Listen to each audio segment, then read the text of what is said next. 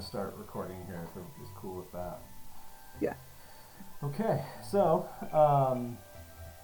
yeah. Who wants to try the recap? Oh. There he was, bored while two people were bickering. He left to go find some fun and wound up getting taken to an underground fighting arena. His friends realized he was gone and came after him. And so went that they fought the gauntlet of animals and won. But now what?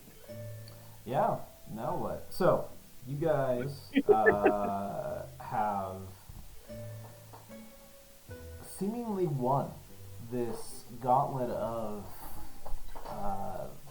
some kind of illegal fight ring type situation. The people that are spectating seem to be rich and relatively powerful people. You've managed to befriend, possibly, one such individual named MacGuffin, or so-called MacGuffin. And, yeah, he gave you the means, and not only that, but a promised reward to not only find your friend, help him, but also earn maybe some extra gold. So, in Heck yeah. pursuit of that, you guys went and followed through. Ended up getting into the arena and helping your friend succeed in his gauntlet. Now that the gauntlet is over, and the sacrificial lamb, so to speak, survived. Who is clapping and just jumping around joyfully right now. Yeah. The room gets washed in this blue light as it appears above your heads, and there is an announcer that says, well, that was... Shoot, the word flew right out of my head.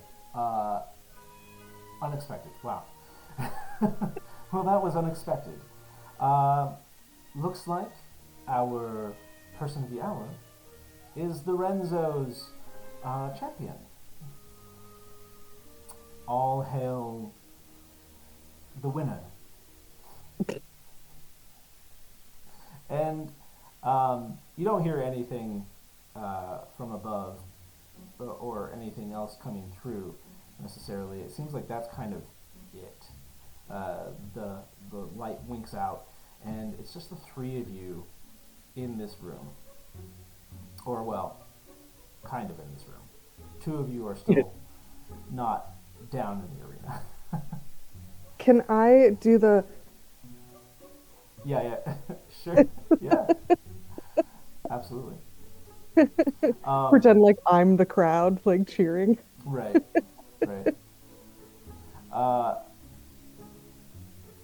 Anything else you guys are doing down home? You just found each other again, in essence.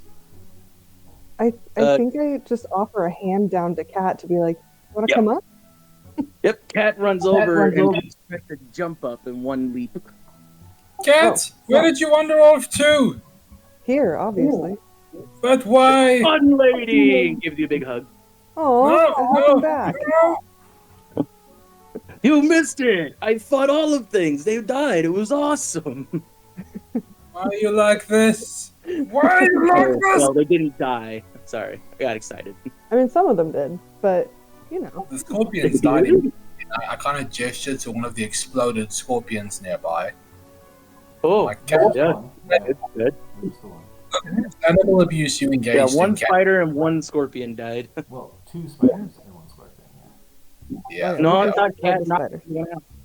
Oh, died. I see. Yes. Yeah, his normal attack is always going to be right. non-lethal unless he's reasons. Sure. Yeah. Yeah. Makes sense. I kind of tap Aerith on the head a little bit, and I say, "Are we sure that, given the fact that we technically broke the rules by fighting in the pit, should we still be here? Should we be running?" Question. I think we go back the way we came in and just see what happens. It is about this point that you do hear footsteps approaching your door. And Oh, more friends. you hear the person who it was instructing you, Aerith, as a new staff member. You hear her voice, and she comes in and is like, "There they are." And Kat, you would recognize them if you could see them. But there's two giant dudes that just kind of like muscle into the room, and they're just like, "It seems like you're messing with my boss's festivities." Oh, Please we come just wanted with to add us." some pretty lights. One of them just kind of, "Are you coming with us peaceably, or we're gonna have to make it?" Who's your boss? They look at each other. You'll see. Question: Am I? Oh, sorry. You go ahead. Oh no, I was just gonna say that I look to the two of you to be like, should we or do we fight? I don't say that, but I that's the vibe I'm giving. I'm thinking we am I still disguised as a hat on Aerith's head? I thought you were. Yeah. As long as you want to be. I kind of whisper to her and I say, like, maybe you two go with them, but you make a show of knocking your hat off accidentally, and I kind of take a bit of a look around the place. So you believe that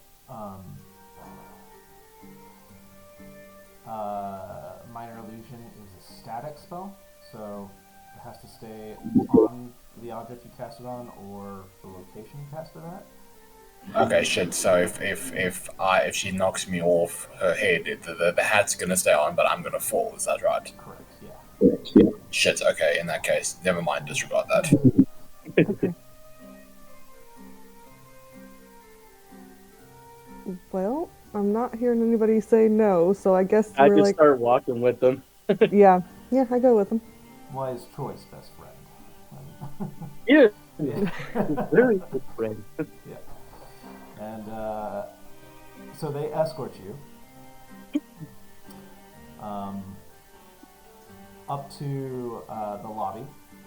In the lobby, you're heading down a hallway, and you do spot MacGuffin, and he looks as if he's heading kind of like in your direction, but then sees the goons is like it's very, very subtle, but he does seem to like deviate course. He keeps going in the direction, gives you guys kind of a nod, but he walks past you.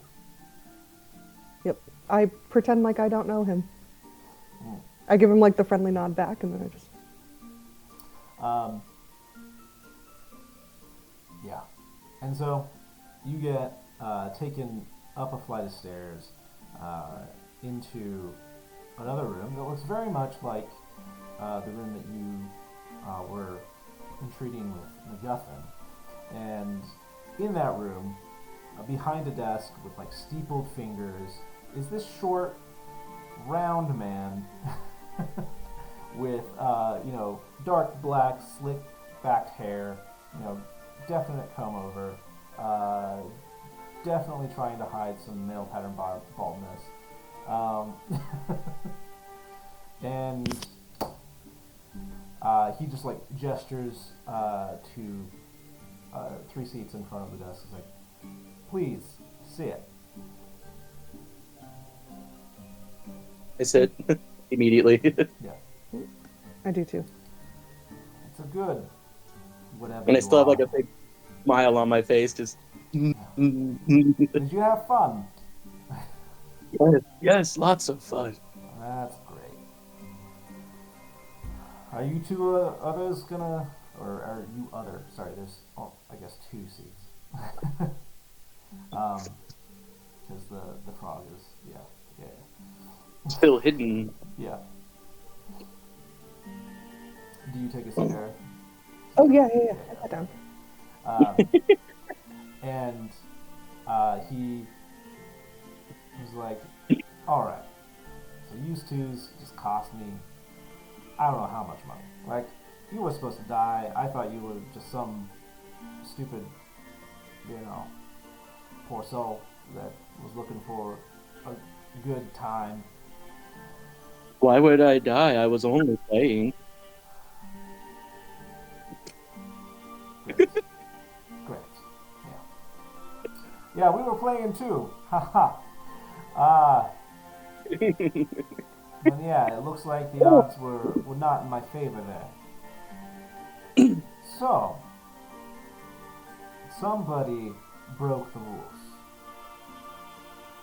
Who would break rules? I know. I'm just as shocked as you are.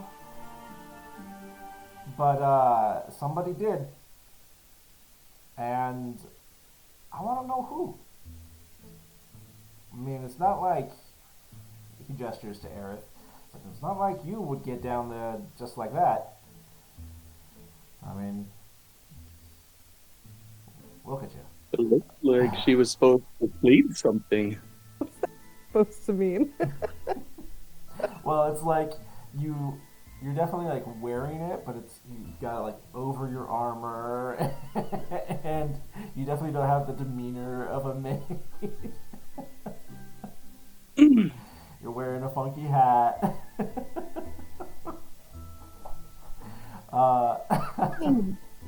So it's just like, right. So I mean, we can kind of do this the hard way. You can take the brunt of this. It's a consequence, or you can tell me who let you in, who gave you the way down there. Well, you let me. I'm sorry. You let me in. Yeah, you're fine. Yeah. Oh, I can get can she? She's my friend. another night out of you or something like that. I mean, you're welcome to come back if you want.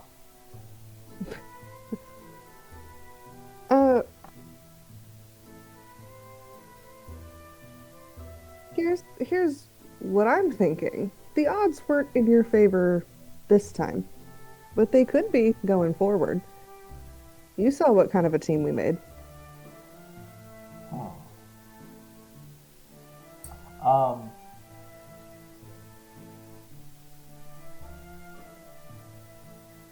I was just deciding whether that was a persuasion roll or not. It sounded just more like a statement. Well, I mean, he's pretty motivated by money. You get that sense. All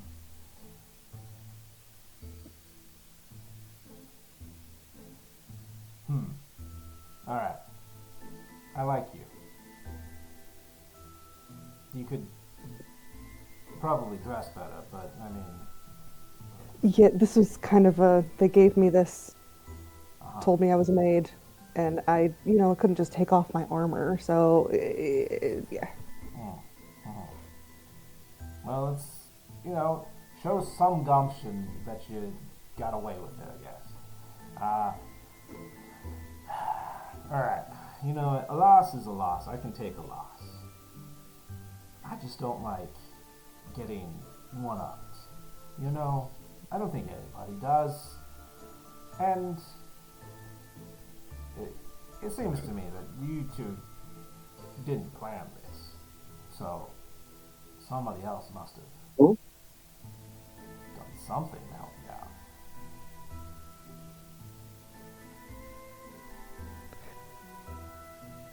No. I can't really do anything to help you because I don't know what's going on. Yeah. Well, I think if the tables were reversed, if the situation was reversed, you wouldn't want us to be spilling about you to somebody else. So I am willing to keep my source quiet if you and I want to have some sort of working relationship in the future. And we just kind of let bygones be bygones.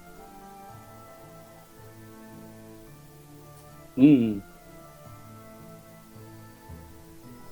I don't think I'm very persuasive, just in general as a character, but we'll see how this goes. Go ahead and roll persuasion on that one. Okay. Doesn't Oh, like 19. persuasion. Like I like to treat it like if you can actually provide a good enough argument, you don't need to make a roll. Like Yeah. so that's how I like to play with some of these soft skill type skill checks. Totally. Okay, 19. All right, I'm liking you better. Even so, all right. Here's the thing. I can appreciate some professional courtesy. You also don't look like the type that associates, uh, well, you look like a goody two shoes. Common misconception. Hmm. Is that right? I think it's the high elf. I couldn't help how I was born, but you know, I live amongst the regular common people. A That's what I high. prefer to do. Oh, Do you have iconography of your deity? Deity. Um, Sorry. oh, 100%. Like I have a holy symbol. Yeah.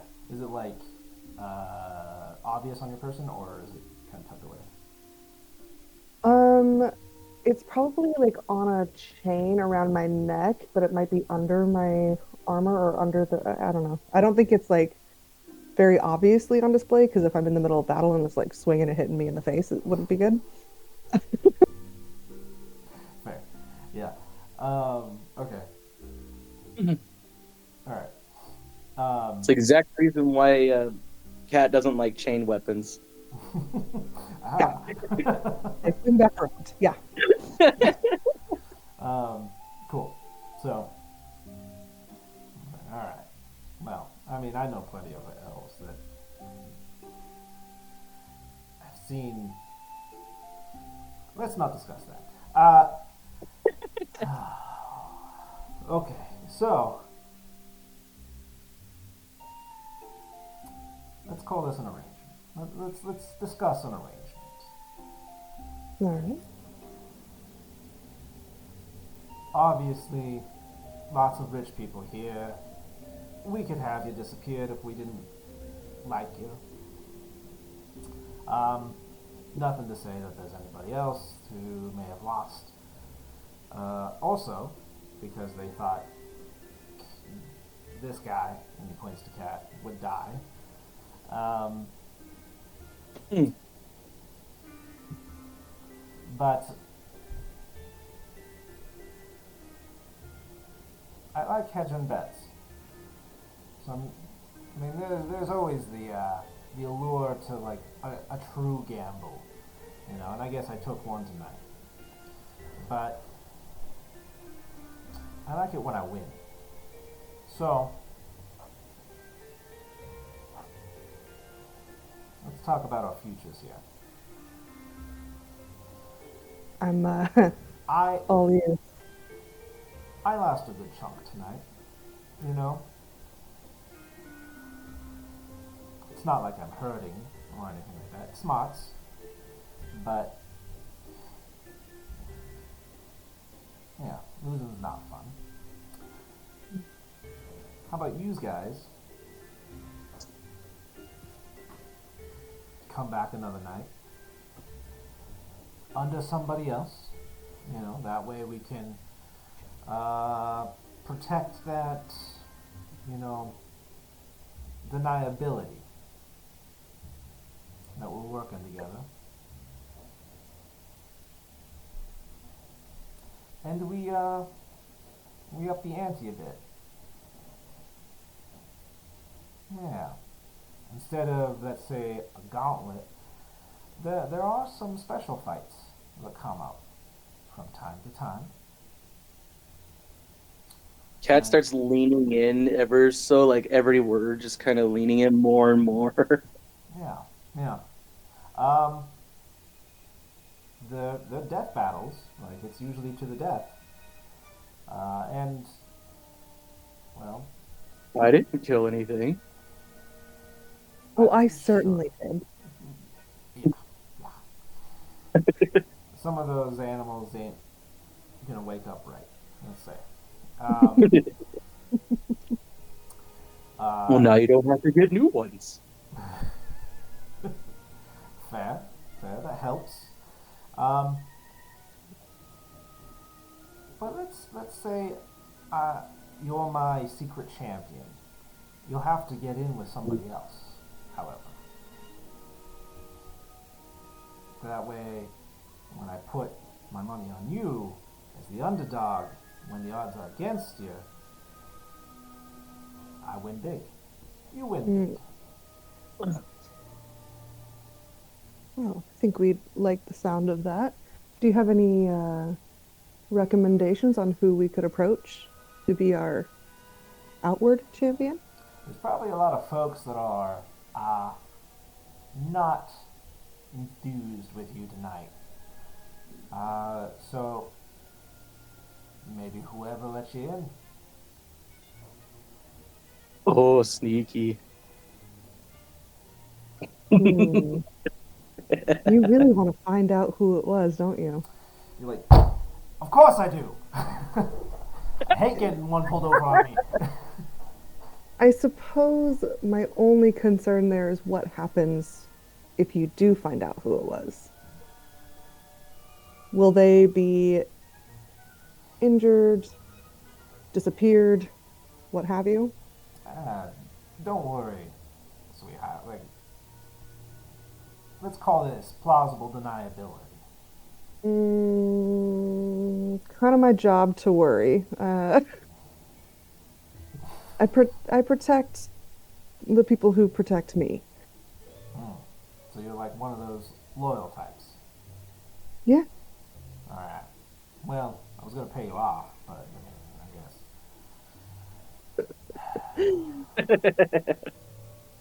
Ask him how much. I whisper in Eric's ear. Yeah. Just. And I'm doing this. I'm only sub vocalizing, so I genuinely Okay. don't want to. Go ahead. Make a just. It doesn't have to be like a really difficult check, but I want to see how quiet you can be. Make a Oh, God. stealth. That'd be like No. This be Almost a deception. sleight of hand, wouldn't it? yeah, something like that. Okay, sleight of hand. You want sleight of hand? Yeah, let's go for that. Oh boy. Okay, let me see what I've got. Oh, Oh no. Can I chronal shift that and take us into a dimension where I didn't just shit myself? Yeah.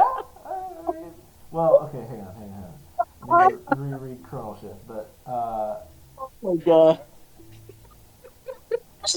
you're dexterous. Oh, you're about as dexterous as a frog. That's right. All right. Hang on. I'm not dexterous. My dexterity score is terrible, as is all my Okay. physicals Okay. suck. Um, You just see a roll. frog I start like to think I sliding just off Pulled out a underneath my hat. megaphone. I like to think I was whispering, but as I'm whispering, Yes. I'll Go ahead and roll again. I actually kind of like this. So roll again, and then I think I'm gonna roll, and then roll a percentile die from. perfect. Sleight of hand again. Yeah. Oh, for fuck's sake!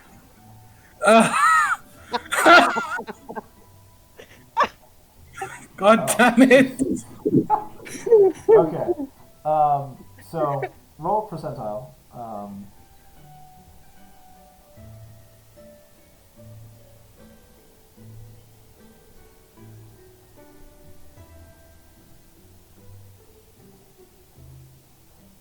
At least it's not a nat one this time. Fuck. Wait.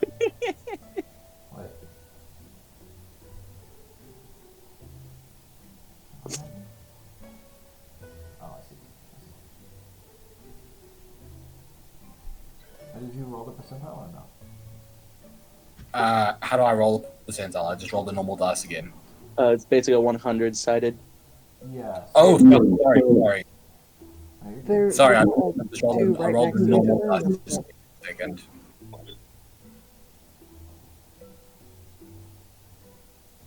Oh man. That's the percentile loss.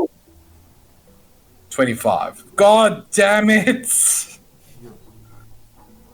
You're kind of fine. You're kind of fine. Hang on. I should have been looking this up. He jumps out of the hat. It was me all along. I got her in there. This is my magic talking frog. Do not pay attention to the frog under the hat. He's not important. Just shove him under the hat. He's the Wizard of Oz. I am important.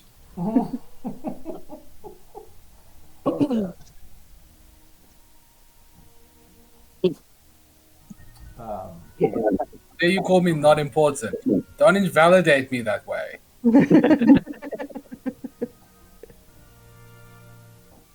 You are important. It's okay. So I don't really like 25, but I'm just gonna move it up one. So you become a little too eager about the promise of gold of payment, and your sub-vocalization becomes more of a hoarse whisper, like a stage whisper. And in that event, you also feel something sprout on your forehead, and you feel like you can just see more of the space around you.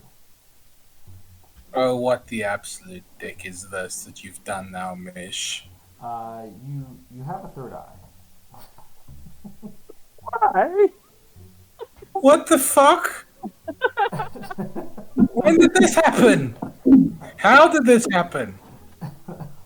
It's kind of more of a like wild magic surge, and let's say that the chronal shift is kind of like a reactionary thing. It's like, oh shit, no, I'm doing this wrong, and then the next dimension was still doing it slightly wrong, just slightly better. So what, did I shift myself into a dimension where I've got 3 eyes? No, this was a kind of something else that happened to you. It feels familiar as to like when you turn yourself into a frog. For fuck's sake. Is my cover blown? How badly is my cover blown? No, your hat is still there, but Lorenzo is just like, who said that? Okay, I gotta wing this now. I get rid of the hat, and I drop the illusion, and I raise my arms up, and I say to him, I am the great all-seeing I Dini. 'Twas I who led them into the arena. Ah! And you see one of the goons just like swat at you. I throw a firebolt grab him right quick. I throw a firebolt into his face, but like as a warning shot, I make it sail past his face, and then I turn back to Lorenzo. I go, Make a sorry. an attack roll for that spell attack roll. Yeah, obviously, like I said, I'm only aiming at the wall behind him, but let me bring that up. Give me a second. Yeah, all of this is happening like really quick. It's just like Yep.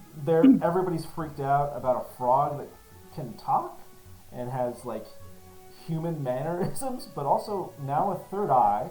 And Kat, you can see the third eye. It's on top of your head, so you don't see it. But yeah, one of the goons just goes to like swat it away. Basically, it's like And I'm trying to grab him. I want to Okay. grab him. All right. Lots of things happening here at once. So, Yep. Cobb, roll that to hit. That's a 9. That's fine. Easy DC. Or yeah, I guess I could have asked for a DC. Cat, roll athletics. Okay. Yeah. I I feel like there used to be a dice button on this page. Damn. Well, at least it's not a 1. Got a 9. Okay. I didn't smack you into oblivion, at least. Me, Aerith is just sitting there the whole time, just like, oh my god, okay. Just like a big smile on her face, deadpan staring ahead. Why? Like, Okay, well, I'm just gonna go to a page where I know how the dice roll.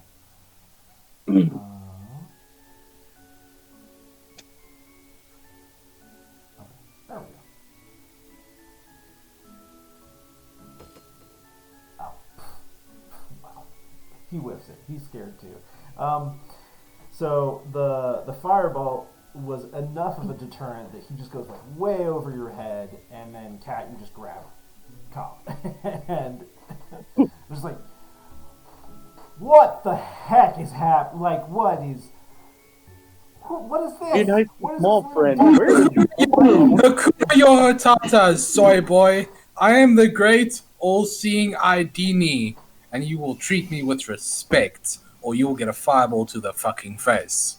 And I kind of look at Cat, and I kind of say, "Put me down, mortal cat thing on the desk, so that I might speak and parley with this Cat's Lorenzo." doing the animal thing where the head's like completely tilted, and he's just like, okay. Desk. And I say, and I look at Lorenzo, and I go, Wait. "Fucker, me. I am a talking, three-eyed fucking demon frog. Do you want to fight me? Do you want to go? You work for me now."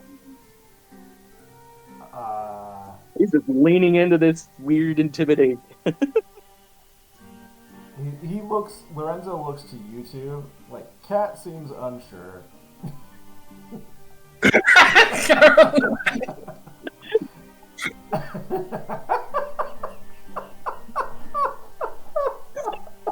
Look at me. I have to cut it out.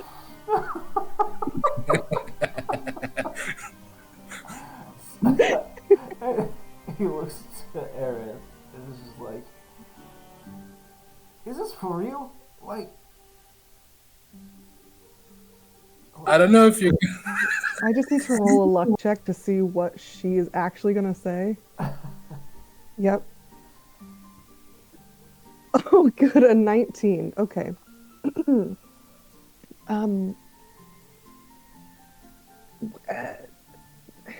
Okay, so Cat's starting to kind of understand what he's doing. yeah. So I think demon is a strong word, but I don't think he's actually demonic. I've been And she's kind of following like- him for months. Huh? I've been following him for months. Oh, I've only- mighty demon lord. Wink. I've only known him for a week. I did not know that he was a demon lord. alright.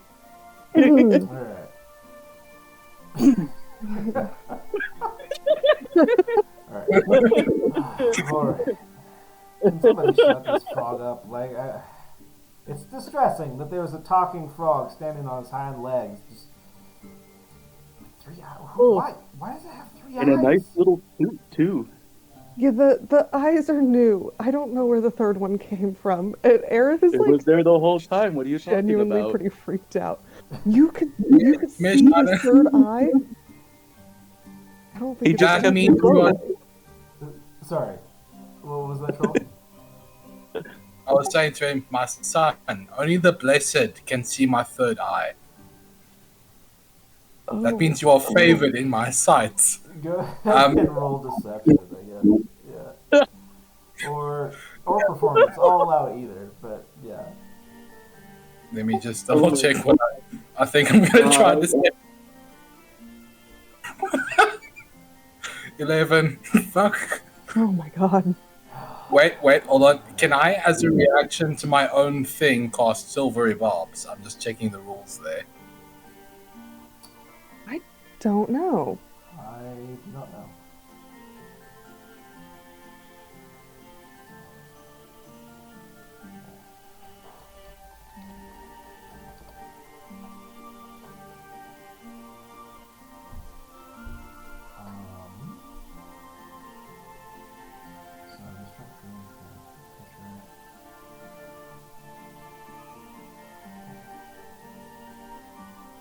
Okay. Bells. So, When a creature you can see within 60 feet of yourself. you can choose yourself, though. This doesn't creature has advantage on the next attack roll, ability check, saving throw, in 1 minute. Creature being powered once.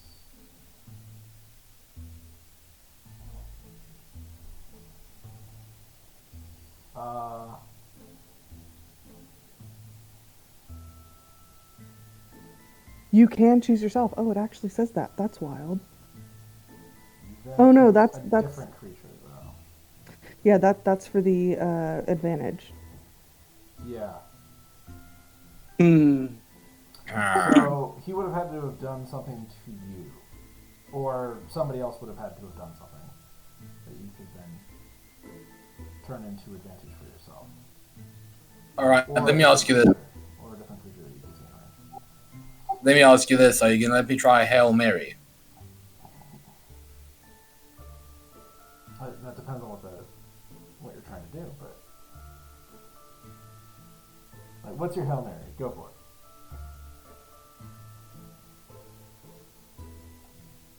The gears are turning.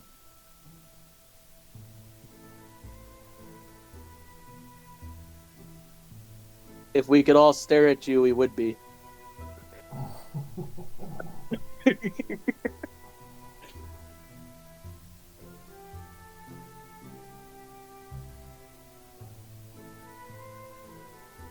Is internet crab out?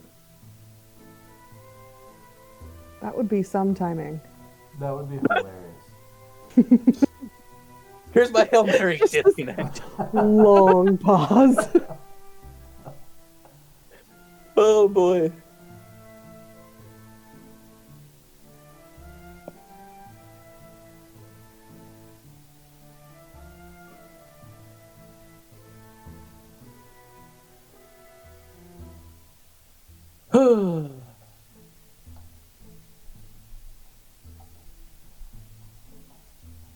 I jump up, pull off the lion mask, and it was me, Gordon Ramsay, the whole time. Oh, Beef Wellingtons for all. Yeah. Can you guys hear the music alright? Just checking in? Okay. That is funny. The application gets stopped frequently, but when it's a web player, it just keeps going. That's wild. Well, whoever made the app just missed some code, I guess. I guess. Don't take notes from this Discord.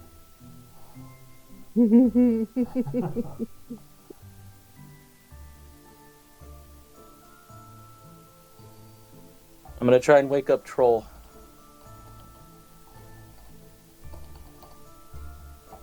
I roll. Help. I didn't wake him up. Sorry, guys. I tried. I only got a 5. No. That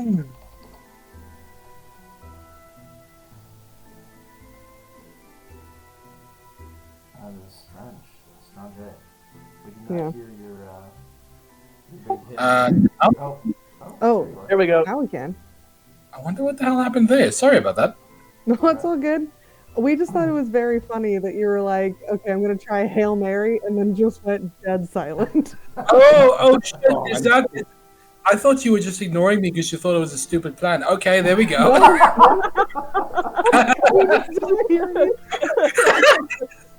What I was gonna say is it's an incredibly unorthodox use of chronal shifts, but seeing as I've accidentally made the situation stupid, I might as well try the stupidest thing. I'm gonna use one instance of chronal shift to show him a future where his mother dies of cancer, and only a service to me can stop it.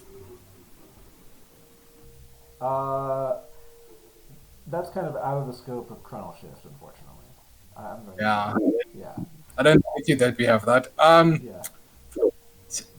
I'm just thinking again. You know, I'm gonna let this play out because this whole thing is just escalated so badly. Can you let me just roll intimidation once, and can we go with that? At disadvantage, you're a 3-eyed frog. and he doesn't believe your I- story. I feel like that third eye would give him advantage, but that's Uh, Yeah, it is come on. Who's uncanny. seen a all three-eyed right, fucking frog? roll flat. He is disconcerted about a three-eyed frog, but it's also he's seen some weird shit probably, and Yeah, he I don't know if he doesn't buy the whole Demon Lord story. He's not buying. I don't know. That's obvious. I don't know if Caroline and Mish used the aid action. Maybe we can bump that up to advantage. Maybe, possibly, if you love us. If somebody wants to help him out, yeah, sure. But so far, he's gotten like tentative help from, and Cat's not really good on the uptake. Cat goes, yes, see, look what he did. He gave me this, and I light my hands on fire. Caroline, you have elementalist. I can conjure fire, water, earth, all that around my hands, whatever I want. Okay. I turn to Aerith and I'm like, you have religious trauma. Fucking play it up. This is your realm of expertise. You say that in front of him. No, I kind of just give her the eye. Oh. I guess a wisdom save to see if you understand it.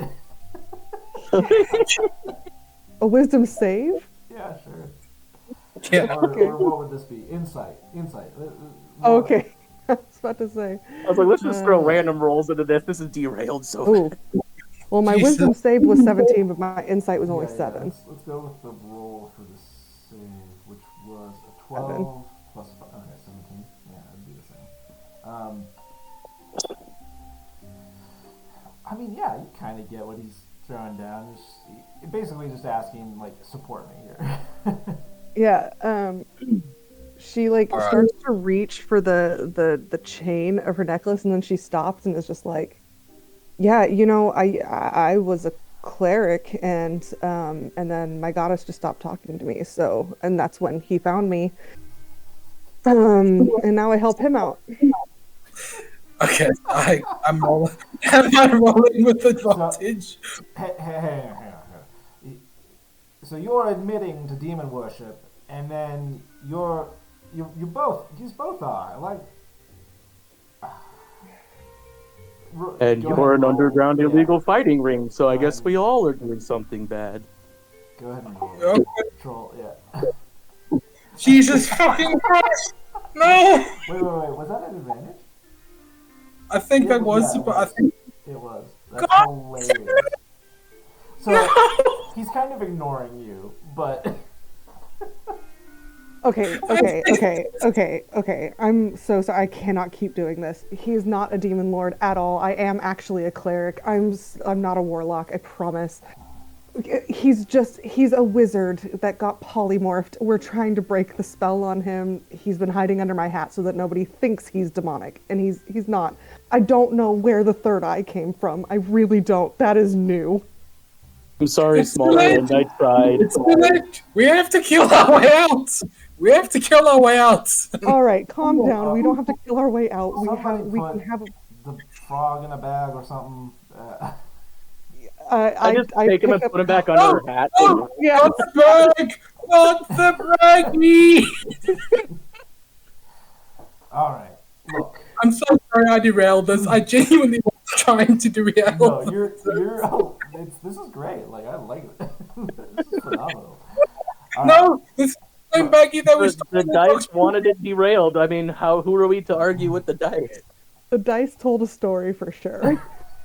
It's just normally when I derail things, it's at least intentional. This feels embarrassing. Look, Oh my alright.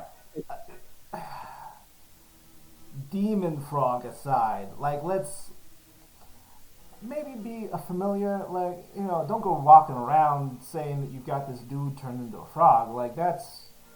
Even I know you're going to get somebody coming down on you for that. Like, that... It's Amberin, but, like, still. I know. I do have him registered as a familiar, and I usually tell people that he's my familiar, but because this whole interaction has been weird, I didn't want to lie to you. That makes me feel better about this interaction. I'm helping! I say from inside the bag. I very, very So- carefully, non-lethal bop him on the head. Bop. Bap, bap. Quiet, big people are talking. Your Pee in your poop when you're not looking. no, that's really funny to me because that seems to say that cat, like the bigger the person is, the more respect they get. I mean, that's You very know? cat kingdom. Yeah. um, I will eat your body. It's okay. all right. Very Right. angry. Look. All right. So you guys find someone to sponsor you into this fighting arena. Sounds like you already have somebody. I will promise not to kill him immediately. Yeah. Yeah. You can have that in writing. Kind of. I'm probably not going to say those exact words because that would be incriminating. But Are you still gonna pay us off? I'll ask from inside the bag. Oh my god. you'll get winnings. Like the pot for those big fight nights. Like when everybody has their own champion and they're like posturing and shit. Like the payout's good. Like, if you can get in on your own, that's even better. Like that's something else. But usually you need to know somebody to know somebody, you know. So, and I can't be. It'll look bad if I'm the one helping this. Even though you brought Cat in to begin with? I mean, there's that, but I mean, at the same time, like, it's a complicated, convoluted world down here. I'm getting real honest with you guys, and that feels weird. But, you know, you showed me your toad with 3 eyes, so whatever. Oh gosh. Your baggie So cannot boring. contain me, Italian. Just like this. You just feel the bag just like,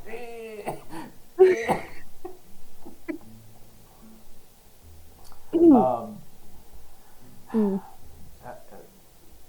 so people are already going to suspect that I've got a ringer. You know, people might even suspect me for having disrupted this fight, even though I lost. And people are going to read 9 moves ahead into that because they're dumb. Just, deal with what's in front of you. We can't always. Anyways, so So you need us to be a distraction and to find a different sponsor so that it doesn't come back on you. That's basically, yeah. Okay. I mean, I can protect myself pretty well. Like, some people are still gonna try, I think, but it's whatever. It's the biz. So the thing is, these other fights draw bigger heat. So I would rather you find somebody else. okay. Now, do we each need to have a sponsor, or can we all be sponsored by the same person? Well, I mean, you can do the underhanded thing like you did here and just, fight from the sidelines. Or join as a group. That's largely up to you. Right, but didn't you say that fighting from the sidelines was the thing that caused the problem in the first place? Yeah, but I mean, it's also kind of, I don't know, maybe it'll take heat off of me. But, so maybe that's selfish. You're probably going to die if you do that. Let's be real. Yeah. But, The only reason I didn't get into the arena was because Cat was doing really well and I didn't want to take the spotlight away from him. I just wanted to be a little helpful. alright. Well, I mean, maybe Cat can do it. I don't personally like his chances with the other guys, but you know. Well, that's why I'm saying we should go as a group. Yeah, but then they also get to join his group, and there's that whole thing, and yeah. More fun. And Yes, I like your energy. I pat Cat and I'm like, yeah, we are gonna have more fun. Yeah. I'm going through the burlap! I'll strangle you! This basically just frog gumming it.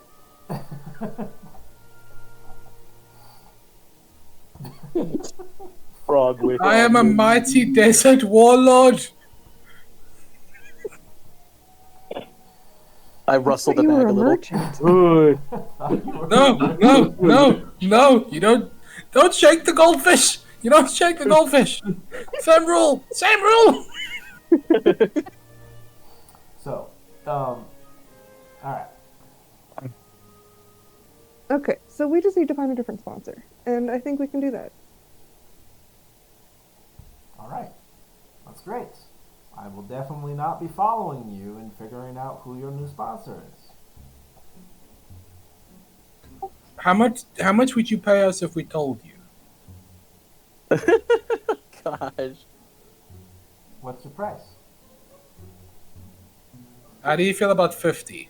And the promise that you make his death extremely painful because he was irritating. No. What? Oh, I forgot he wasn't a fan of him.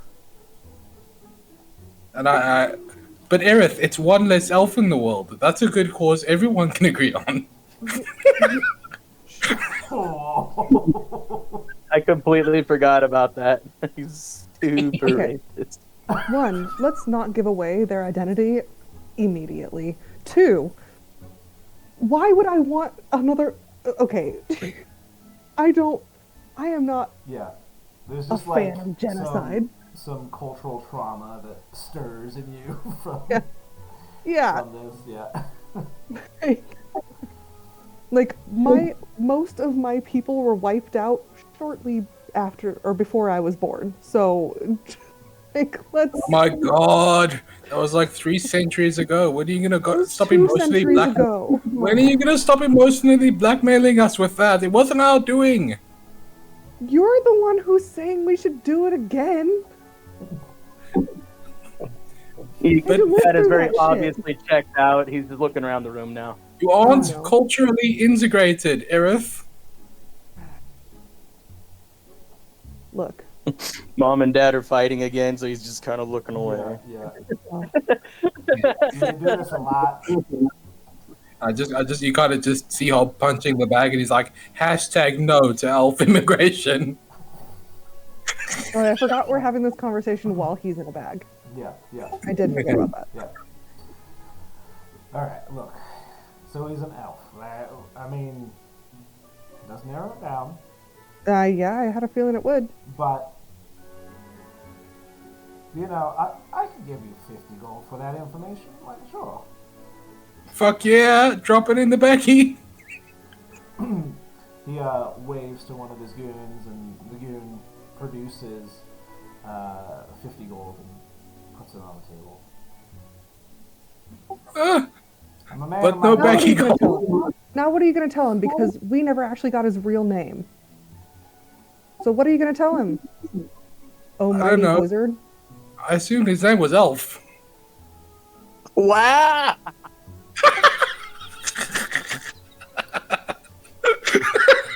Just so that you know, there are a fair number of elves, and that doesn't help me a whole lot. So, Oh my gosh! What is happening? I mean, the reason I was comfortable saying elf is didn't Mish say that most of the people in this place are elves? Didn't he say that most of the? Oh no, wait, no. This is Amberin is on the southern edge of one of the large human countries. Fuck. Yeah. Oh, fuck. Okay, so He that said was, that they're not uncommon, but they're not super common either. Right. Ugh. The population of elves here is definitely a minority, but this, I've got to go sifting through. I don't know how many. Caroline? Mm. Look, the fuck? I'm sorry. Okay. I'm gonna be entirely honest. I genuinely did think we were looking at a situation where most of the clients here were elves. No. I'm not mad. Aerith is just like, dude, I'm being so careful. But you didn't like the dude, so it's totally within Yeah, like it's absolutely I will be. We're fine. This is just Yeah. more story development.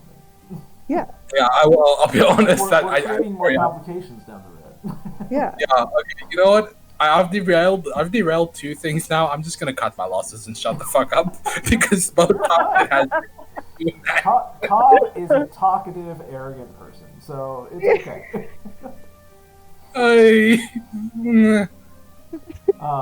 So Lorenzo is like, all right, look, you've got kind of a plan.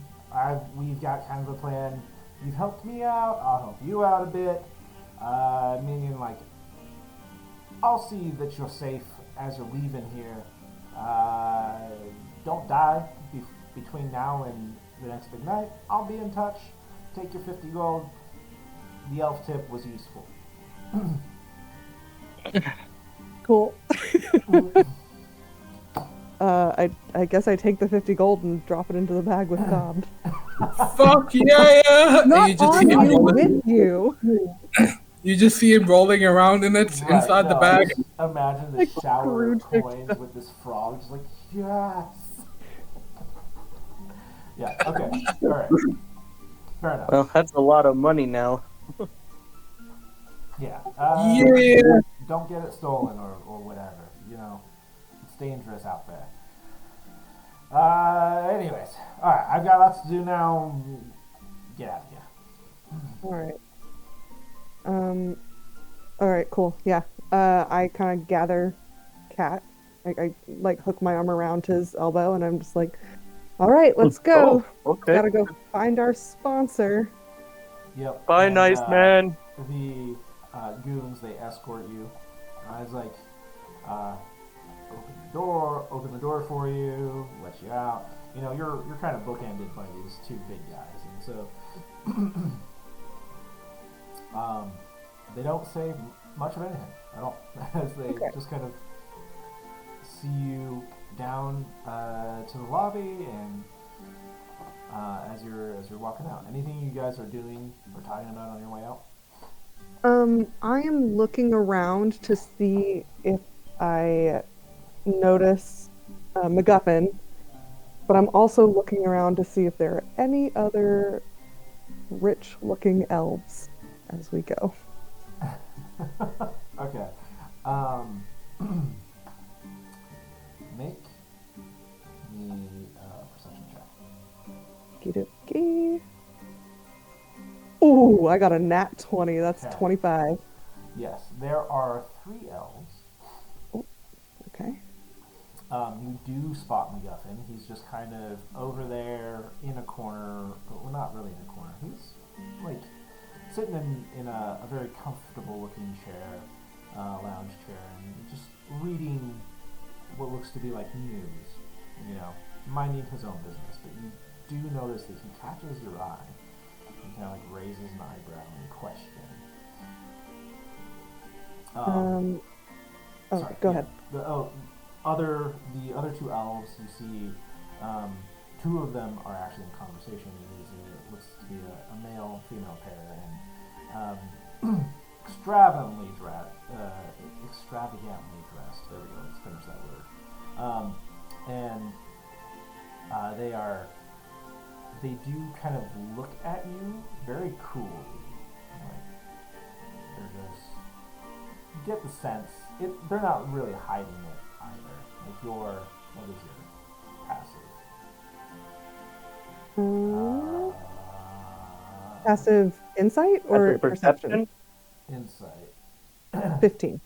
Yeah. Oh, okay. Yeah, you get it. But they are just not exactly happy with you. Yeah. See, I told you this place is loaded with elves. And I kind of, There what I do is, are other individuals. Yeah. what I You're do in a is I bag. kind You of, don't know what's going on. Yeah. I kind of point to one of the elves that are giving us the dirty looks that aren't the elf that we accidentally ratted out, and I kind of wave at them and say, "Don't worry, we kept your secret for you." So, Oh so my you've, God. you've poked your head out of the bag.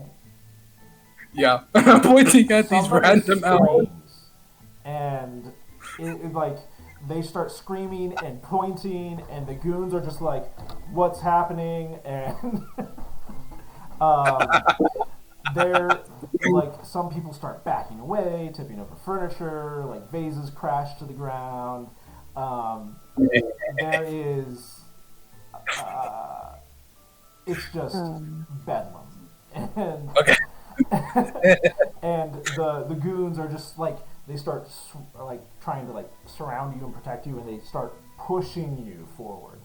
Was there something you wanted to convey to MacGuffin before? You said you wanted to.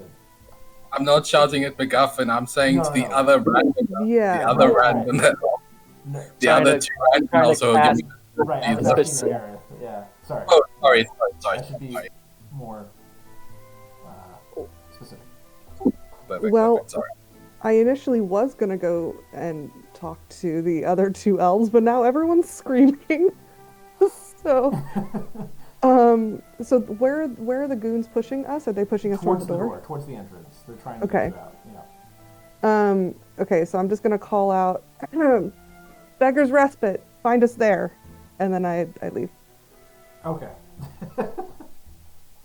um, yeah, we'll just make it easy. Okay. And Which means if anybody wants to hunt us down, they know where to find us. right. Yep. Man, So you get escorted out of the establishment. Outside the street, across the way, you see more goons, and they like wave them over, and then you are just like flanked by 5 buff dudes in like suits, and Cool. they just like they walk you very quickly away from Yeah. from this area. That's fair. Yeah. Anything you guys want to do in the meantime, like as you're being forcibly escorted? Nope. I'm Okay. just going Yeah. along with So it. you're like 5 blocks away. Takes like, I don't know, 5 minutes to get there. And they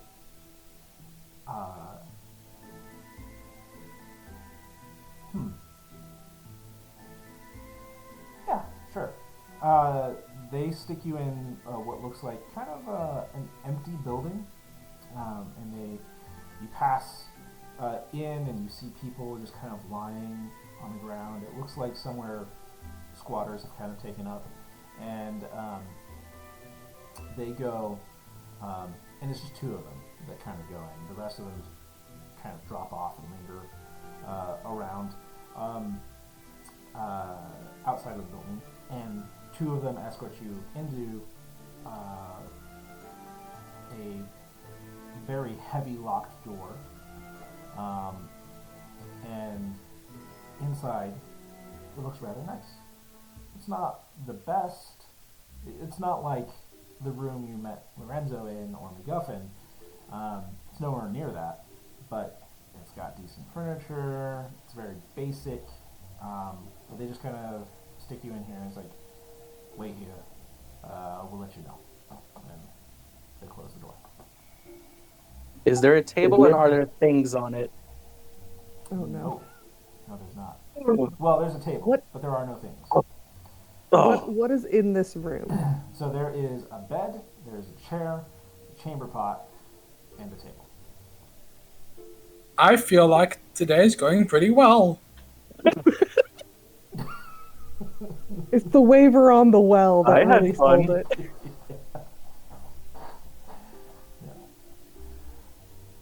Okay, I'm going to be entirely honest. That last instance of shit stirring was intentional. I might as well make it an even 3 at this point. Sure. Yeah. The rule of 3. No, that was very funny. Okay, so we are locked inside this room. Yeah, unless you guys wanted to do something to prevent that. Uh, did they gonna let us out? Like what? What? Aerith is just kind of like, I don't know. I don't know what's happening right now.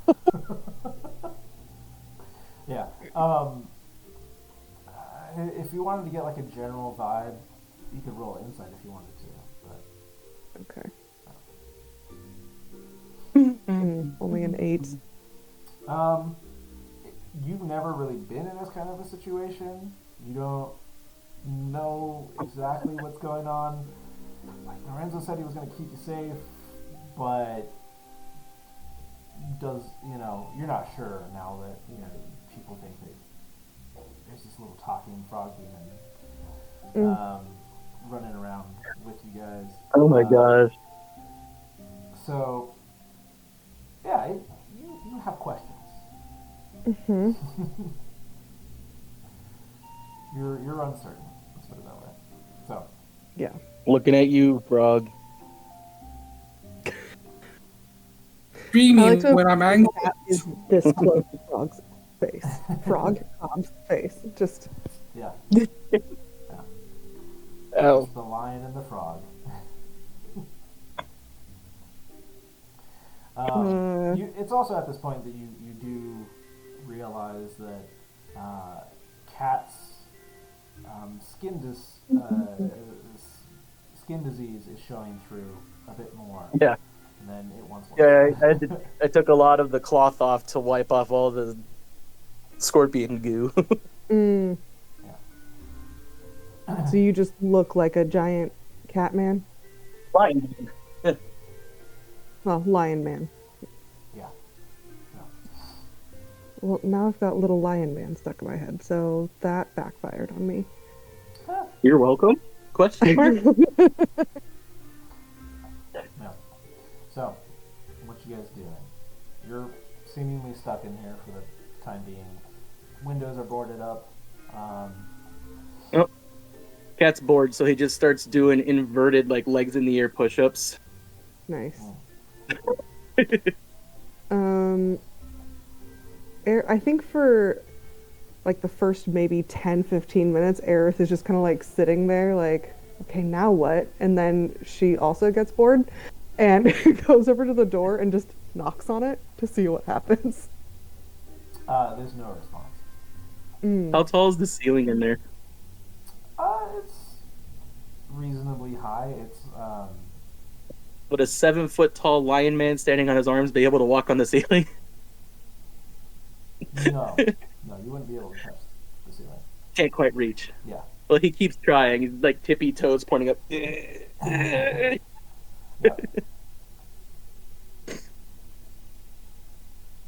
All right. Well, if you guys. Well, guys. Oh, go ahead. Yeah. Oh no, well, what? It's also like later at night too, right? Sure. Yeah. This is in the evening. Yeah. Okay. Like, well, I think we're stuck in here. Duke has no idea how to find us. We don't know where he's at. I told MacGuffin to meet us at the Beggar's Respite, which is not this. Well, let's just leave. Be my guest? Try? I think it's locked. So is it a big metal door? Yeah. Or is it like a reinforced wooden door? It's like a big metal door. Yeah. I start just fiddling with the door, seeing if I can find some sort of flaw in it. Okay. And I'm gonna give him guidance for that. Okay. Go ahead and roll a investigation check. It's a good thing I have a +1 to that. Woo. Oh, yeah. Okay, 19. Okay. And you also And get then- that D4 if you like to. Yeah. May as well. I mean, regardless, you hit a 20. +4. Okay. Hell yeah. 23.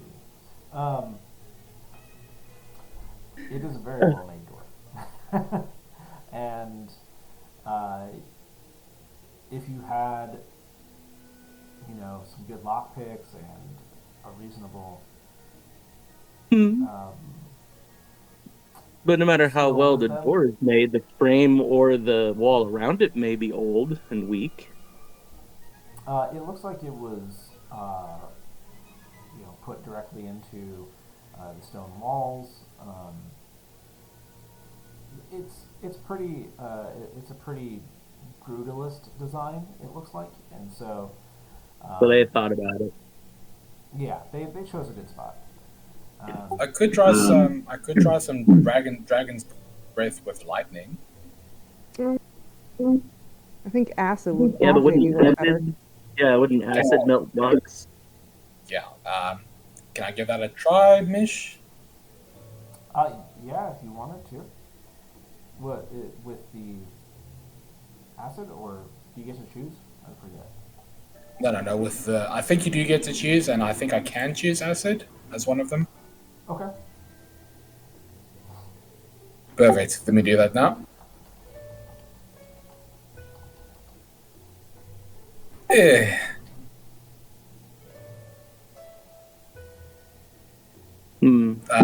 That's an 11. 1 points of damage. Right? It's just a save. The door can't save, so. No. But does it have a threshold, like a damage threshold? Yeah, so 11 points of damage. You just spray acid at this thing, and you see it eat away at the stone walls a bit. You see it eat away at the door. It does seem to weaken it a little bit. But cat. Well, I don't know if you want to touch the door after that necessarily, but I don't have to actually touch it. I can like alternate between fire and water to keep trying to make it brittle. Ooh. okay. Yeah, you can certainly. Because Cat would have definitely been playing around with his elements for long enough to know stuff breaks when you do that. So, yeah, you could certainly try using some of your powers on this door. Yeah, because my elementalism, I can beckon fire and beckon water, so I can create a thin cloud of harmless embers and colors scented smoke in a 5-foot cube. You choose the colored scent, and it can light candles, torches, or lamps in that area. And then the water. It's more of a cantrip type deal. Yeah. Seems like it. I You create a spray have of cool mist firebolts. that lightly dampens creatures and objects in a 5-foot cube. So the water does what water should. Yeah. I mean, you got firebolt. You could just keep. I could cast the fire, you cast the water, and we just go back and forth. Yeah. Before you do get that, you hear some banging on the door. It's like, stop that. Oh, there is somebody out there. Hi. Can we leave? I'm bored. I'm cold. The guy outside the door just responds, "Stay quiet, stay low. You'll be free soon." Oh. Okay. Can we get some food then?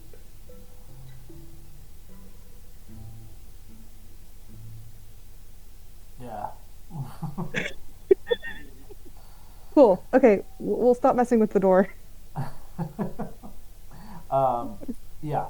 So time goes by a little bit, unless you guys wanted to do more. Okay. Cobb loses his third eye eventually. Well, that's good. And I can no longer believe the other dimensions. Yeah,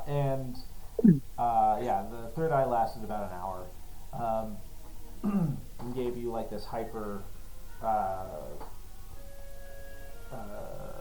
sense for perception. Like it increased your perception. Well, good that did. That's right. So I'm gonna take that criticism on board because Cobb deserves it at this point. So you then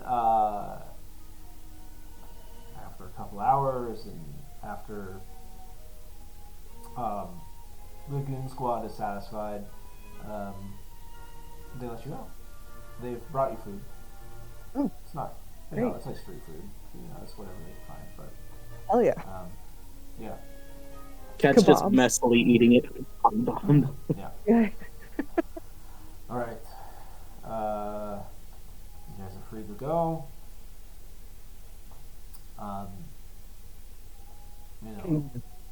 Boss is trusting you to stay safe, so don't let the frog out. You got it. And I make sure I know Cobb is about that. I pick up Cobb and I basically offer him either my pocket on my chest pocket or her hat. No, Or you can stay in the not bag. the pocket. Not the pocket. It's dirty in there. You don't know what he keeps in there. Okay. I put him on top of my head. Yeah. Luxury transport once again. Today is a good day for Cobb. Like, the goons still feel weirded out by a talking frog, and so they're just like, yeah, maybe don't let him talk so much. I have tried. I keep trying to tell people, oh, I awakened him, but I don't know how well that's going over. Yeah. There's only so much I can do. Yeah. Okay. Well. Yeah. And Like, just this awkwardly, is and then they're intelligent. like, bye, and they leave. Yeah. Yeah. We leave. Yeah. So yeah, you're in this building. It definitely got a bunch of squatters in it. In various states of health, and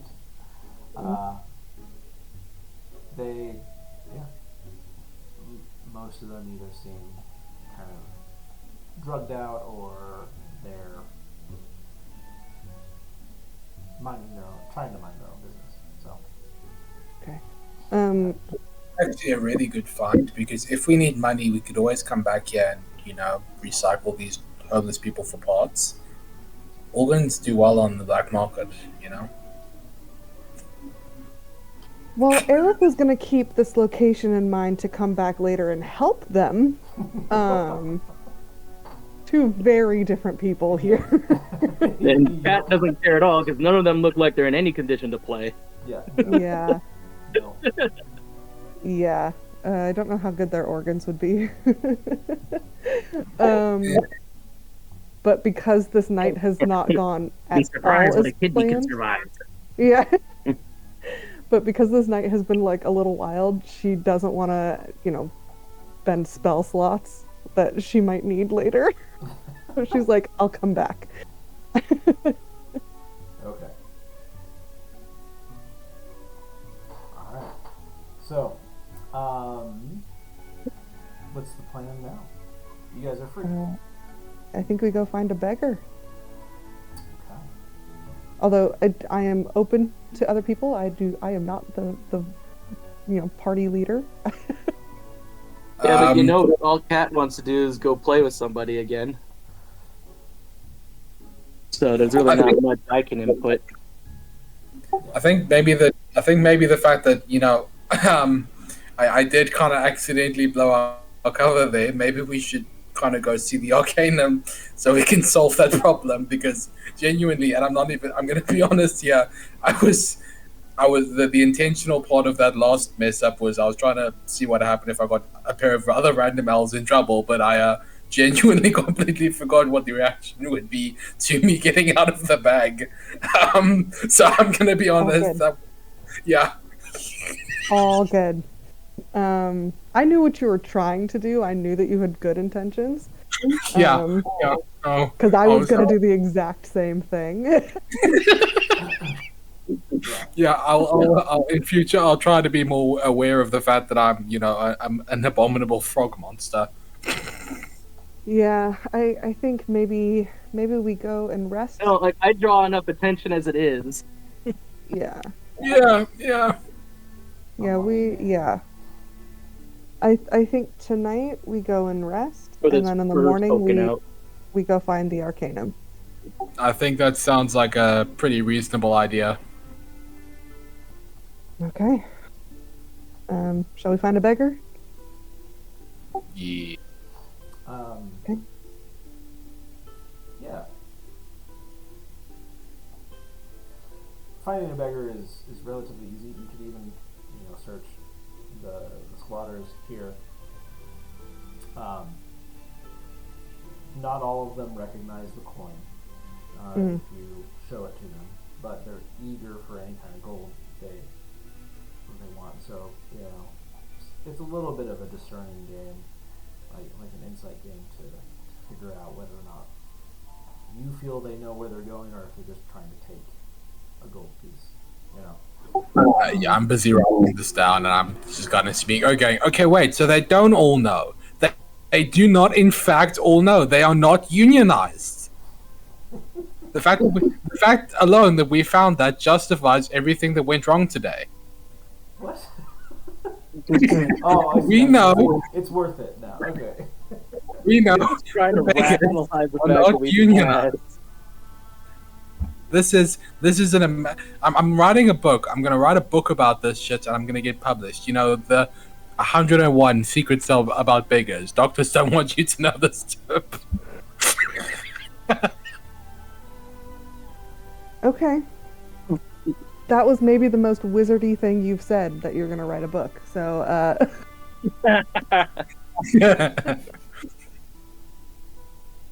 I have a book. you have a book? Yes, you've got so many Yeah, books, and He pulls out his book, and it's you can't read any of it since it's Han Leonin. Oh, oh. She's never seen this language, so she's like, may I take a look? Sure. It's the Um, teachings of my people. Oh, wow. How cool. And she's just like, she doesn't comprehend any of it, but Yeah. she is just like flipping through it. It is kind of like those old martial arts manuscripts, kind of like Imagine Lorenzo Hong or, Kong like- Fui's book.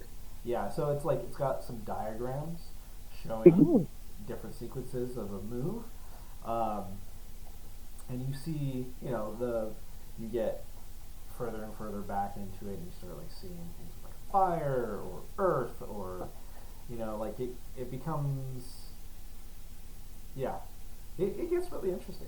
So yeah. there's This is also amazing, Kat. long sections of text, which maybe Kat could tell you what it's about, but yeah. Mm-hmm. Really cool. Thank you for letting me look at it, and I hand it back to you. Mhm. Sure. Like, And it just goes back under his robes, and it's like he for some reason cannot see it poking out of his robes. Just like no one noticed the quarterstaff. I would love to learn that language someday, if you wouldn't mind teaching it to me. I'll do my best. Sweet. So where we can see whether or not Kat has teacher potential. Yeah. Okay. Eventually you do find a beggar who can take you back to the rest of it. And, again, they fiddle with the door in a way that they don't let you see. And it's very quick. And they open it up, and inside is the beggar's respite. Amazing. And they're just eager to get in, and like, come on. You can get a short rest in that room, by the way. He said it was like 4 hours. Yeah, you can get a short rest. Okay. Sorry, I did just dawned on me. I was like, I need my focus points back. I don't think I get anything back with a short rest. Yeah. Nice all one, mine is HP. on there. Do I heal it all on a short rest, or is that just... You can. Okay. You can, if you wanted to spend hit dice. Yeah, Um, I'm half health, probably. Seems wise, yeah. Where are my hit dice on this page? So if you hit short rest at the top, you should have 3 little things. Ah. and you can click on them, and they should roll the hit die for you.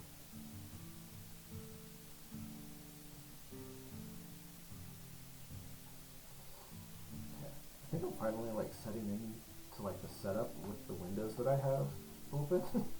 Feels like Nice. too many windows. Less relevant abilities have been restored. It didn't heal me though. Oh, Did you click the button that says roll hit die? I don't have that button. What? Here, I can even just wait.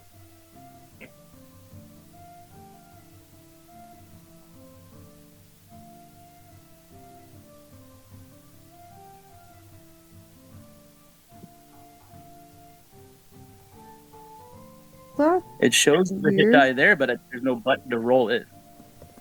I'll take a screenshot and show you what I see on mine.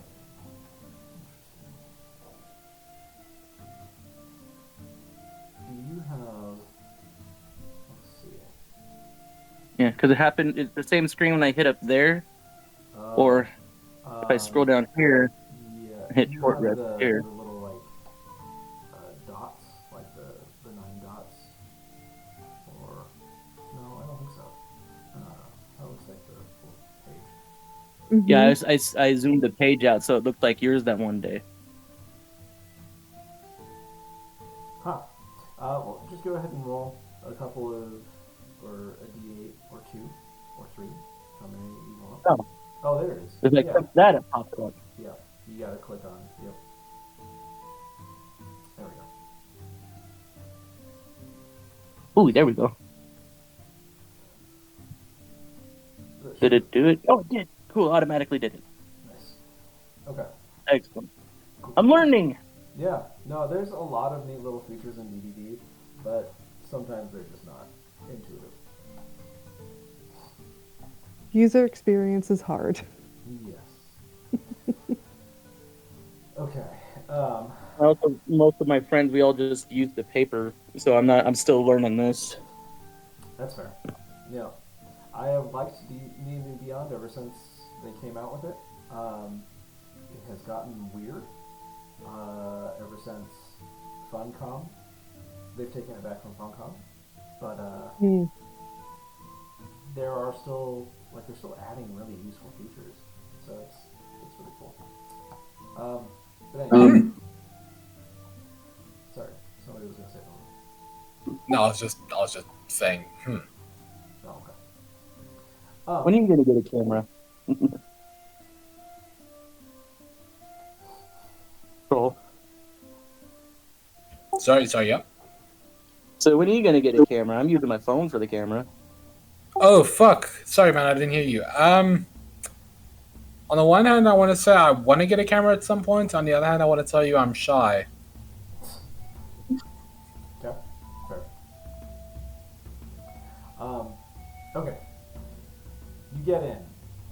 Beggar's Respite is decently full. Like, I mean, you have to struggle to find a seat. You've already eaten, but you sit down and Flo comes over with exactly what you want to have right that moment. And whatever that happens to be for you guys. And, you know, for some of you it's a snack. For Kat, it might be a whole nother meal. Yep. Yeah. It's a bunch of small birds. Yeah. And Flo just seems absolutely unperturbed by whatever she's holding in the plates, and just slings them down on the table. Yeah. Hey, Flo. Enjoy your night. Can we get rooms for the night? Oh, sure. Just take a room upstairs, wherever. Do we need Thanks, to pay Flo. you for them? Yeah. Not with coin. Oh. Can we ask you a question about that? Okay, so we have, through process of elimination, determined that not all the beggars in the city know about this place. But how do you get paid? And did somebody hire you, or do you just kind of, come with the place? How does that work? How do you get paid? I don't. and she walks away. That just raises more questions. Wait, you don't get paid, or you don't come with the place? She's still just walking away. Like she answered you, like right after you asked if she got paid, but like yeah, she Woman, she kind of just walks away. mark my words. I will discover the mysteries of this place. I swear to fuck, and I will write a tell-all book about it. All right, sweetie. Aerith did roll an 11 on her smash or pass, so she does think that Flo is hitting on her. Okay, yeah, sure. And she's like, okay, Yeah. wouldn't mind. I'm not super enthusiastic about it, but I wouldn't mind. Yeah, she's got like the blue eyeshadow. Think like Kronk. You know, like Yes. Emperor's New Groove. Like, yeah. Yeah. Yeah. You mean Yzma? No, not Yzma. Yzma. It's The lady. From from Yes, that frickin'- that's exactly. Oh, Yeah, the waitress that restaurant. from that little Yeah. diner, Yeah. yeah. Yeah. That is exactly who I was picturing. Yeah. Yeah, that's Yeah. pretty much Flo. Yeah. Can you seduce her? Can you find out her secrets? I'm not going to actively seek her out. If she came on to me, Aerith would just be like, all right. But we must know. We must know.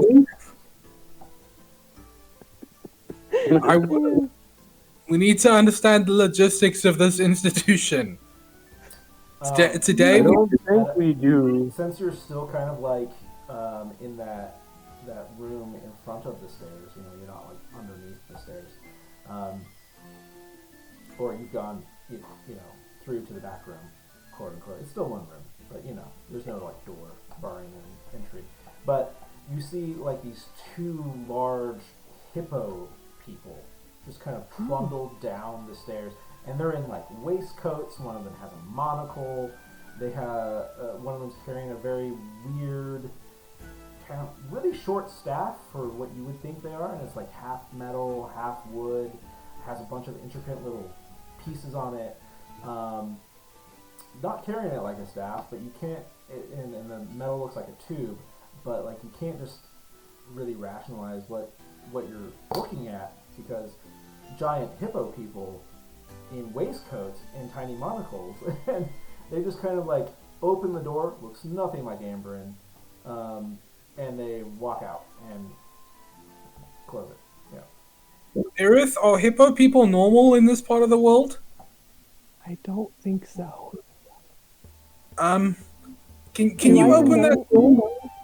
Can you open that door and see if it goes to the same place they just went into? Maybe Yeah, just Okay. maybe just I knock open first. the door. Maybe just knock so we know one of them isn't like in the bath or something.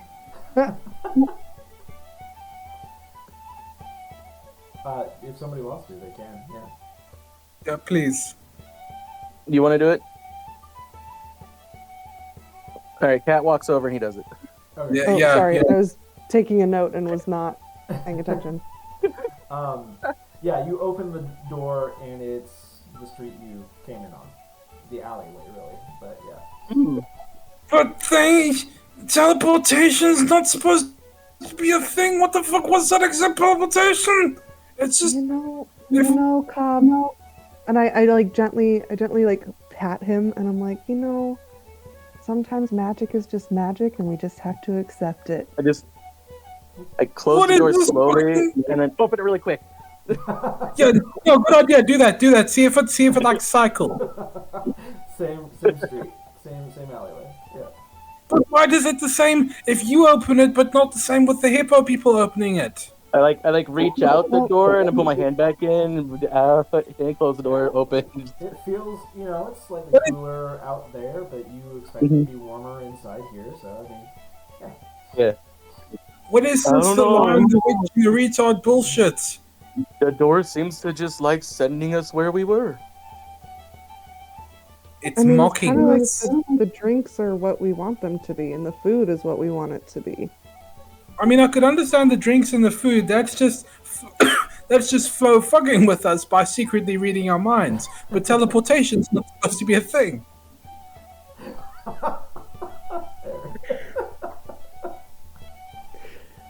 Aerith fully I believes think you're that thinking Flo too much. knows that Aerith thought that Flo was hitting on her.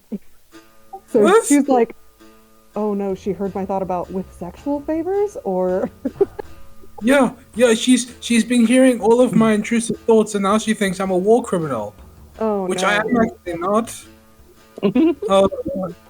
Oh, I mean, that one. you might be a war criminal. No, I'm not. I was so careful. I'm just thinking now that one shipment of white phosphorus I sold to You're that always one wanting to dude. sell organs. I was so careful to Right, not yeah, become yeah. a war criminal. I was so careful. I got the best lawyers. I'm turning a different shade of red because of you.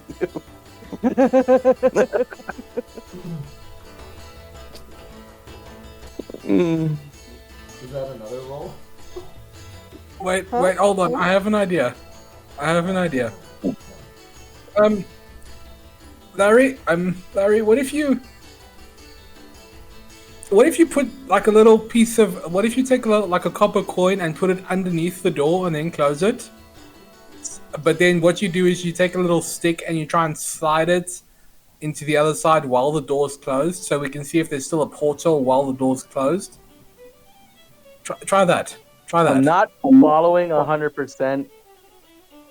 Well, Do you want me see, can't I just tie a string to the coin and once I put it down and then close the door, try to pull it back? yeah, do that. Okay, that made way more sense. All right, I'm gonna do that. Okay. You spend several minutes trying to affix a string to a coin. And it's harder than you think, because tying string around objects is... I've got big, meaty claws. Yeah, and it takes you a bit, but you manage to affix something to the coin in a way that it'll at least stay there for your purposes. And you go to the door, open it up, toss the coin out there, close the door, and the string comes away as if it were cut.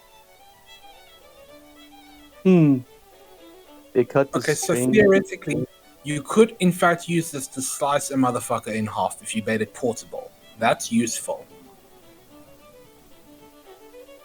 That's where your mind goes. I'm gonna get the coin back. There are The coin applications is for there. that. Yeah. All right, I go grab it. Just walk back in. Yep.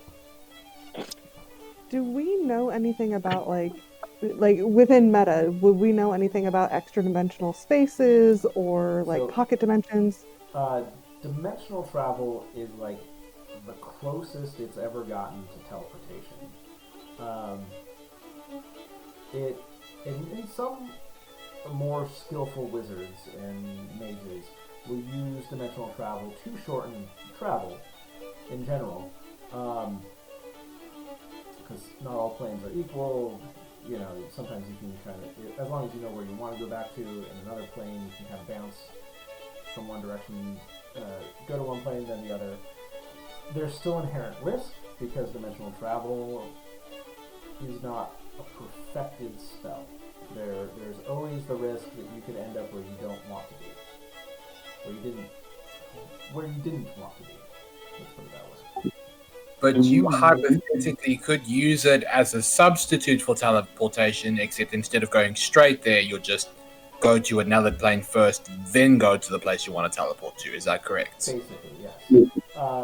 You probably would have been taught that dimensional travel kind of came about as, well, we can summon things into our world, so that must mean that there's something else we can go to, right? And that, some made way back in history, in the magical history at least, it's only been around for a couple hundred years, was like, I'm gonna skip this one, was like, Well, Some bard in the corner is just like going off on his fiddle. right. And then someone's like, "Stop that."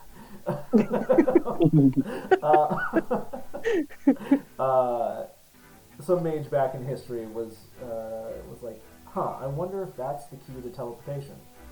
Turns out it's not quite that easy to figure it out in dimensional travel.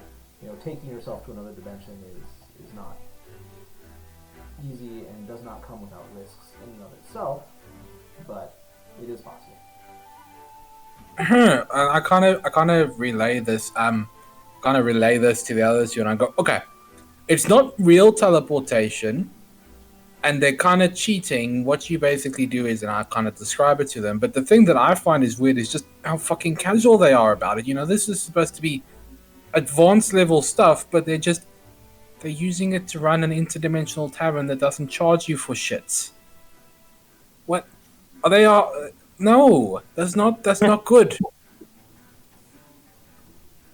You need to seduce Flo. You need to steal her secrets. She knows. I'll go ask. Yes, please. Maybe she Cat maybe goes she has to try and find her. Okay. maybe she has. Actually, let's go. Maybe she has a thing for cat boys. Let's go. We're doing this. We're discovering this. This is. I don't care if Mission intended this to be a side quest. I'm making it a side quest. Did you just? I've already written it down as one of your goals, so I mean. Oh boy.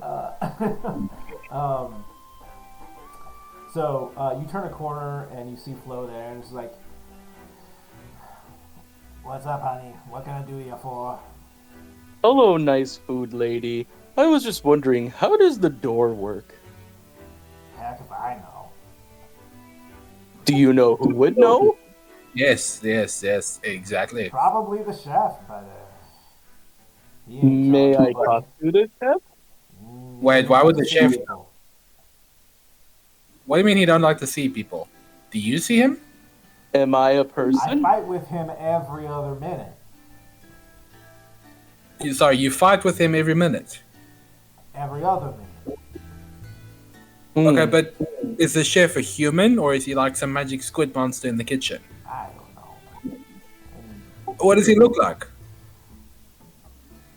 The more mystery, Cat's like- now kind of getting interested now. a person? What is that kind of a question? Like, he looks like a person. Does he look like some kind of magic entity that could be manipulating the fabric of space and time? You guys are weird. Okay, let me ask you this. If you don't get paid, why do you work here? Oh, I get paid, huh? But you said you don't get paid. What do you get paid? How do you I get don't paid? get paid in coin. How do you get paid? Human souls, sexual favors, the blood of the innocent? I think it's more fun if you speculate. So I'm gonna get back to work. I'm gonna go fight with Please. the chef and. He's now realizing it's way more fun just to screw with him. Flo, please, I beg of you, I'm on a quest for knowledge. Flo, I've done so much wrong in my life, but I could bring teleportation to the children of the world. Flo, I can't. Yeah, she's gone behind the counter. And, yeah. Flo, I can't unsee what that white phosphorus did, Flo.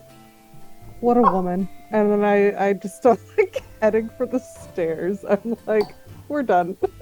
You must seduce her. You must. We have no choice. It's for science. Seduction for science. Yeah, seduction for science. All right, let's go ahead and take a break here, since it's lunchtime. Yeah, meet back in like 15 minutes. Sounds good. Perfect.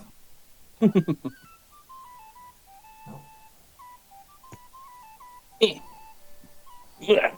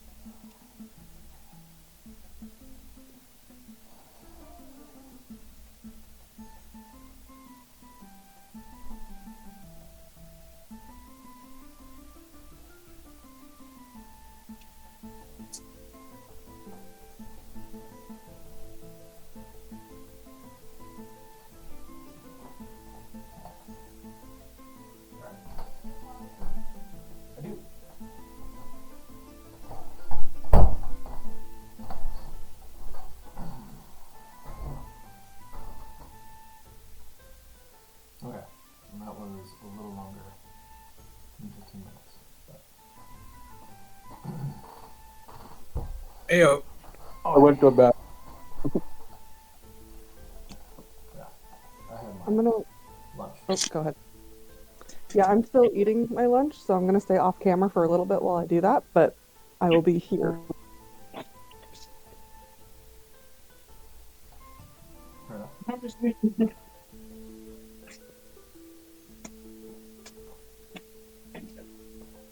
Oh, they really want you to use the maps in D&D Beyond. Okay. Interesting.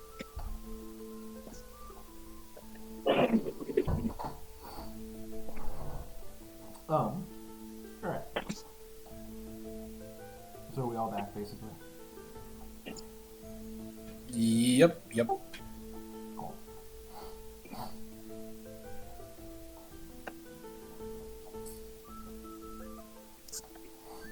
Alright. So, yeah.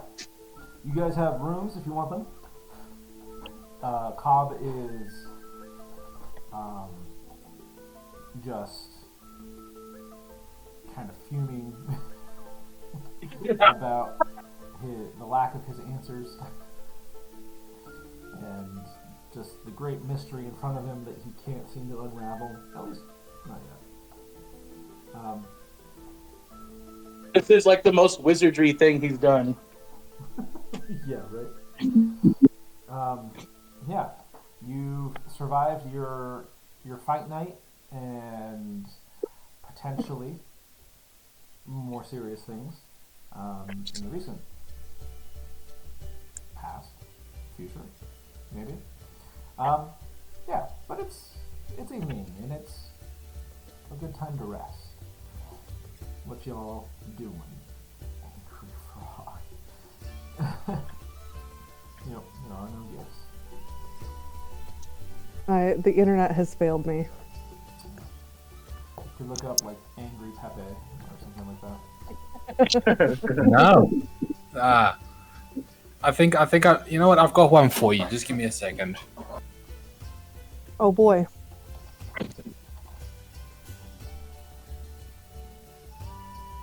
Oh, there you go.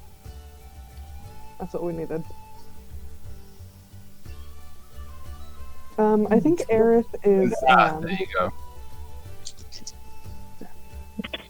I think Aerith is probably like ready to take a long rest and just kind of chill for the rest of the night. Okay. Although she trances, so it's only like 4 hours. Right. Everything in this bag is spicy. Sorry.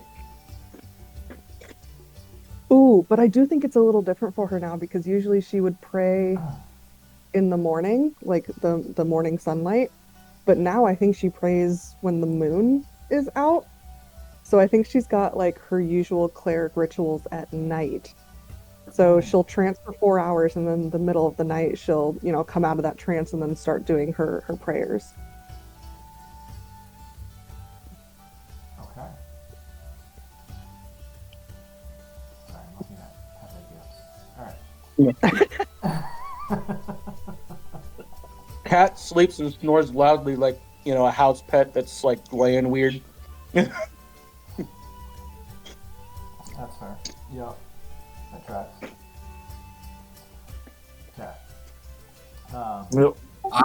I'm actually gonna be up all night, and what I'm doing is I'm repeatedly casting Chronal Shift just to see what happens in terms of if I sprout any more random eyes or whatever. Oh, okay. Yeah, you got... How many do you have left? Let me see. I think I should have one left. I think in a 24-hour period. Yeah. Is it... Long rest. Okay. No, wait. Was it? I don't think you didn't. That one. I have two. You didn't let me do the one where I showed him his mom's cancer. Right, so you have one left. Yeah. No, I'm saying I have two left because remember I didn't do that one. Oh, but you did Chronal Shift for the... That's how you got the eye. Oh wait, hold on. Do I only have 2 Chrono Shifts or do I have 3 Chrono Shifts? You have 2. Oh, okay. Sorry, I only. Oh, fuck, that's right. At this level, I only have 2. You're right. No, okay. Yeah. Okay, so if you want to, you could try it. Yeah, you could attempt a kernel shift here. I think what I'm probably gonna do is I'm kind of just obviously I've probably got my own room that I somehow managed to lock the door with my fucking tiny frog legs. So I'm gonna kind of knock a cup over, and just as that's happening, try and chronal shift it into a dimension where I didn't knock the cup over. You know what I'm saying? Just so I can see what happens. Yeah. Okay. Sure. Since you kind of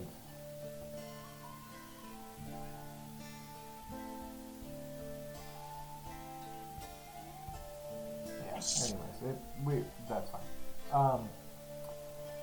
Trying to think of like different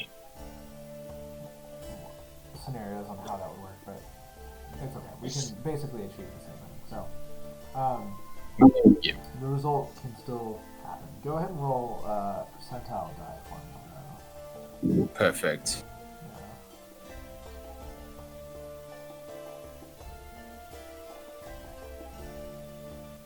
Oh my god, my rolls have been so terrible today. That's actually impressive.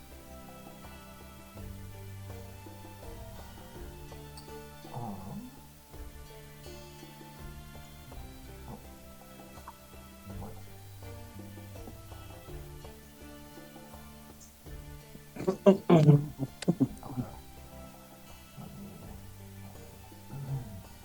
wow.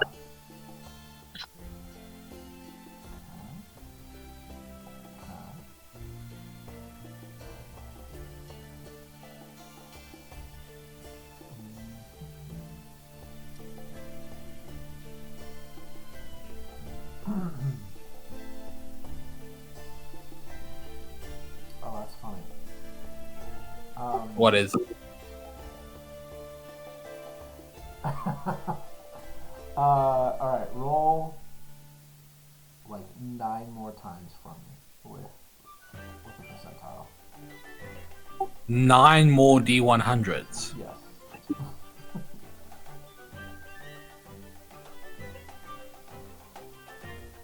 That's excessively ominous. Yep. What the fuck did you do?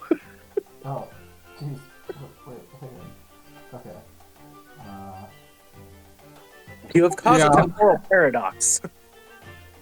I'm gonna meet my own unborn twin. Is it all of them? Let me see. I think that, yeah.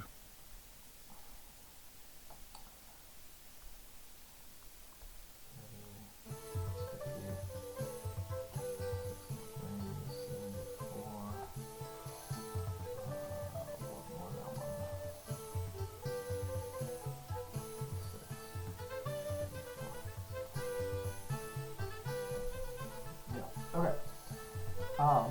Okay, so this kind of happens to you over the course of a minute. So, first, you become frightened, like, of your own shadow. And then that fear intensifies for whatever reason. And then moments later,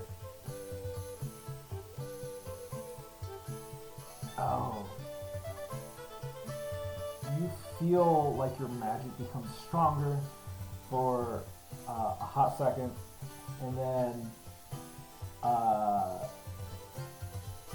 then it's almost as if you've cast shield on yourself, but you didn't cast anything, and then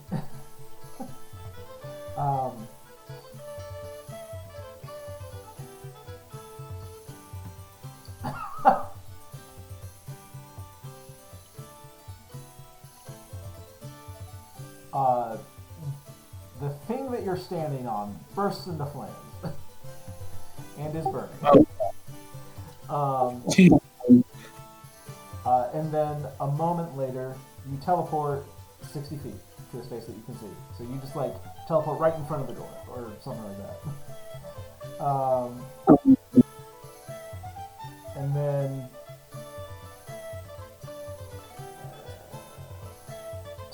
to slow down for you for like 6 seconds.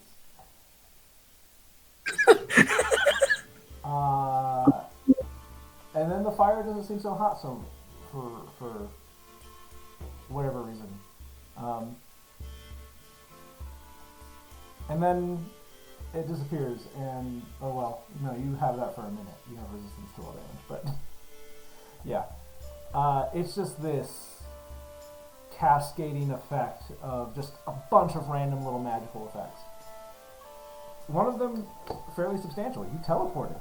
You went from point A to point B,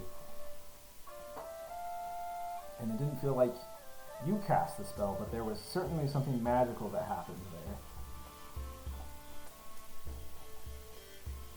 Did I just accidentally discover teleportation? Not accidentally. You don't know what happened, but you did accidentally teleport. I immediately run to Aerith's room, and I kind of slip under the door, and I start jumping up and down. Kind of like a basilisk would run, just like... Yeah, like with the back legs. Yeah. And I start. I'll be right back. Aerith! Aerith, wake up! Aerith, wake up! Witness my moment! Aerith, wake up! And I start repeatedly slapping her face, even though she's awake. Aerith, wake up! Wake up! Wake up! Yes, what? Wake up! Wake up! Wake up! I have become God. You're kind of smoldering, and I'm like patting off whatever fire is still on him. That fucking scepter motherfucker has got jack shit on me, motherfucker. I spit on your entire fucking religion. I have replaced it. I have surpassed God. Okay, what? Before I punt you across the room, what do you mean? I just fucking teleported. What do you mean you just teleported? I just ran in here under the door. No, before that, in my room, I just fucking teleported. I like how this is definitely like nobody else saw it, so... Aerith? Do I even believe him? I'm gonna roll insight. Yeah. An 11. It's, you know, he's hyped himself up on other things, and could be telling the truth, you know. Aerith? This isn't like... It wasn't a dream? Because we were talking about dimensional shifts. This is not like the time I discovered the land of the Batmen, okay? This isn't like the realm of the cannibalistic underground human dwellers, okay? This isn't like the time with the Yeti monster. I am so sure this time, Aerith, the Chupacabra turned out to just be a really ugly goat, but this time, Aerith, I've discovered something. I can fucking teleport. Okay, so can you do it again? No, because I'm out of chronal shift spells, but you don't know what those are because you're not a fucking wizard. I am certainly not a wizard. And you technically haven't seen me cast one. You technically haven't seen me cast one because the dimension where you did see me cast one, you died in that dimension when it faded away into the immaterial other by virtue of no longer being inhabited and no longer existing because I overwrote it with this dimension where I fucking teleported. So, right at this point in your progression through your religious faith, I'm just kind of interjecting. I'm going to probably say that chronal shifting is something that you... it's not like something that you can really cautiously do. It's kind of like a... Oh, shit, oops. So it's definitely going to be something you've noticed had happened. Something that you may want to dive into more. But it's not like mechanically you can do it at will, right? You can do it whenever you have the slots. I don't actually know what I'm doing. In terms of character, it's kind of like shit. Something's happening. I just teleported. I am become God, and so your head gets ahead of you. Aerith, I am the fucking Dragonborn. What? I'm the fucking Dragonborn. And not like from those. Skyrim. Yes, I'm the fucking Dragonborn. Canon. Yeah. Yeah, Aerith has played Skyrim. Lucky. Board game. Aerith, I saw into the land of the Altmer, and they were almost as racist as I am. Oh. Okay, so like explain to me what happened in simple terms. Like remember, I'm not a wizard. Okay. Arcane Magic 101, and you kind of just see me pull out my little tiny notebook and start writing in big letters. So you can see. I start taking notes. Okay, and I'm like, okay. Magic, obviously, arcane magic, you use predefined spells and shit to get predefined effects, but obviously experimentation gives you random effects because it's a spell you haven't used before, right? Yeah. And I was just trying to fucking recreate whatever the fuck happened to giving me that third eye that almost got us all burnt at the stake. And then I tried to do it, and the activation of certain muscle groups can sometimes aid in spellcasting when you are making physical gestures for reasons that would take me a novel to explain. But when I had that third eye and when I felt it grow, I felt the sensation of shitting myself. And I tried to shit myself again, and I grew the third eye the first time, and then the second time I fucking teleported and the room set on fire and everything was slow, and then I became God. Because you teleported. That shouldn't be physically possible. This place cheats by using dimensional travel magic, but teleportation is a new, different thing, and I just did it. But I know that we've lost a lot of knowledge on how that stuff used to work. What I'm asking now is, can you recreate it? Do you know Assuming you give me 24 hours and allow me the chance to squinch my anus again, I should be able to, hopefully. So technically you have a vent because you are a frog, but yes, I understand the concept. Okay. Wait, hold on, it's the biological term vent. Yes. That's Frogs have disgusting. vents. Why not just call it an anus? How do you know that? Oh, because I listen to Not Another D&D podcast, and in season 3, one of the characters is playing a bullywug, which is a giant frog, and he comes in with frog facts at the beginning of each episode. That's good, Caroline, but I'm asking Aerith. How does Aerith know about vents? She reads everything she can get her hands on. What things have you been reading, Aerith? Well, a frog came into my circle of friends, so I've been reading about frogs. Why are you reading about your friends' equivalent of anuses? That's not normal. Oh no, it just was in the book. It was just about frog biology and You've been reading That's a frog part of it. smut, haven't you? You've been reading frog smut. You have a religious trauma and you've been overcompensating by going so far in the other direction. You've been reading frog smut. I can't ever Aerith- look at you the same way. Canonically confirmed monster fucker. Yeah, no. No. That's No. not true. Yeah, sure. We'll go with that. And she just kind of she was starting to pull out her frog biology book and was like, it's not worth arguing. No, let me see it. Let me see it. Let me see what you've scribbled in the margins. Okay. La la. It gets you unreasonably uncomfortable learning about your own body and Oh my god, a I middle schooler looking at a human biology book, This is abhorrent and disgusting and makes me resent my own frog existence incredibly. Yeah, but you Wait, only did have you see- the vent. Everything comes out of there.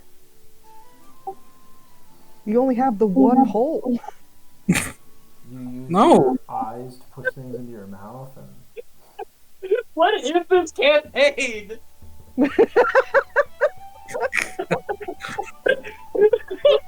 And Cobb just kind of stares at you and he doesn't make a face, but he just silently uses his tongue to clean one of his eyeballs. Yeah.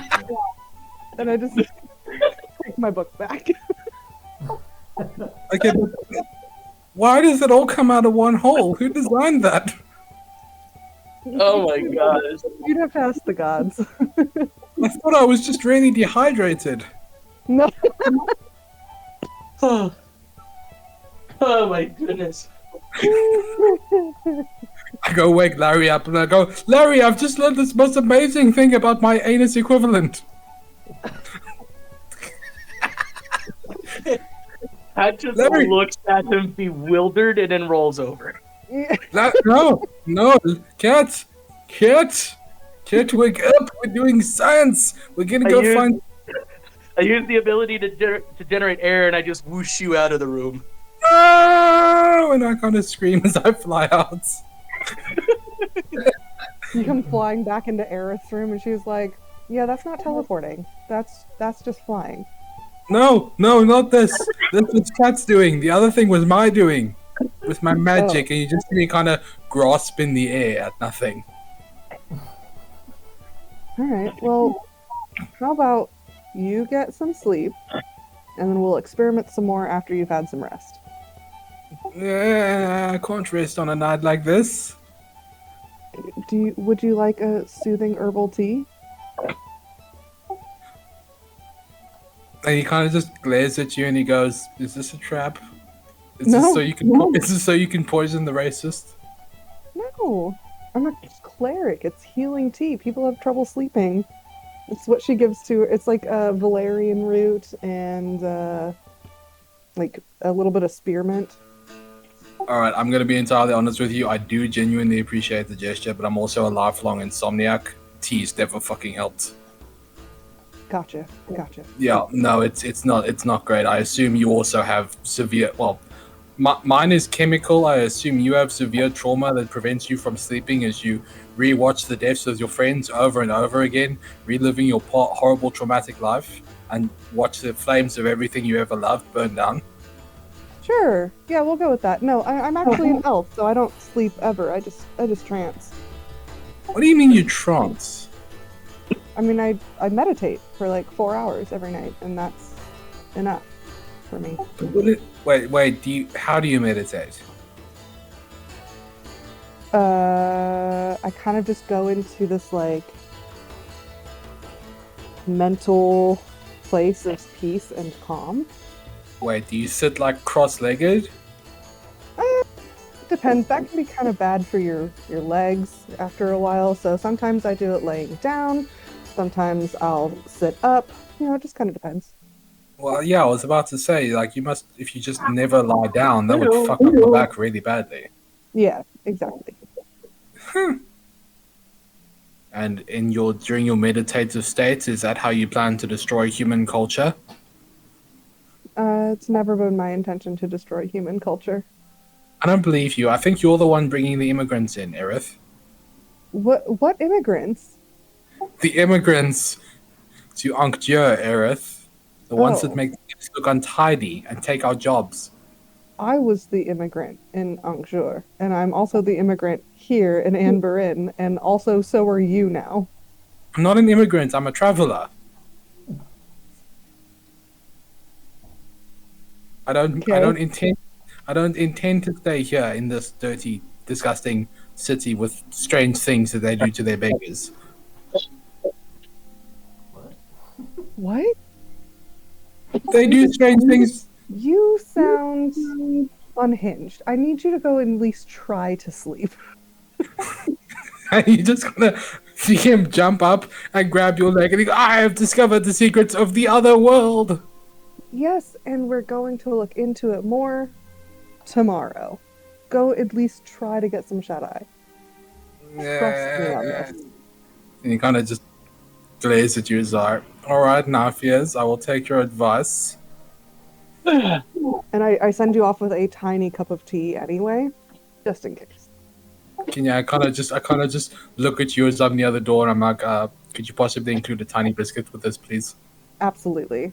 I cut a small slice off of my like full-size biscuit to make it a small one for you. Every fan was dirty. Okay. Night. Love you. Under there like it wasn't, so now I'm washing it.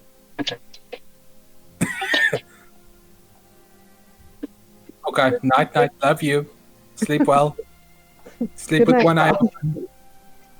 Get some rest. I'll see you Beware in the the morning. beware the things that haunt your nightmares. Remember, I am God. Yep. I'm remembering. Sure, yeah. Yeah. All right. Good night, Cobb. Good night. Go get some rest. Don't It's don't fine. don't let the bed vent spots. Oh. Ugh. Ugh. Not a fan.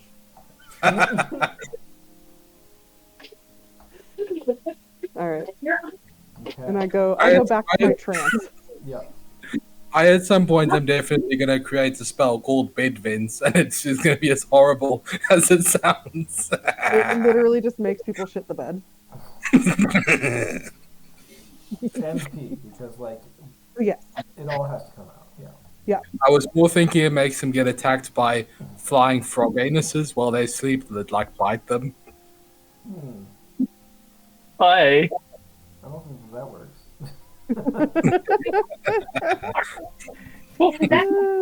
Like infestation, but in the worst possible way. Yeah, so I suppose Cobb's gonna fuck off to bed. Flying with me. Back to my fist trying to catch stuff that was flying. There you go. Okay. All right. So you guys fall asleep. You have a long rest. You guys come back. You have all your spell slots. You have everything like that. You've done your preparations for the night, and your goddess, or your god and goddess, give you the inspiration for your spells as you wake up. And Cobb, you can take the first hour or so to change your spell slots and adjust your spells as you please. But yeah, through whatever rituals you do in the morning, you all eventually rise and shine and get ready for the rest of the day. What do you all do? I am also adjusting my spells just real quick. How exactly do I prepare a spell? So, Oh wait, there we go. Sorry, I've got it. Well, at this point, I actually know so few spells that I can just have all of them prepared. okay.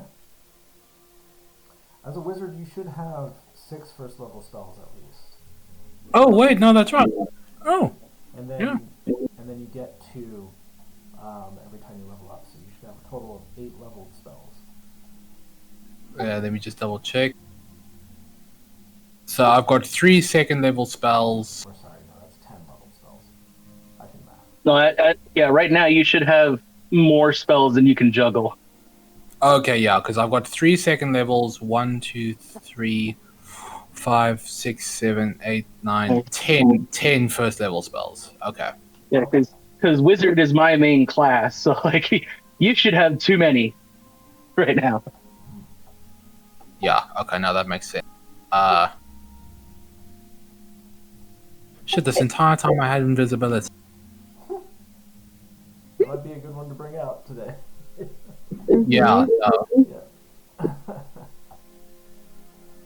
they just hear this disembodied frog voice.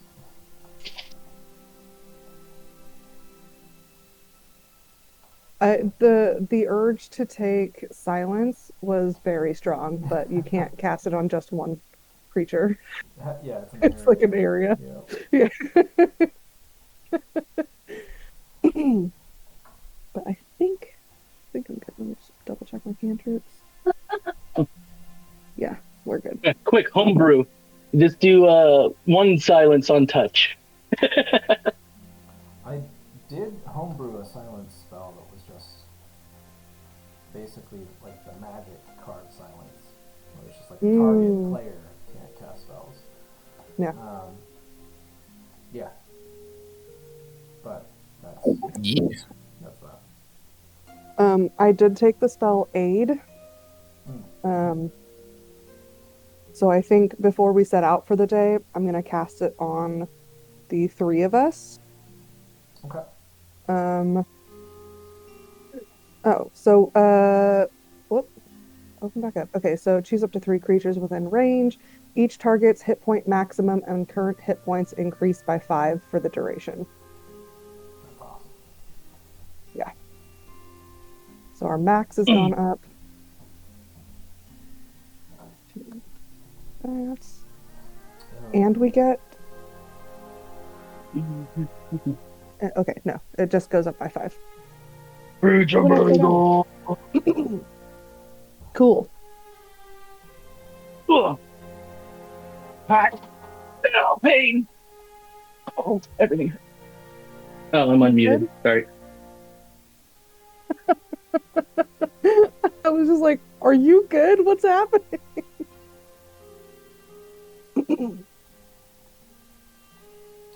And we haven't heard from Duke yet, right? No, we haven't. Nothing from Duke. Okay. Just yet. Can we? I mean, I assume that we think that he's just trying to get in touch with his criminal network and doing the shady behind the scenes stuff. Mm-hmm. Okay. Yeah. He probably didn't anticipate being gone this long. You can discern what you please there. Like if the group wants to go after him or not. That could be reasonable. It could be reasonable not to wait another day or two. Whatever you feel Aerith or the rest of the party would get worried for him at a certain point, then that's probably the point where you might think about looking for him. But as of right now, yeah, it's up to you. Okay, I'm back. What I missed? I was only kind of listening. All good. We were kind of just like talking about spells, and I cast Aid, so your maximum HP goes up by 5 for the next 8 hours. Okay. And then we were talking about when we start worrying for Duke. And I was going to say, if we don't hear from him by like the end of this day, that's when Aerith is going to start worrying. Cool. See, okay. That makes sense. Yeah. Shoot, what was I gonna do? Oh, right. Outside your door, it is addressed to Aerith. There's this kind of, there are like little end tables next to each door. Some of them have, a little vase and, they're dried flowers. So they're not like falling apart or wilting. This place is relatively well taken care of, but it's not the most luxurious. It's not the most decrepit you've ever seen. It's very middle of the road. It's well taken care of enough that it's a very comfortable place to be. And so the decor is not it's not going to knock your socks off, but it's at least thoughtful enough. They definitely put, in terms of plants, the flowers are dried, so they don't need watering, and so there's enough forethought in that sense. And Flo's the only person you've ever seen working here, and you haven't ever seen her come upstairs, so.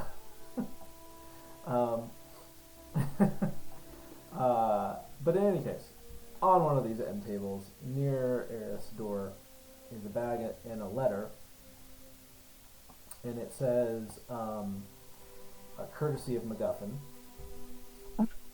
and it is a bag of gold. Hell yeah. How much is in it?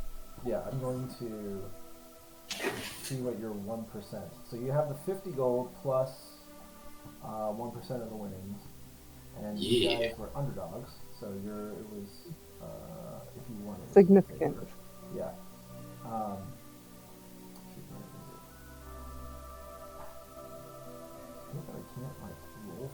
Okay.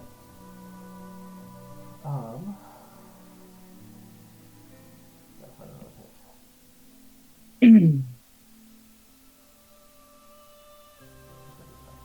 No.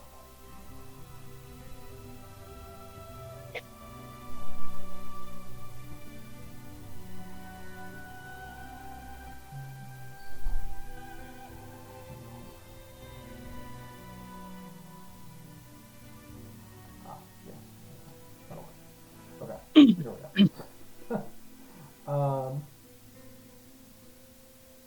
Somebody roll 2d4 for me, please. Yeah, give me 1 second. D4, you said. D4. Yeah. There you go.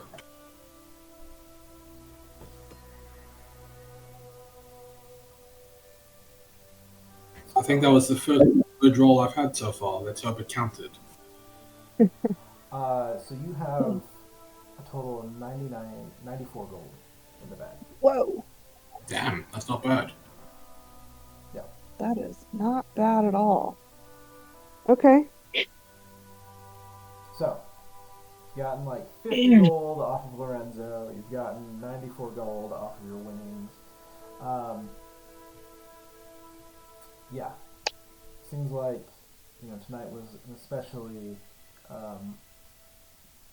like, the last night was an upset in terms of like winnings. So,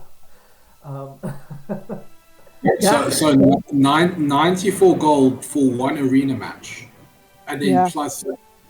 the first for ratting the alpha out. Correct. Yeah. And so 44% would have been the 1% that you earned from the winnings. So he got, what is that? 440? No. 4,400. Jesus. Wait. What a rid- Oh, okay. Did we get 94 No, in 1% winnings, would or have been was it? 440. Yeah, that's right. Right. Jesus. Hang on. Math. You got 44 gold in winnings. He promised you 50 gold as like a, do this and I'll give you 50 gold. And Oh, then to gotcha. sweeten the deal, he gave you 1%.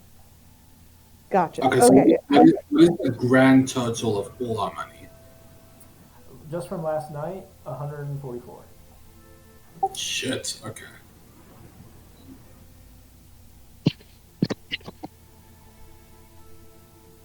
Out of interest, could you give us an idea of what that would buy? Like,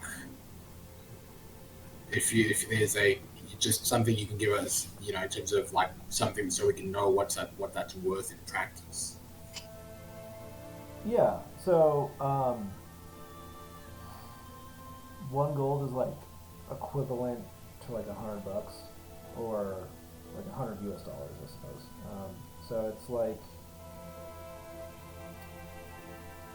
if you went to buy a magical item, that price would be somewhere in the neighborhood of, like, they're still relatively expensive, but something in the manual or like in the PHB or DNG that would be, I don't know, let's say like a common healing potion, which is like $50 or 50 gold. Right? That Okay. would be Wow. more along the lines of like 5 silver. And Shit. so, uh, if you wanted to buy, let's see, 150 is for greater, right? Yeah. And then it's like 300 for superior? No. I thought it was 100 for greater, but I could be wrong. But anyways, yeah, like, so graders would be like a gold, a superior would probably be around like 10 gold a piece, or 15, something like that. I forget the levels again, but in any case, like magic items take like 1/100 of their price in most cases. Like healing potions in particular, like it's probably going to be a lot more difficult to find a superior healing potion or like a major healing potion or whatever they call them now. Right, But, right. Potion of healing.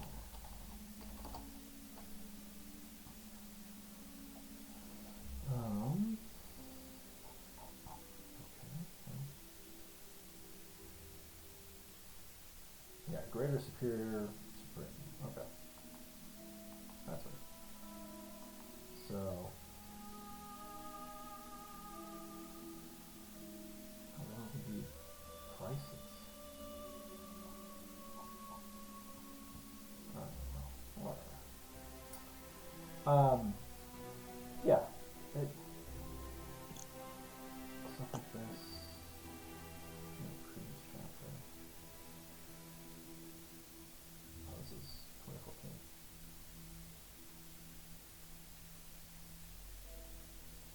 This. All buttons.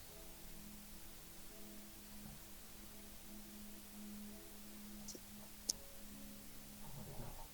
Right there. Okay. No.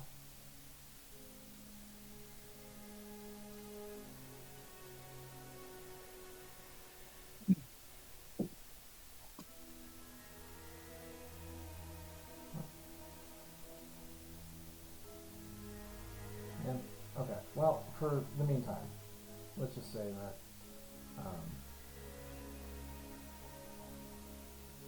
yeah, stuff that's like rare is probably gonna cost you anywhere from like 50 to 100 gold, or like 50 to like 500 gold, who knows. It really depends on how good of a deal you can get. Yeah, we don't have prices here anymore. Okay, well that's annoying. Oh. Spell cost too.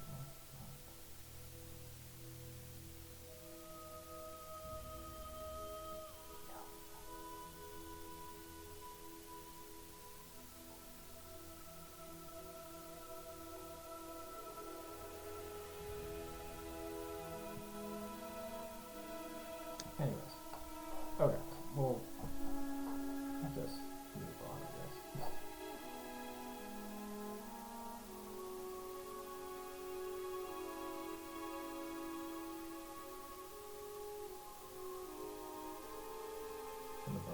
But anyways, yeah. I mean, I'd probably throw like those common healing potions actually for like 5 silver. They're still relatively uncommon-ish, but you can get a healing potion from someone who's not a mage too, like because you can use with herbalism kits. But so they're more available. Okay. Oh, yeah, that works.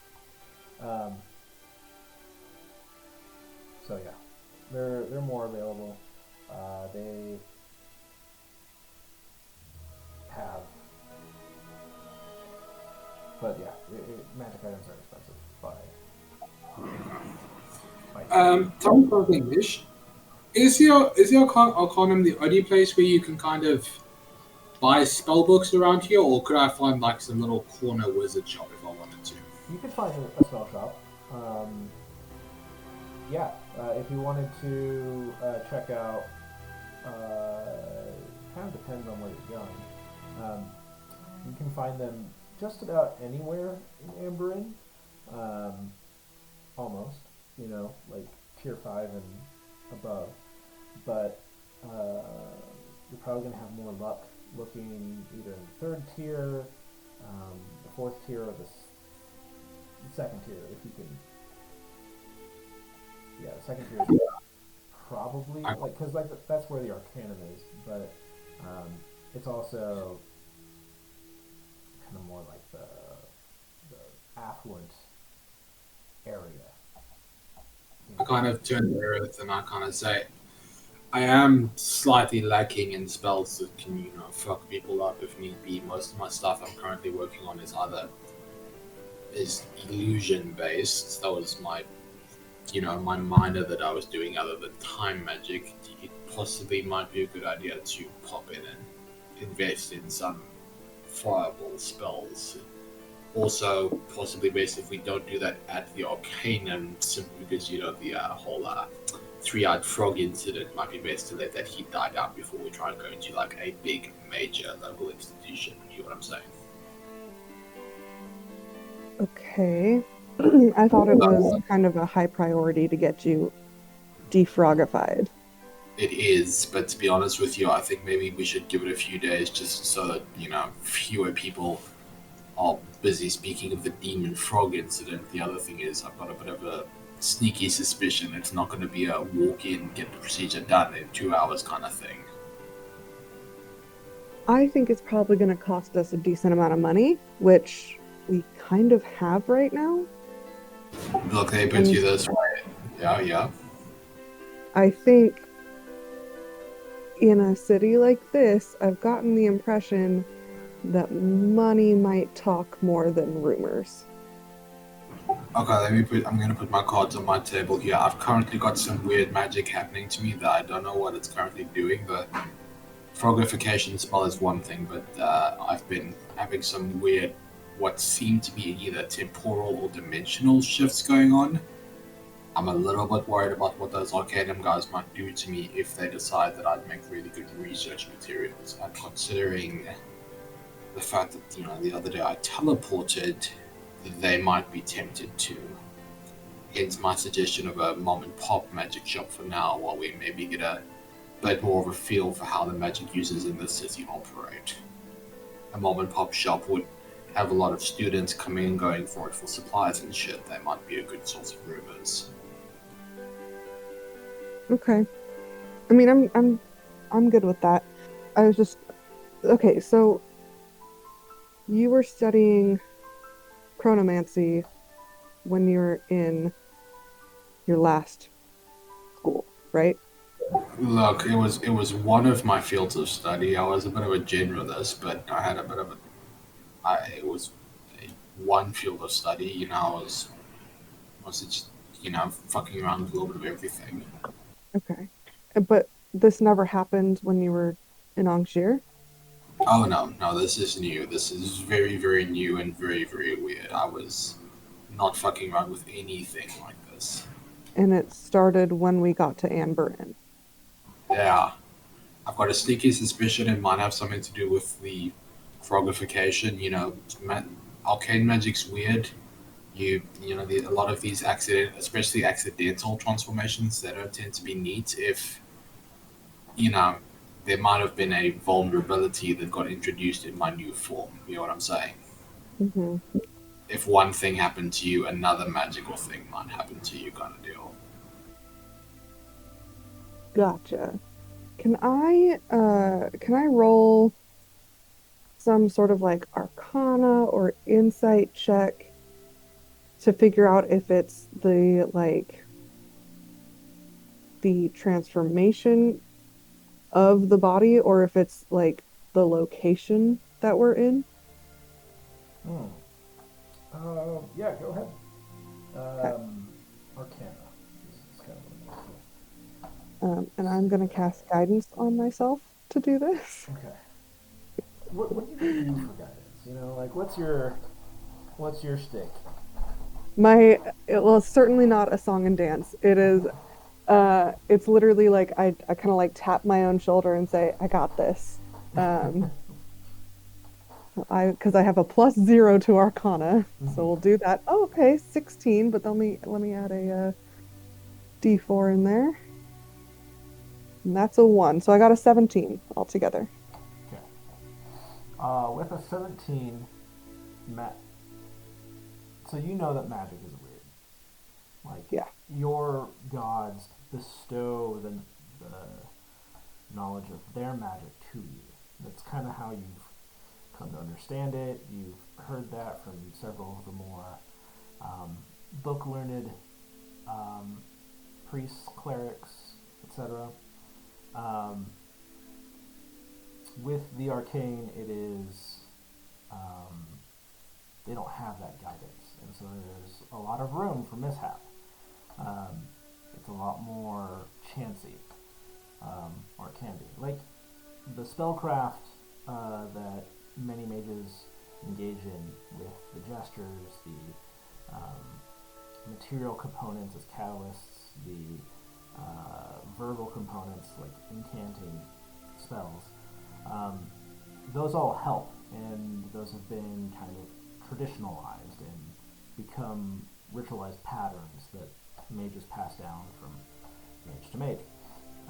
So there is a limit to how weird magic can get in one aspect, but you're still dealing with a system that if you don't do it just right,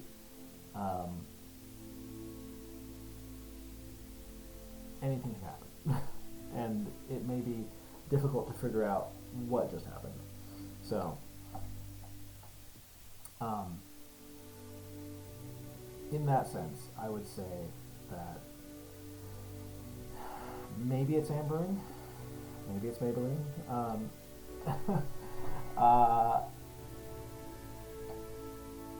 But it could be the fact that he's transformed into a frog that's messing with things. It could be, maybe his spell work is sloppy. It could be a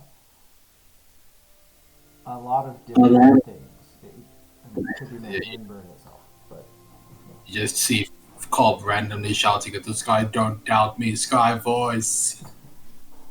I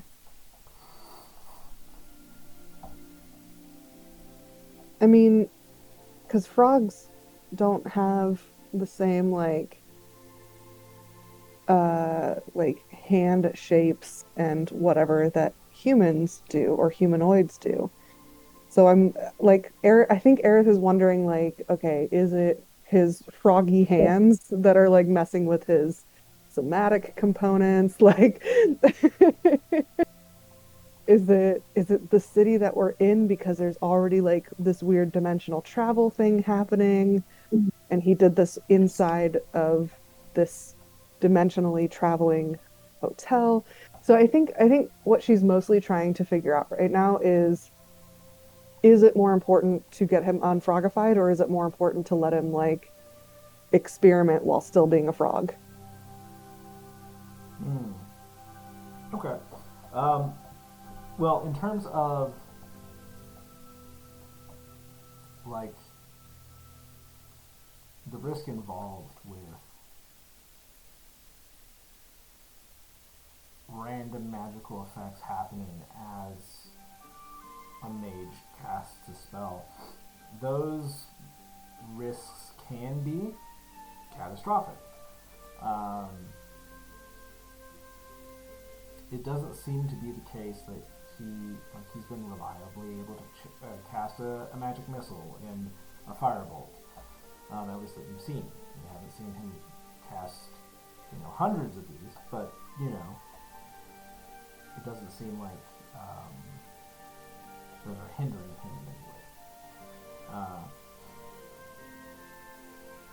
But I mean, if random shit is happening around him, that doesn't mean that he can't just explode or spontaneously combust or spontaneously set something on fire like he did last night. And so, Which he conveniently did not tell me about. yeah. He did mention a burning room, but that was about it. Yeah. I also did mention time slowing down. I think I did mention that. Yeah. Yeah, you did. Okay. So, Interesting. Okay.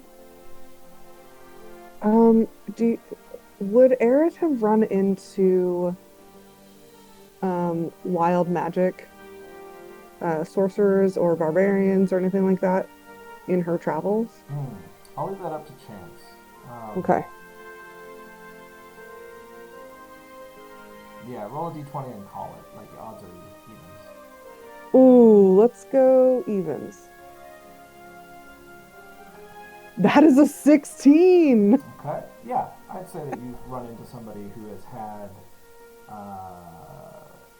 just weird magical shit happen around them chaotically. Tell me. Who did you touch with magic? What happened? What did he explode? Did he die? Tell me what happened to who? I didn't. Tell me what happened. I would love to. I've run into a sorcerer who, every time they cast like magic, some weird reaction happens. He was really into cheese. It was Oh no! He was an interesting but weird dude. Oh no! Like, My hands. man. I'm really into cheese. You're really into cheese? I mean, who isn't kidding. into cheese? But It's pretty.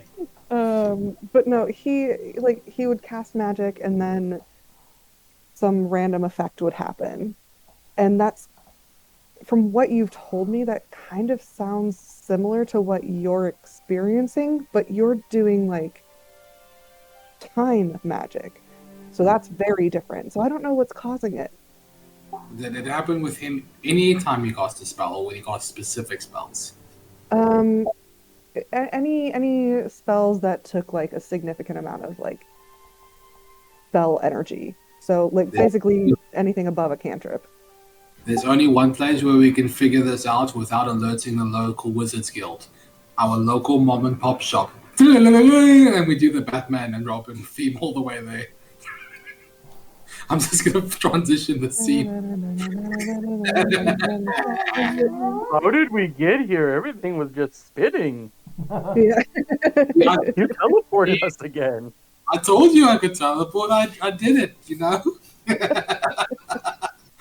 Never underestimate the power of a swift and neat transition. Oh, fuck off. No, Adam. Sorry, that was my phone. Never underestimate. That's for me, take a message. Another.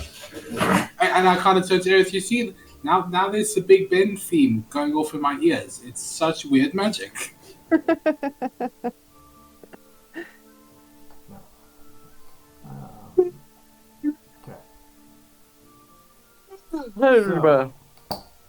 So, as you're out looking for a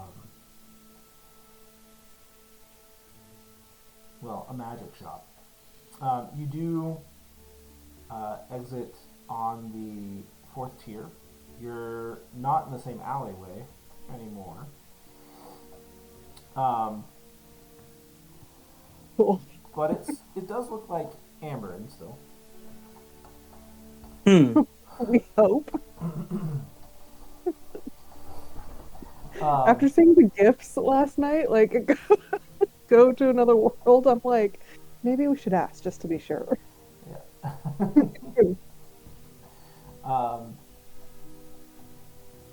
Yeah. You guys enter into the streets.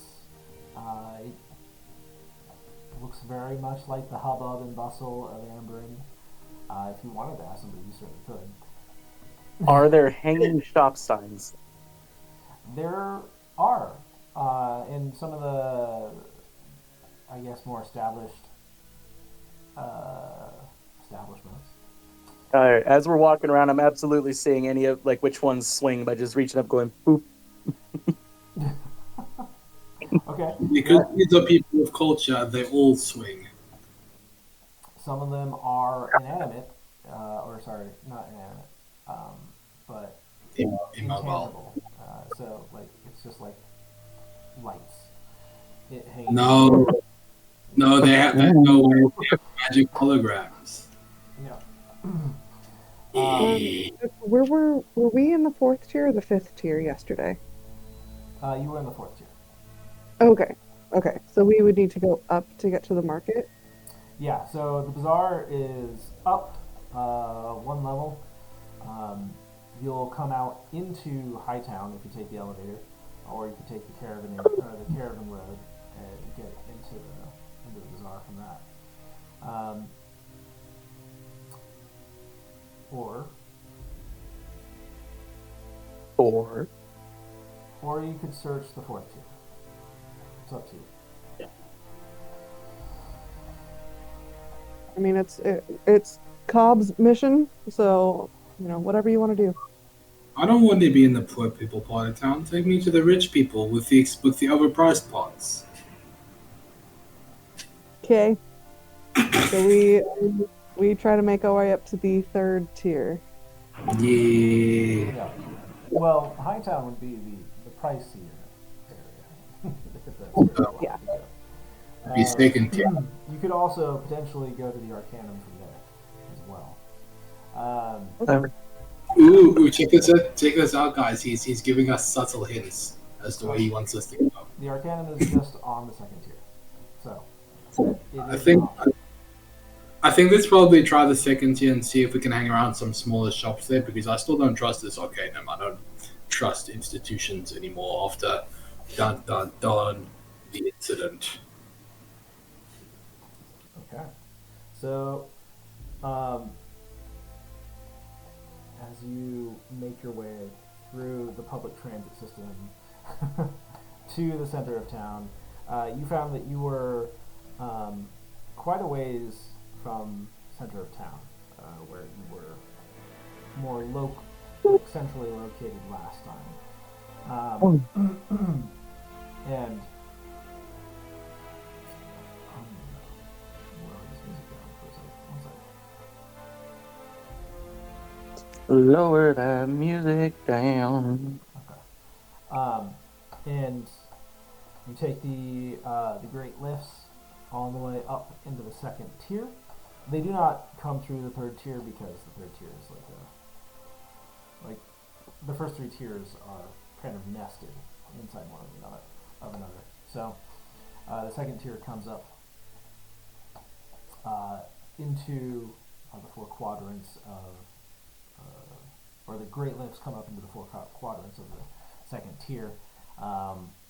You can see the palace much closer. It just kind of rises into the sky, towering silver spinnerets with long streaming flags, and it kind of gleams as the sun rises over the mountains and hits those towers. It's a beautiful sight, and you also step off into a district that is very clean. The cobblestones kind of glimmer with like this silvery sheen as the light hits them.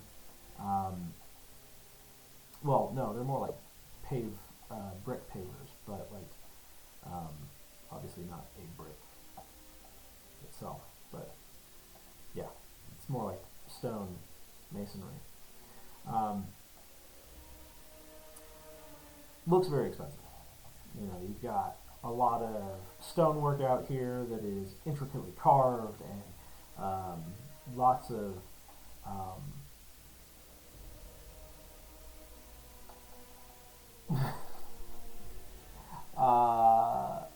what's the word I was gonna use?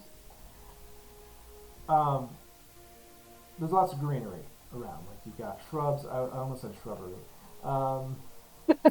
Shrubbery. A shrubbery. The shrubbers here get paid good. There's lots of greenery, very intricately manicured shrubs and flowers and gardens.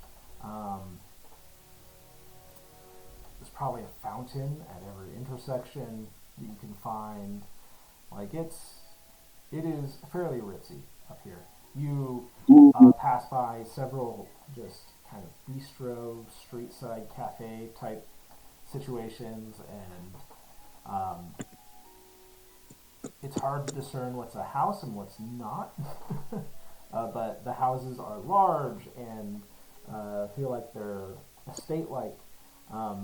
But usually you see this ornamental sign for anything that would be, it basically tells you what it is. Like you pass the estates of several lords, and then you find, one is, I don't know, what would you have around there? Like a clothier, and so on and so forth. And so you spend some time looking around. Do you guys ask for any directions, or are you just kind of going to the I first thing think you see? I think it's probably best if we do kind of ask for some directions. Otherwise, we're just going to wander around. Okay, go ahead. Mhm. Roll me an investigation check. All of us? Yeah, sure. We can make this a group check. Even though Cat is not paying attention. I just rolled a nat 2. Good God. Well, I rolled- better than The my dice 4. don't like you. No, they don't. I wonder what I Well, did that's to less offend. than my. I just rolled less than my passive investigation. Uh, you. Yep. checks out. Okay. Aerith is a little distracted because she's like, oh, we're in the fancy folk part of town. So she's like trying to like make sure her armor doesn't look too like scuffed or dirty. She's like looking at the dirt under her nails, like, oh man, trying to like dig that out.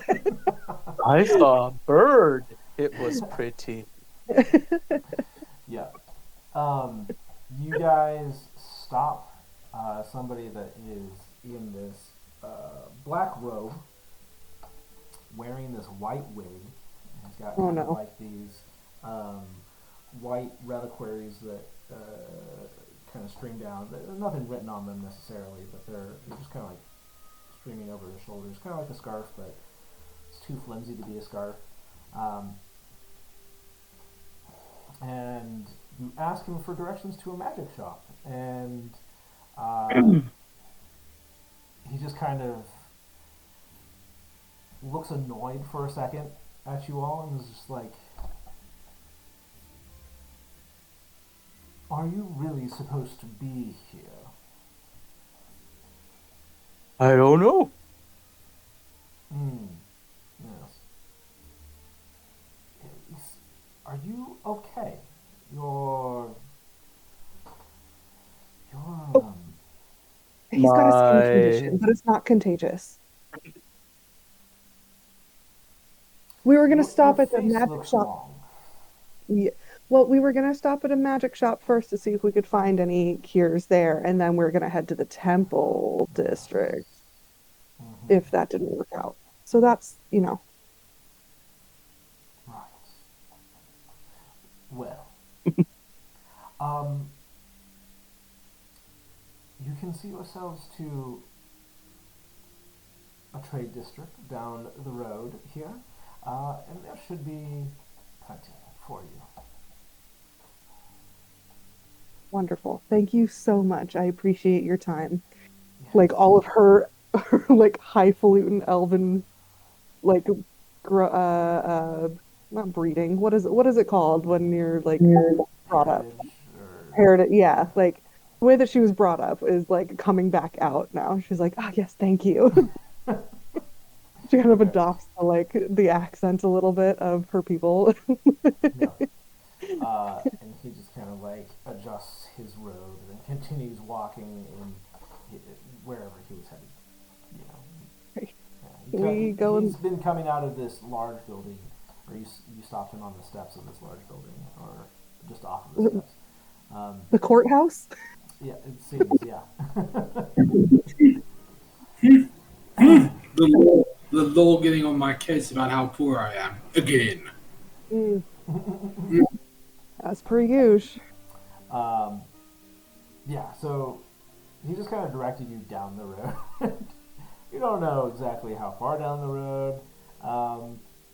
He did seem to be dismissing you more than anything, but it would have been rude of him had he not like at least given you something.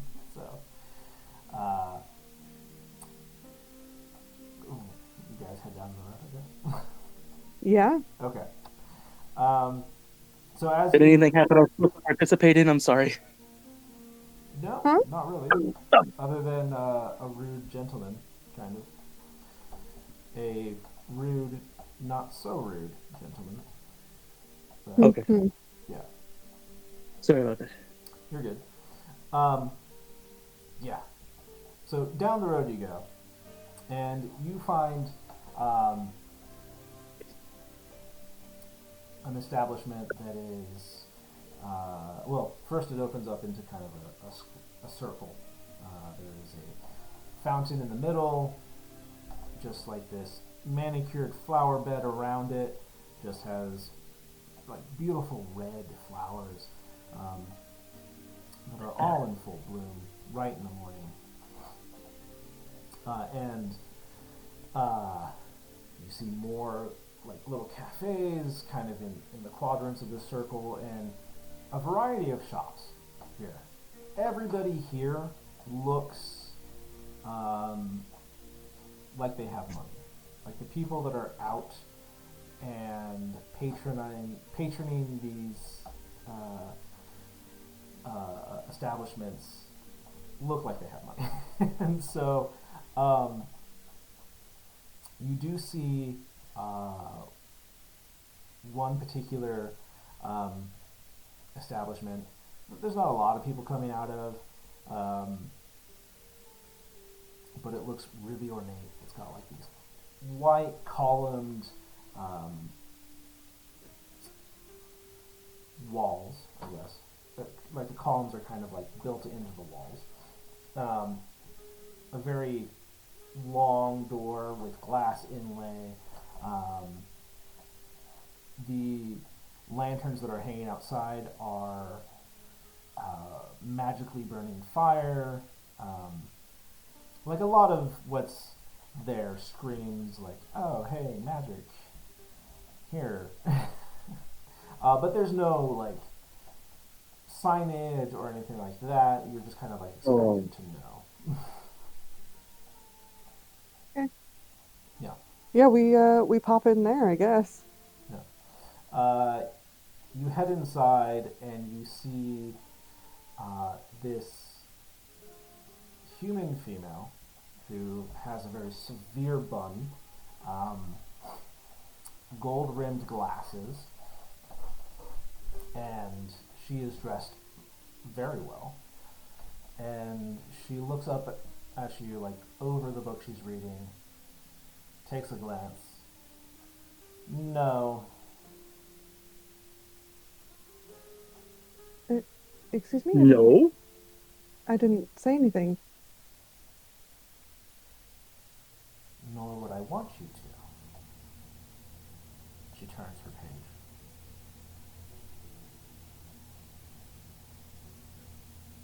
Well, she So didn't say then what she was saying no to, so I I write start the wondering. word hello on the table in front of her in dust, because that's also one of the things I can do. There is no dust. No, I create dust. Oh. Yeah, that's one of the earth things I can do.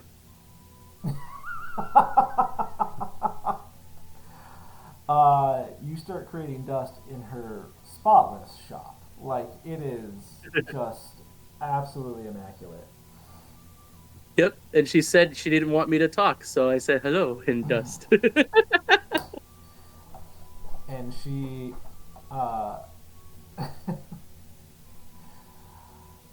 just kind of like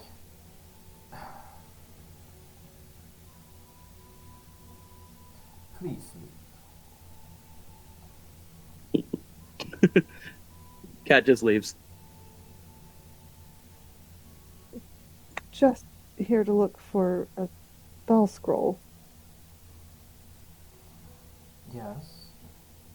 And perhaps you can find something more suited somewhere else. This lady is lucky I'm not Mick Rivet right now. Oh yeah. Sorry that my kind aren't allowed here. I'll take my bag of gold elsewhere. Have the day you deserve, and I walk out. Toodaloo. And she Kind of shady. flips And then her I tell over. Kat to put more dust in the shop as we go. I kind of dust and balls. was she telling us to fuck off because we were poor or because you're an Yeah. elf? Yeah. No, because we were poor. Or Are we we look visible? poor. Are we visibly poor? Do we look poor? You're with it wearing such a snazzy hat. So, I'm still partially wrapped in linen. yeah, Yeah. yeah. So in comparison to most of the people in this square, um, yeah, you guys look a little out of place. Mish, is it legal to turn away service from people who can technically afford it just because of how they're dressed in this city? There is no law against it. Okay, I'm just I mean, double checking. at least that you know. You don't know exactly the legal parameters per se, like all the ins and outs. But Yeah, and I if just you kind wanted to make a stink, you could certainly try. of just whispered to her, if yeah, we're definitely coming back here late at one night and robbing the shit out of this place. If I'm gonna get spell books, I might as well get them for free from assholes.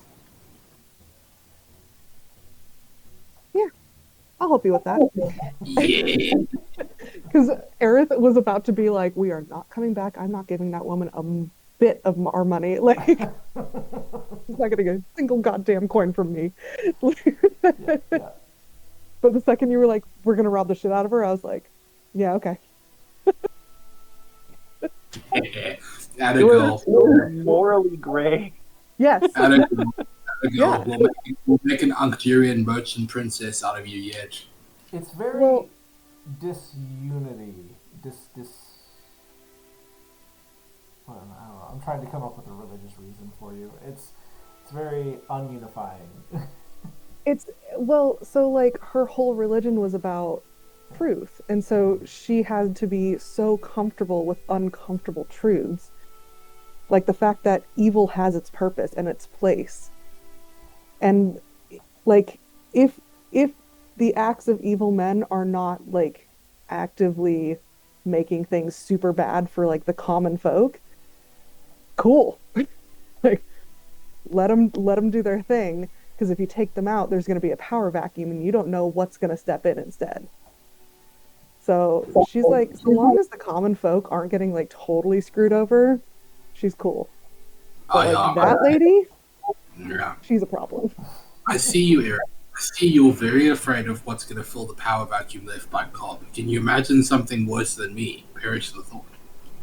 Yeah, I can. I've met worse than you.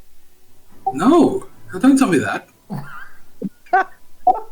It was not meant to be a competitive statement. It is. It is. Who's this motherfucker that's worse than me? I'll kill him.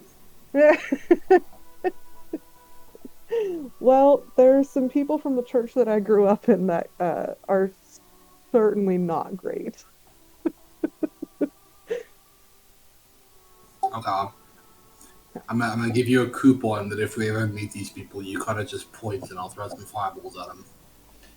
You got it. They might combat it with their own fireball. That's kind of their whole thing. I am a first-class wizard. I fear no fireballs. All right, all right. Well, is the temple up here as well? Yeah. I think the temple district would be in Hightown. Okay. Well, I mean, since we're up here, could we make a quick stop at the temple? Yeah, it sounds like a plan. You know, I don't know if I'm gonna get any use out of local maid shops. Yeah.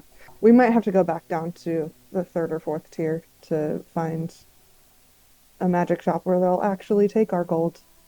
Yeah, never mind the fact that these people aren't particularly classy. There's a difference between being a rich motherfucker and wanting people to think that you're a rich motherfucker.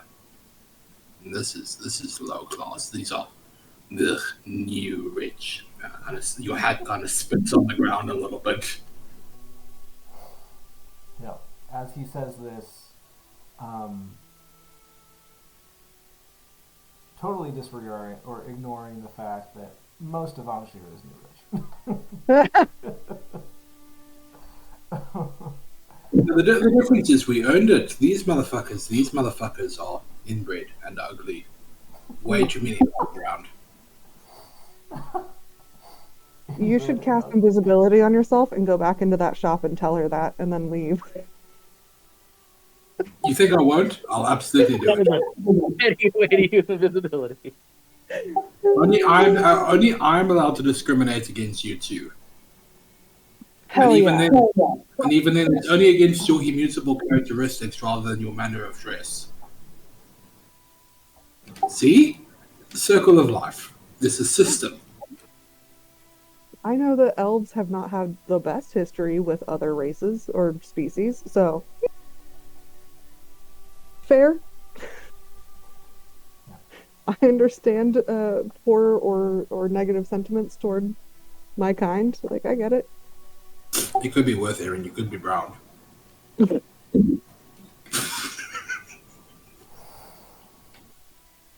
Does racism exist in law? I hope so, because I'm going to get so much fucking mileage out of it if it does. God. I mean, it depends. Depends on which, like, I'm trying to decide whether they're states or kingdoms. It kind of depends on which kingdom you're in. Not, I mean, in this particular area of the world, not so much. So it doesn't really matter, all that.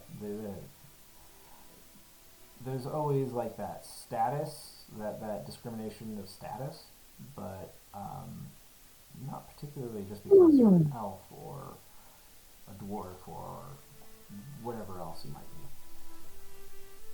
And kind of keys in on this. I mean, look how multiracial this place is. Look at all these different sizes and colors of people, and some of them have horns. Look at the way they get along with one another. They're doing it wrong.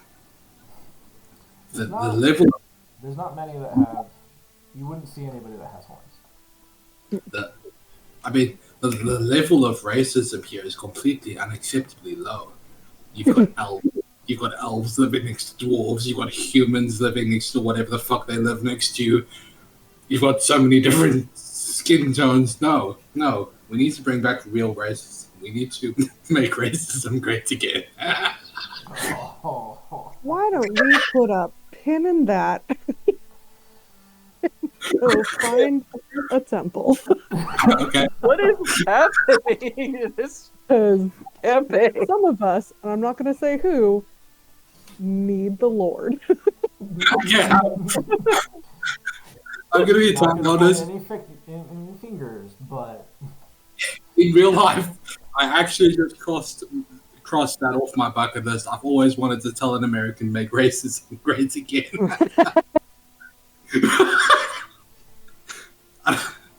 Oh boy.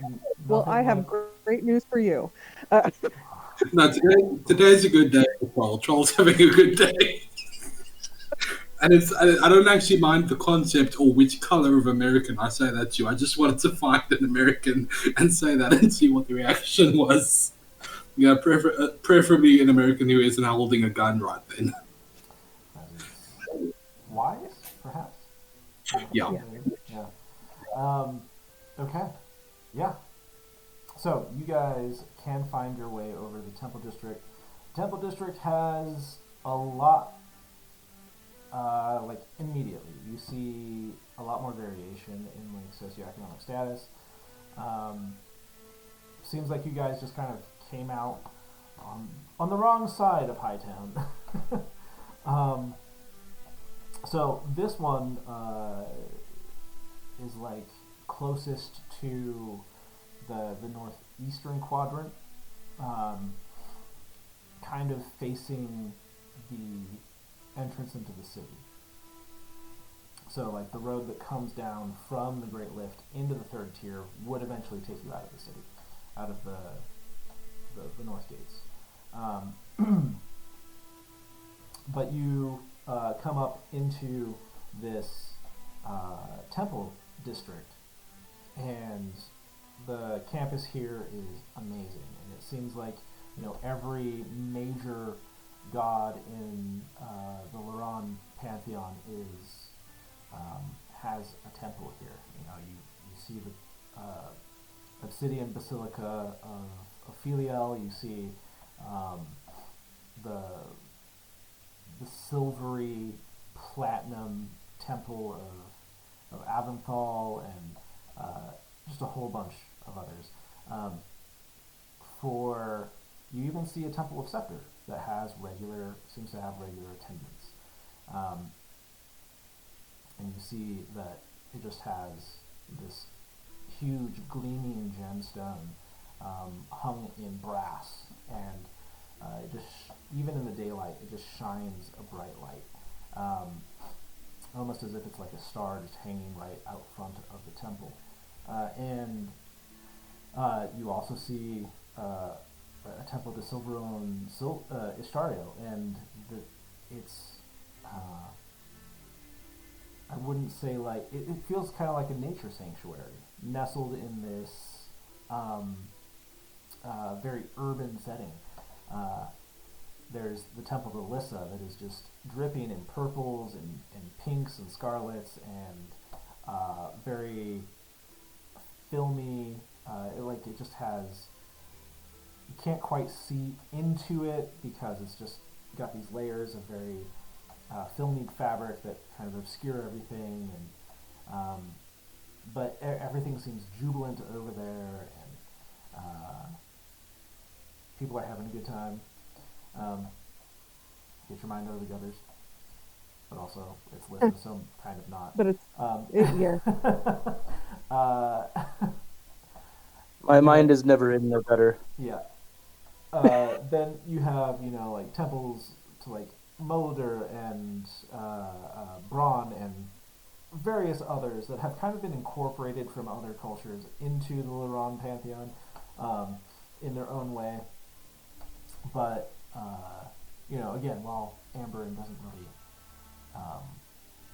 have like a god of the city per se, they also, like the Laron pantheon is probably the closest cultural religion they would ascribe to en masse. So, yeah. Cool. What you all doing? I think I give like a respectful like bow of my head to Ishtariel and Silveral's temple, and then I beeline for Scepters. Okay, yeah. You get into the Temple of Scepter, which, here in Amberin they also call it the Temple of Light. And, you see this like warmth of light and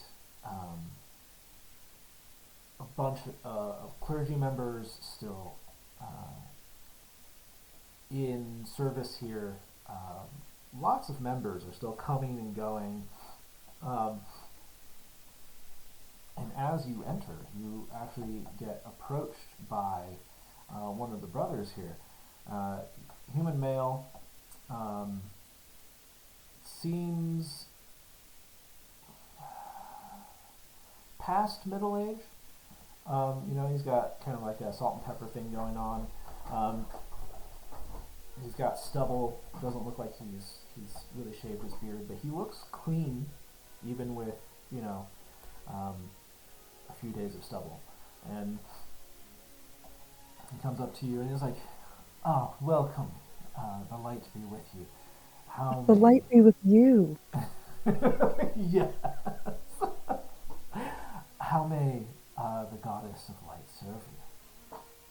Well, that's a really great question. And this time I do pull the holy symbol out and I lay it on the chest. My chest. I don't know why I said the. Anyway. A sister in the light. It is good to see more coming to the temple. Yes. Would there be a private place for us to speak about? Oh, certainly. My service is here as greeting those who enter. But please, sure. Step inside. I'm sure that Brightness Parfy could help you in. Wonderful. Thank you. Yeah. I do very much appreciate it. And what's your name, sir? My name is Brother. My brother. Hello, brother. my brother, yeah, brother Edson. And I'm sorry, I did not get your name. Sister Aerith, I guess. Sister in light, Aerith. Good to meet you. It's good to meet you. It's good to Yes, meet other traveling priests, cleric. cleric. Yes, Ah, what a blessing. I have not been yes. so blessed, but I hear it is wonderful. It um, and I think she kind of like falters for a second because it was so wonderful, and then it got cut off so abruptly that she's still like dealing with that. And she's like, Yes, yes, it is. Yes. Yeah, I'm gonna go see. Um, what did you call her? What was her title? Brightness Parfy. Brightness. I'm gonna go see Brightness Parfy. But thank you so much for greeting us. And I head inside the temple. You, up the temple steps into. He should be completing a sermon right now. Oh, perfect. Okay. Cool. I head inside. All right. So you head inside, and inside you see just massive stained glass windows that each depict some kind of story, including scepter and healing and uncovering truth and shining light on the darkness and pushing back the darkness. And as again, she was one of the prime deities that took up the cause of humanity after, at least in conventional knowledge, she was freed from her demonic prisons. And she was the champion of the Dawnbreaker, which was the leader of the campaign. I forget his name right now. It's not on the top of my head. And yeah, and basically established some of the first paladins. And yeah, so you come into this grand cathedral, and you see this kind of portly gentleman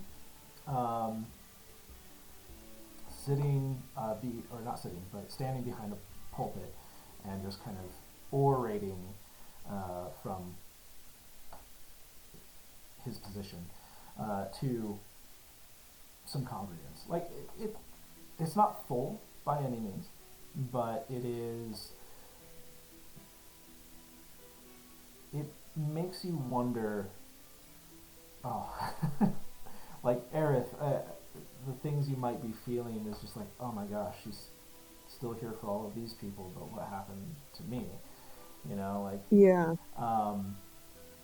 And so you go forward down the line, and as you kind of reach the back end of the pews, the sermon ends, and people start getting up, greeting one another, going forward to receive whatever blessing they feel like they can get, and start milling about. So, Okay. what do y'all do? Is it mostly just totally normal folks? There Yeah. aren't like any. Okay. You And also see There's no the meaning. in amongst them, and yeah, okay. yeah. I think because I was told about Brightness Parfy, Parfy, yeah. Parfy, that I just that's who I want to approach. Okay. If Yeah. nobody stops me from doing that, I don't know how protective they are over their religious leaders, but Yeah, no, nobody's going to stop you from okay. coming forward.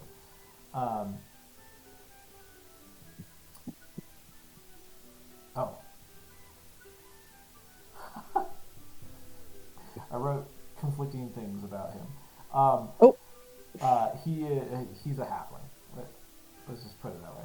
He's a halfling. oh, okay. Um, Oh no, I am very tall. so yeah, he was up on some steps, orating, and he says, to the person in front of you is like, go with the light. Yes. And he holds out like an alms box for you. And it's like, Oh, go ahead. no, he's just waiting there expectantly. Sorry. Oh, gotcha. Yeah, I drop. What do I have? I drop a silver piece in. Um, roll for me an insight check really quick. Or wait, Okay. sorry. What's your passive? 15? 15. 15, yeah. Okay. You. It's very subtle. You almost didn't really catch it. And you kind of wonder if you interpreted it correctly. But it's almost as if he grimaced a bit. But he covers it up very quickly and is like, yes, my daughter, what can I do for you? I see you're of the religion. Yes. Tell me of your travel. Well, we can't really do that right now, but as you see the line behind you. But please stay. Let me hear of what the goddess has done through you. Yes, I would love to speak about our goddess. Is there With you? anything I can do for you right now? Bestow a blessing, per se? Can you bestow blessings right now? And I say that very, very quietly. I'm sorry, what do you mean? You haven't been. Do you have you know what? We'll talk in private. Thank you. And she just like goes and sits on a pew and just waits. Yeah, okay. For anybody else watching as she walks away, he's left a little curious, I guess. Very Confused. yeah, confused. Left a little confused, and then Cool. he, Cool. you know, Socially awkward elf. puts Oh, on yes. his covers up again quickly, seems practiced, and greets the next person, gives them a whatever blessing he can, and passes them on, and they cycle out of the temple. This goes on for a few more minutes as people mill up and out. But soon, Brother Edson, he walks away and speaks with one of the clergyman members,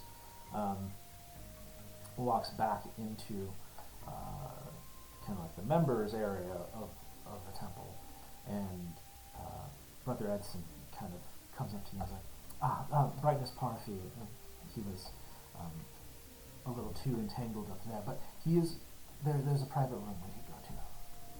Perfect. Thank you. I follow him to it. And so, you guys, is everybody doing this, or did... Cat's just kind of been off looking around at stuff, being quiet to himself, I'm obviously still stuck trying on not to everything. cause problems. Okay.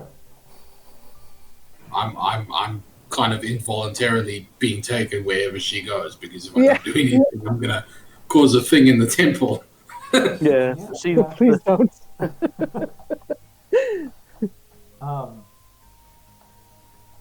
So, he,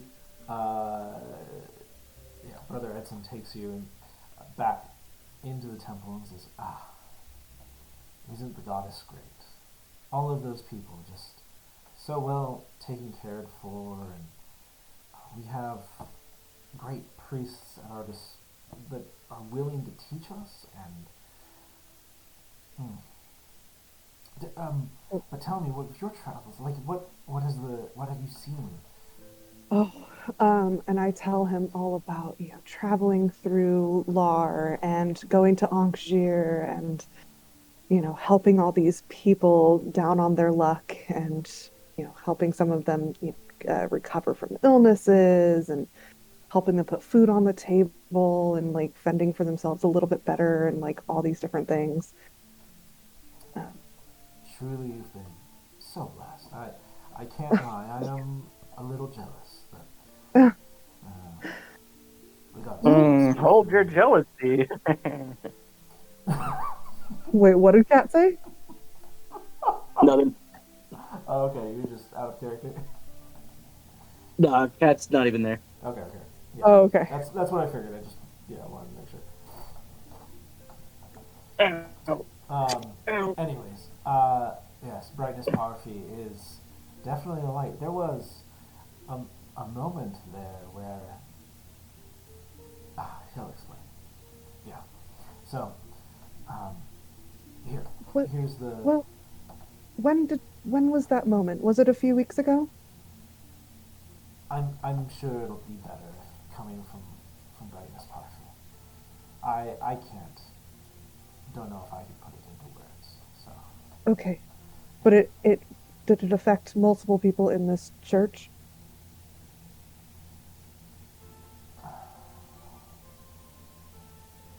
Because that's why I'm here. It affected me too. So I'm looking for solace and some sort of truth. Well, yeah. Uh, our radiance and our brightness, they've been a guiding light to us in this time. And so, please speak with them. See what they can do for you. I will. Thank you. And so you enter into this room, and you see not just Parfi, but you also see this human male who is very wizened, and he's kind of like stooped over. Seems very mild, and he just kind of like looks up through these like almost hanging eyebrows that are just like puffy and white. But he's got like this huge like mantle on him, a big hat, and he's just like, "Oh, my child, it's good to see you." Hello, Radiant. And I let him take my hands and I kind of like bow my head. Ah, such warmth. Yes, yes, come, sit. Ah, the brightness told me that there was a cleric that came into the temple. I wanted to see her for myself. Yes, I'm Aerith. It's a pleasure to meet you. Aerith, yes. And the goddess speaks to you. You did? I've had trouble hearing her voice the last few weeks, though. Oh, what a shame. I am so sorry. Yes. I I was hoping that maybe someone here knows what's happening. I don't think I've done anything to anger Our Lady, but I don't know. No. And why would you? That's... Oh, very sad. I'm sorry. We have not experienced such a thing, but, there is... And Parfi kind of chimes in, he's like, what the Radiant here is perhaps to,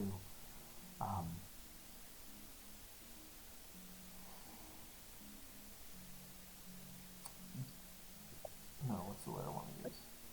Delicate? No. Mm. To, I don't want to say soft. um,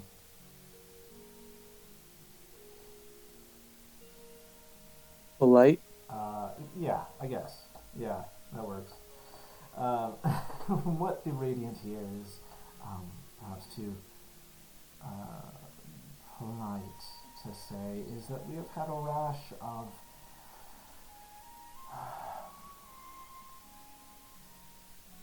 one might call it excommunications. Um, it seems that there are individuals whom had too little faith, But and we are all reeling from this discovery.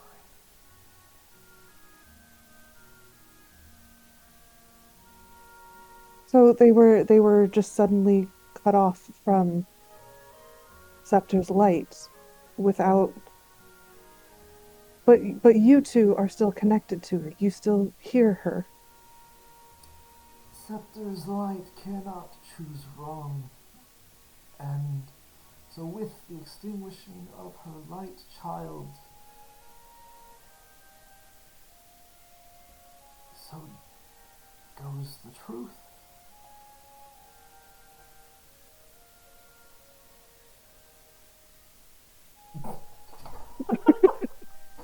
Was I, what me trying to figure out what he just meant Yeah, by yeah, that. yeah. I believe what, again, our dear Radiant is attempting to convey discreetly is that Scepter's light exposes, right? Scepter's light Yeah. illuminates the truth, and where her light is not, there is no truth.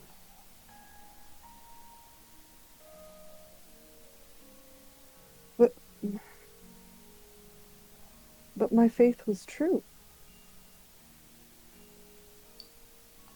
And there My faith is true. are many, many souls who have felt so disenfranchised by this. I am so sorry. Yes, yes. You can return to her light. It is there for you to come back to. Can I roll some sort of insight check on this to see if they're fucking with me because they don't want to admit that they are also cut off from her light? Sure, go for it. Because I'm like, Um, no, I dedicated my fucking life to this. I'm gonna go ahead and give her the aid action. I'm just gonna say I'm kind of patting her head reassuringly from inside the hatch. Okay, Thank you. sure. Well, first roll was an 18, second was an 8.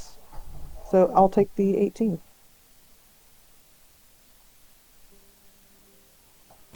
Because there's like some part of her that's like, there's no way. Like, I prayed every day. I lived my whole life in the light of her truth. Like, there's no way that my faith wasn't enough.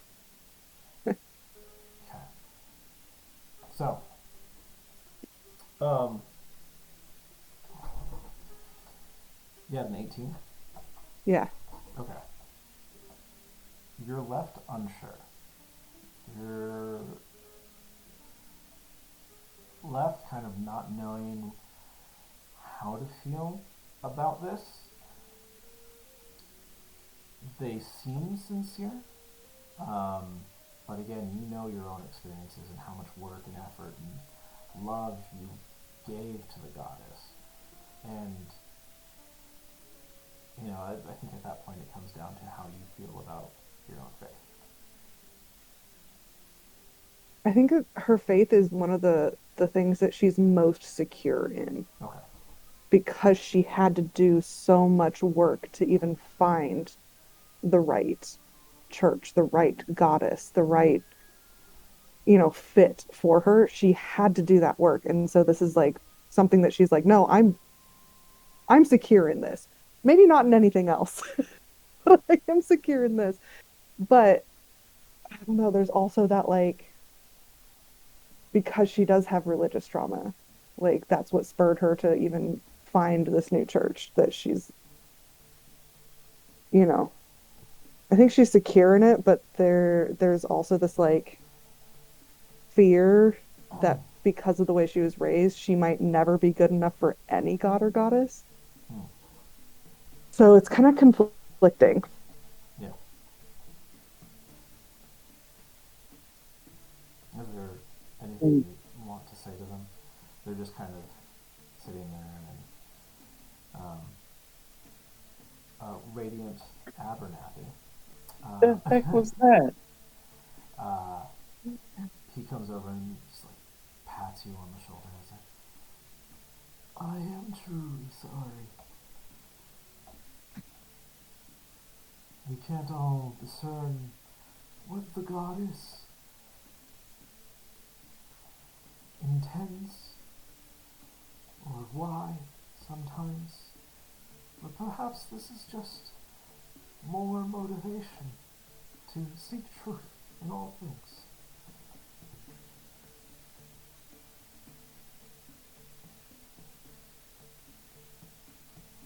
Radiant, could you give me a blessing, please? Of course. And I want to roll religion as he does it. Okay. I only have a +2. So I'm gonna. I can't cast guidance on myself because that would be really fucking weird if I was like, I can do this. As he's blessing me, that would be weird. 16 religion. Okay. And so he does. He gives you a blessing, and he blesses you with a D4 for the next 10 minutes or whatever, however long it is. And as he does, he holds his holy symbol, which looks very much like Scepter's holy symbol, except you catch just a faint glimmer of something on the back that seems to be modified, something different. The feel that washes over you is kind of like this cool, filmy sensation. Ooh. And it's only there for the briefest of moments, and you're not even sure you noticed it. Right? You're not even sure it actually happened. And but like the light looks right. All kinds of things look correct, but there's just something a little off. Okay. So I think some of that, like just that recognition there, some of that like fear of, oh my God, am I not good enough, fades. And she's like, no, no, no. And that it reaffirms her like security in her faith. Um, and she, thank you. I will attempt to shed light on the truth And wherever he I smiles go. at you with this wizened smile. Good, good. You are a fantastic cleric, Scepter. And I believe you shall be then. Until that time, however, we do not want to sow discord. And as the goddess works through many of her disciples who have unfortunately seen similar things, we want to welcome you back with triumph and not sow seeds of disarray. Oh, of course. I mean, that's why I wanted to speak in private and not out among everyone else. Quick question before I go. Do you have the names of some of these other clerics who have been excommunicated? I would love to speak with them and maybe figure out where we went wrong and how we can do better. That is wise of you. Brightness, do you happen to have those records? And Parfy stands up, which means that he stands up from his chair, which now he's below the table. But you Shorter can see now. his hat. He comes around and it's like, Radiant, yes, I believe I do have those records around here somewhere. Allow me to exposit them for her. So, Thank you. I would appreciate it. yes. Is there anything else I can do for you, child? No, I know what I must do now, and you have given me direction, and I do appreciate that. And thank you for the blessing as well. May the lady light your way. Is there a threat in there? There was when I said that I would be seeking out the truth, but not now. Okay. Now I'm not like being Yeah, you're not like you being know purposefully antagonistic. Just right. It's more like I don't mean it, but I also don't not mean it. It's very like a casual kind of thing. yeah. I'm being civil is what it is. Cool. Like Yeah. polite. Okay. Yep. Fair enough.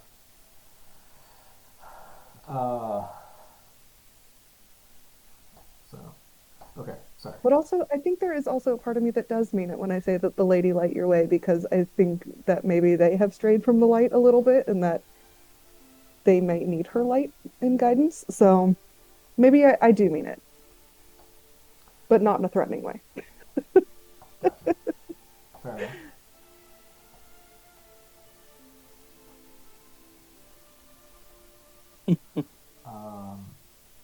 Sorry, I am. Larry, you motherfucker, we see you sleeping. No, my back is just hurting a lot.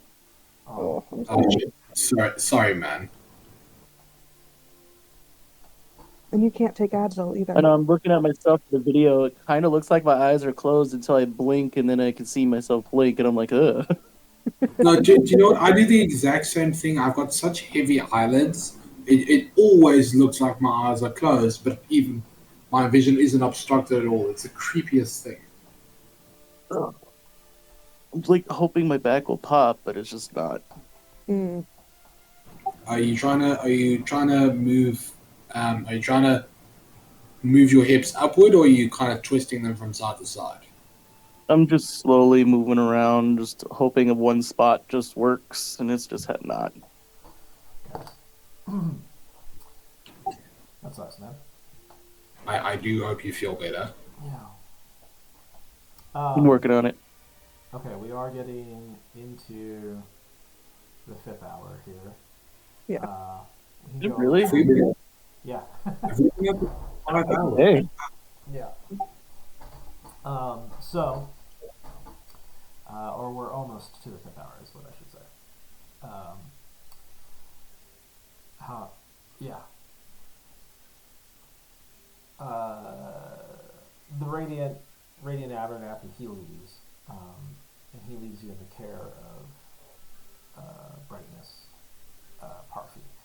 So Parfy takes you to repository, and in this repository, he takes you into what looks like an office, and he pulls out a small little booklet.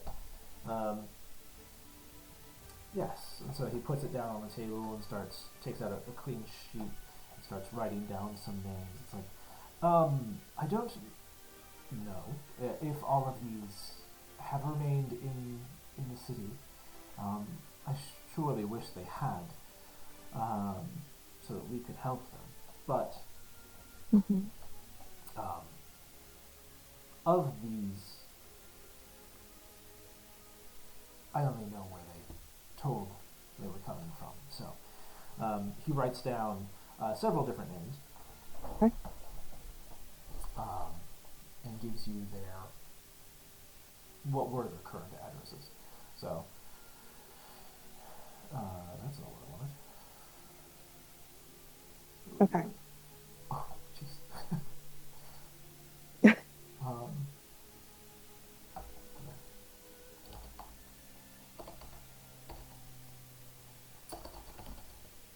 yeah. And he hands you the sheet, and he's like, please go with the light. And I truly, truly wish you the best. I wish you the best as well, Brightness, and may the lady light your way as well. What would you like the... oh shoot, like the call and response. Like, Yeah, peace be with you. yeah. And Peace, also with you. and also with you. Yeah. And also you Yeah. having some. Yes. Ooh. Anyways, okay. Cool. So yeah. What do you do Okay. now? I think I gather Cat from wherever he's at, and I He's leave. currently just doing a handstand in a corner. Oh, good. I kind of like lean down and I'm like, all right, Cat, let's get out of here. I have some things I want to talk to you and Cop about. Okay, and I just do like a little hop from my hands to my feet, just whoop. And then I think like I don't like you don't see it on her face, but she is like power walking. Like she's trying to get away from the temple district as fast as possible. Um Well, I can so easily keep up with her. yes, but I 45 think you feet can probably moving. tell she's a little freaked. Yeah. Um oh, thank you. Okay. So I as soon as we are like out of the temple district, I think I'm like heading for the lifts to go back down at least one tier, to where they won't be quite as classist.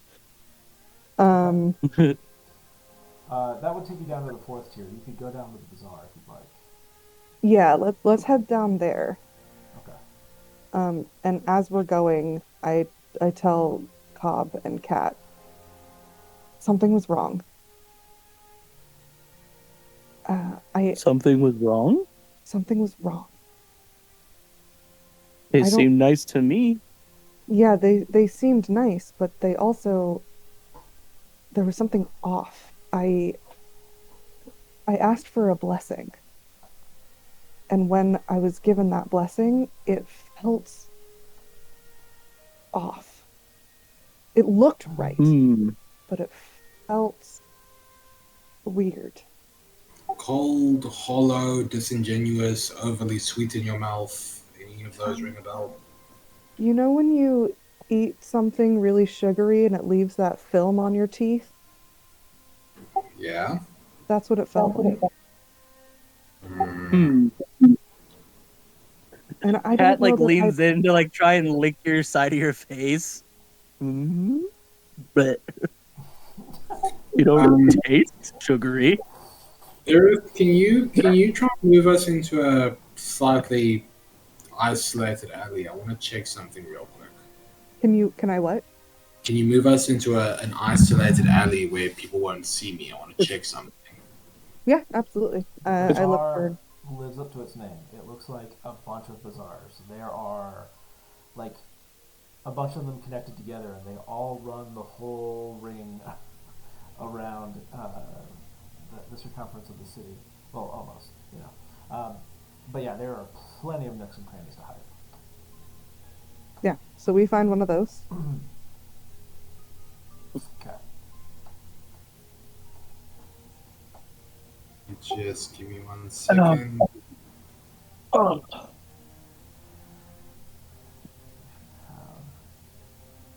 some more upbeat city music in here somewhere.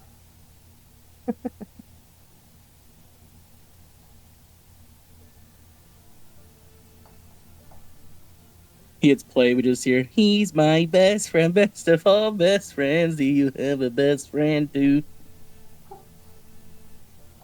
I don't get the reference, but yeah. It was just a silly song. Oh, okay. Oh. It sounded like there was a reference in there. But Like Nope. there's some sort of music playing in the bazaar, and that is Cat's song that he's making up to it. yes. My best friend. There's an old song I heard from forever ago, like the dawn of the internet. Mm. Oh my gosh. Yeah. I have a lot of those. So. Mm. All right, Kyle, All right, what's your cool. plan? Alright, first thing I want to do is cast Detect Magic on her. Aerith, does this thing, does it center on a specific part of the body? Does it involve any specific gestures I could try and replicate? Anything to kind of narrow down what I might be looking for? Okay, so you have to ritual cast this because Oh, I think that's going to expire before you can ritual cast. Fuck. And I've just tried to kind of. for the sake of this, we'll say Okay. it stays there. You know, maybe it'll last you kind of like a day until you take a long rest or something like that. Sorry, I've just noticed I accidentally unprepared and prepared this while I was busy trying to check if I could ritual cast it. Sorry about that. Yeah, no, sorry, that wasn't me trying to be cheeky. This interface is weird and I can't actually tell where it says whether or not I can cast something as a ritual. So anything that has the R, like this little R book next to the spell, means that you can ritual cast it. So as a wizard, you just get ritual casting for free. So you can, any spell that you want to leave out of your prepared spells for the day that has the ritual tag can be cast ritually. Yeah. Okay. So, and doesn't expend a spell slot that way either. So. Okay. Are you okay with saying that you just this once we kind of say I did have it prepared, cheeky kind of deal? I mean, you certainly can if you wanted to. Perfect. Let me then cast that. Okay. Thank you, and I appreciate you for that. You could One of also, McRivet's favorite ritual spells is Tiny Hut. Yeah, you could He also just likes making a house absolutely- wherever he can. You can also absolutely find the space to hop around and do this ritually for 10 minutes if you need to. Okay. Like either way, we can make this happen. Okay. Mish, if my slots are filled in, does that mean they've been used or they haven't been used? If they're filled in, they've been used. I just unchecked them all for you, so refresh. Okay, give me a second. Yeah. Yeah, like I say, sorry, this interface is absolutely alien to me still. That's okay. Yeah, you can also just like hit the long rest button and confirm it, and all of those should uncheck. Me trying to go back in. Yeah. Spell. Well, while he's spending 10 minutes casting it, Cat's like just staring at her, trying to see if he could see anything different. Yeah. Okay, well, for some reason, I've for some reason all my second level spells were refilled, but not my first level. So I'm just gonna. Yeah. I'm just gonna. uncheck them. Yeah. Yeah. You have all your spell slots, so. Okay. Okay. Well, that's weird. It's not casting. Is casting on your end? It doesn't. It depends on if you have it prepared. Like if it's just a. Here, let me. It should just give you information. Yeah, it should just give you. So, it casting it doesn't like put anything in the game log or anything like that. It just Oh, okay. it would just take a spell slot if you hit the cast button. So. Okay. Well, I'm now down to some spell slots. So that's Okay. So for the duration, I thought rituals don't take spell slot. well, rituals don't. Yeah, but if you're saying that this is a spell that you prepared, we can just go ahead and go with it, and you're down a spell slot for preparing the spell by casting it, by preparing it. You could still potentially cast it as a ritual, even as a prepared spell, and it would take a slot. I'm just scared about the effect timing out on Aerith's side. So Right. So, like, sorry, I had already mentioned that it could probably last until the end of the day. We'll say that it's kind of like an extended.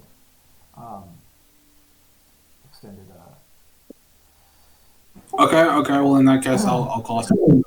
I'll cast it as a ritual. I don't know if This you is want what to. I imagine is happening while you're ritualizing the spell. Yeah. Okay. So I'm gonna kind of gently.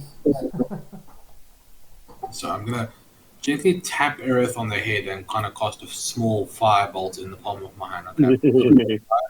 Look at this light. I'm just checking how her eyes are dilating. Sorry, I know this is irritating seeing as you're the one with medical training, but bear with me. And I'm checking out how her eyes are dilating, checking.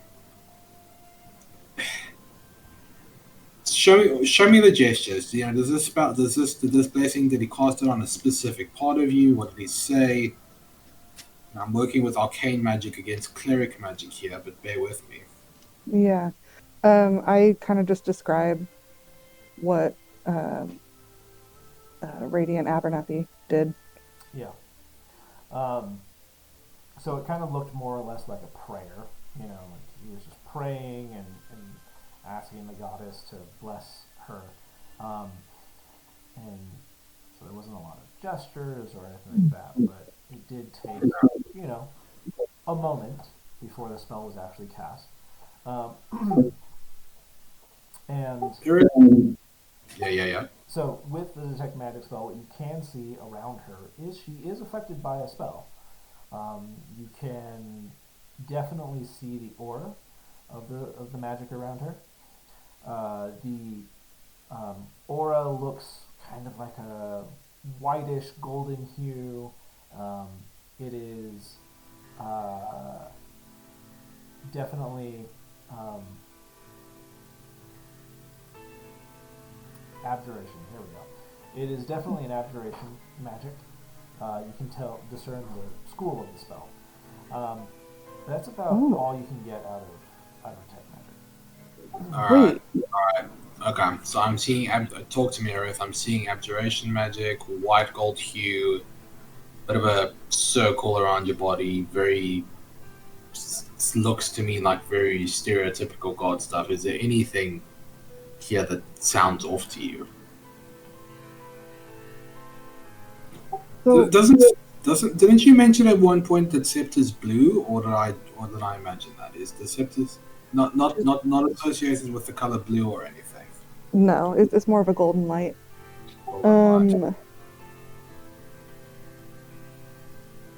So for my bless spell, it says it's enchantment. Oh, sorry. So I didn't know if that was. Yeah. Oh, No, okay. it's enchantment. Yeah. Sorry, I was like, just ooh, is remember... this the key? No, that's unintended key.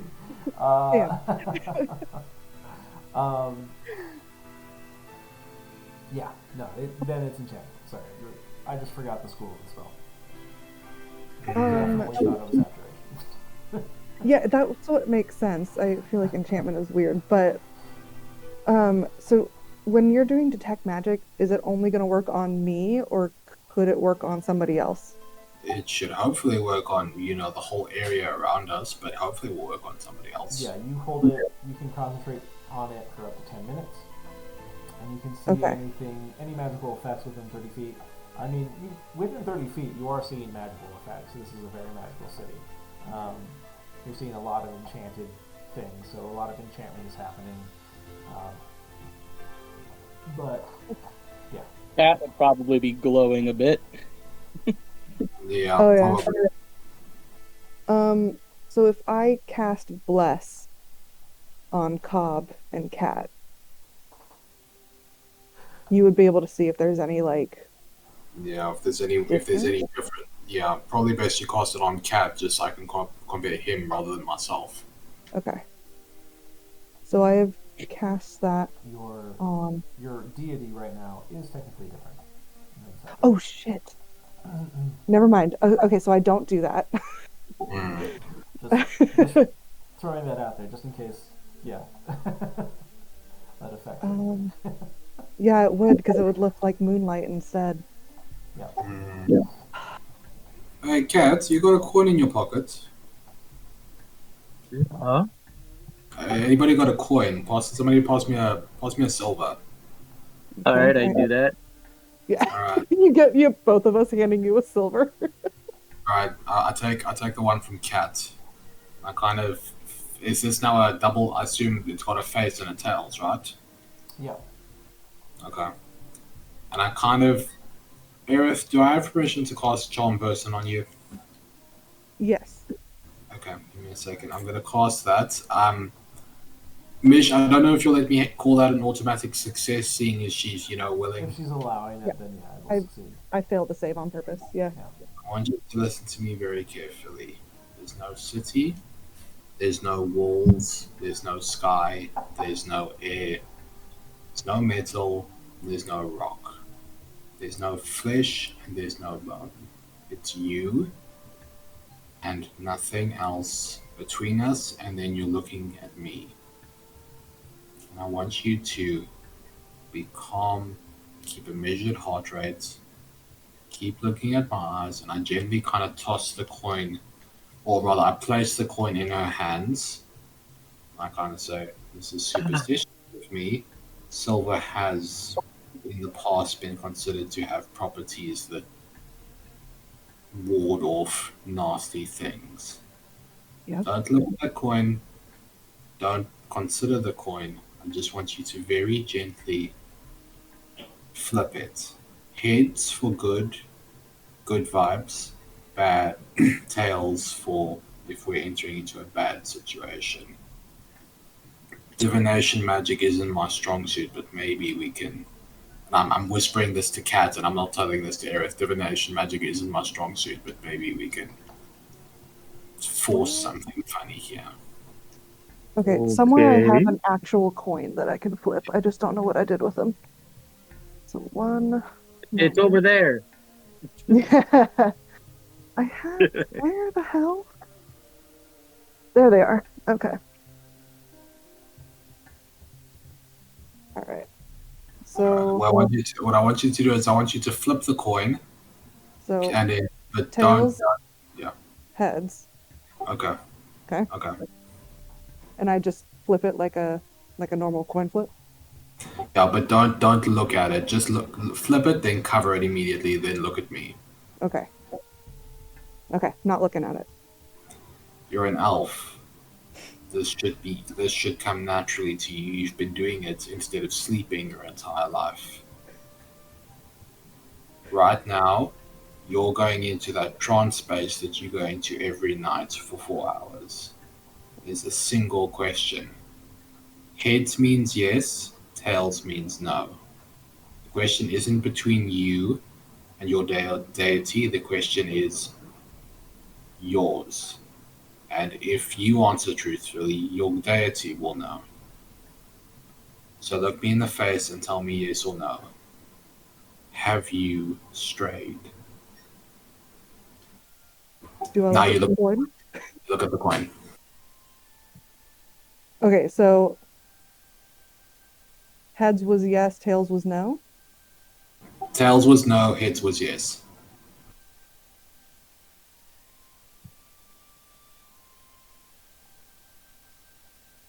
What's that? Is that heads or tails? It's heads. It's heads. So it's yes. Alright, I kill the charm person, and I kinda I don't know if you want to stand behind her in case she loses her balance or anything. Okay. I'm ready to catch. Okay, now here's the actual part that's important. That answer you just gave me.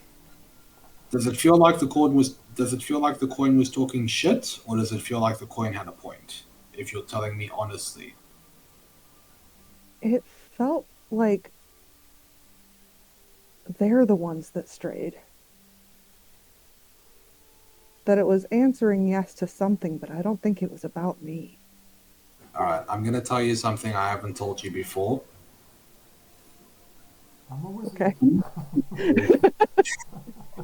You're a wizard, Okay. Harry. I'm gonna tell you something I haven't before. There was fuck all magic there. It's much better to trust your own intuition rather than trusting some bullshit I just fed you about the beneficial effects of silver. I have a distinctly hard time thinking that a woman just under the effects of a charm person spell would have an easy time lying to herself. You didn't tell me a lie during the charm person spell because I can tell because I was watching you, and then you didn't lie to me afterwards. You don't strike me as the kind of person who just arbitrarily strays easily and then lies to herself about it, and I'm pretty sure what we just saw confirmed it. So clearly something is up with, in this case, the coin being the metaphor for magic, your god, the church, whatever, but I'm not seeing you as the problem element. I mean, there was a weird moment. I put a silver in the alms box because silver is the lady, right? And so I put the silver in, and there was a weird moment, and I don't know if it was good or bad. Are you of the opinion that Scepter is capable of error? Ooh. I think everyone, including gods, can make errors. I don't think anybody is infallible. Is that a belief you've been persuaded to not carry by the church in the past? My first church, absolutely, was that, the god was infallible, and therefore so were his followers. And this Oh, okay. perfect, sorry, man. Do you want to continue, or should we wait for Mish? Let's pause for a sec. Okay, sorry, because this is really good roleplay. I'm enjoying this. It is.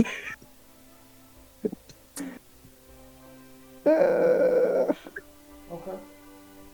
I feel like it's money motivation, and that's why they're in the second tier with all the rich fucks, and Yeah. they sold their. And their you grimace religion. when you put in a friggin' silver instead of a gold.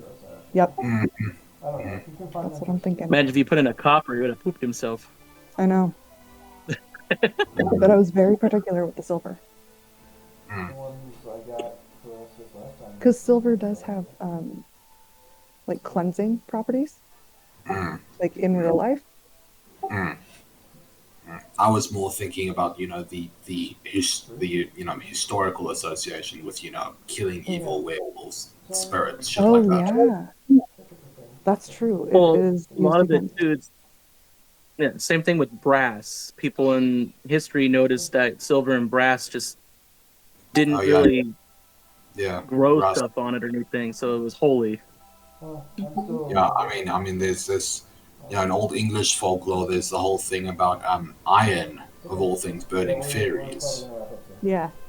Yeah, which obviously, actually, if I think about it, it's actually kind of weird. It's not really a metal that's typically considered to be cleansing. Yeah. Well, I think it's because it's a pure metal. Yeah. Yeah, silver. So that's why in churches, when they're doing communion, it's a silver cup that has the wine in it. Because when the wine and the silver interact, it like kills off germs essentially. No, that makes sense. Yep, that's why brass bowls were everywhere too in a lot of religion, because Yep. it just was hygienic and no one realized that. Yep. Because, sorry, what word did you use? Hygienic. Yeah. Yeah. Okay. I actually didn't know that. I didn't know that brass and silver were. Yeah, for whatever reason, brass, like nothing can survive on it. It just, Yep. it all just leaves. It's weird. Yeah. It still can corrode because zinc can corrode. Well, the copper inside of it can corrode, but Yeah. or oxidize, so it can still turn blue.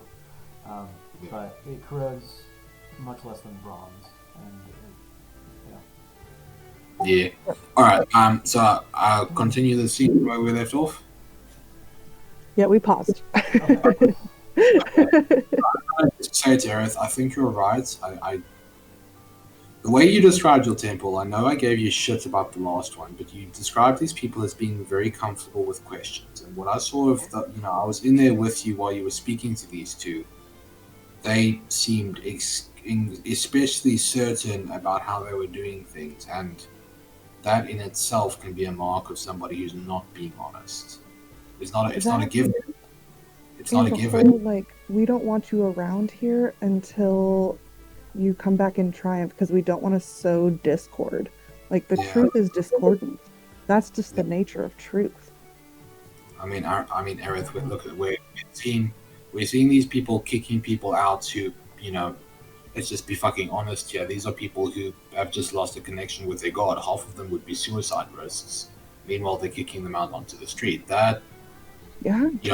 there's that. There's the fact that they're not really keen on being questioned right now. They seem very concerned with public image, and I agree with you. They play the position of this temple. It's not a good look. You would know more about these church doctrines than I am, but tell me if I've said anything that sounds incorrect.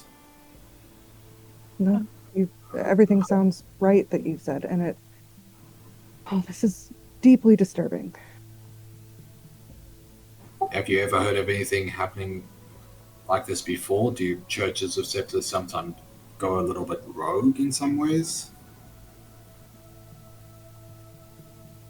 That I am aware of. I mean, people certainly do.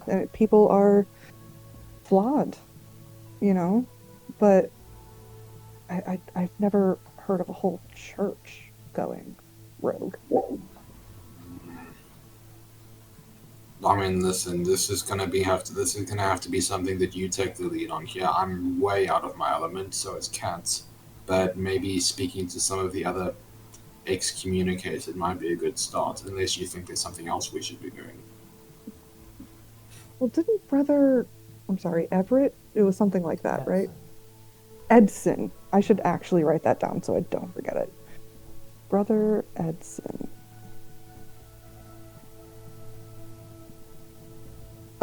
He said that something had happened, like there was a weird moment, and that he said that the brightness and the radiant would explain it, and then they didn't. So I think my next step now is to find these other excommunicated clerics, and see if what happened to them lines up with what happened to me. Tell me something, your church, does it normally tend to show faith through, giving medical help to injured people, or is there a lot of preaching involved? There's a lot of helping people, especially because we're big on not judging people. Yeah. Everybody's got their own truth. And it's mostly about seeking knowledge and truth. So I've attended lectures before, but a lot of it is, reading and talking to each other and asking questions, and traveling.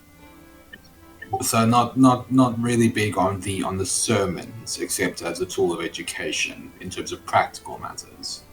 Sure, yeah. I mean, there's the community aspect. And that's, I think, what was happening today was community. These old okay. I grew up in a neighborhood not too dissimilar to this one. It's not a one-to-one correlation, but Hungarians very much enjoy their money, and money has a lot of similarities from one place to another.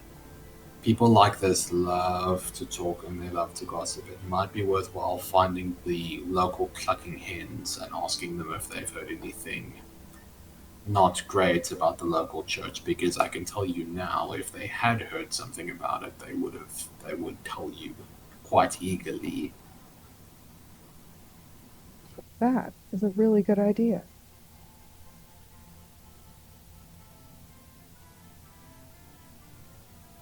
Obviously would appreciate it if you didn't let anybody know about that particular tidbit about me.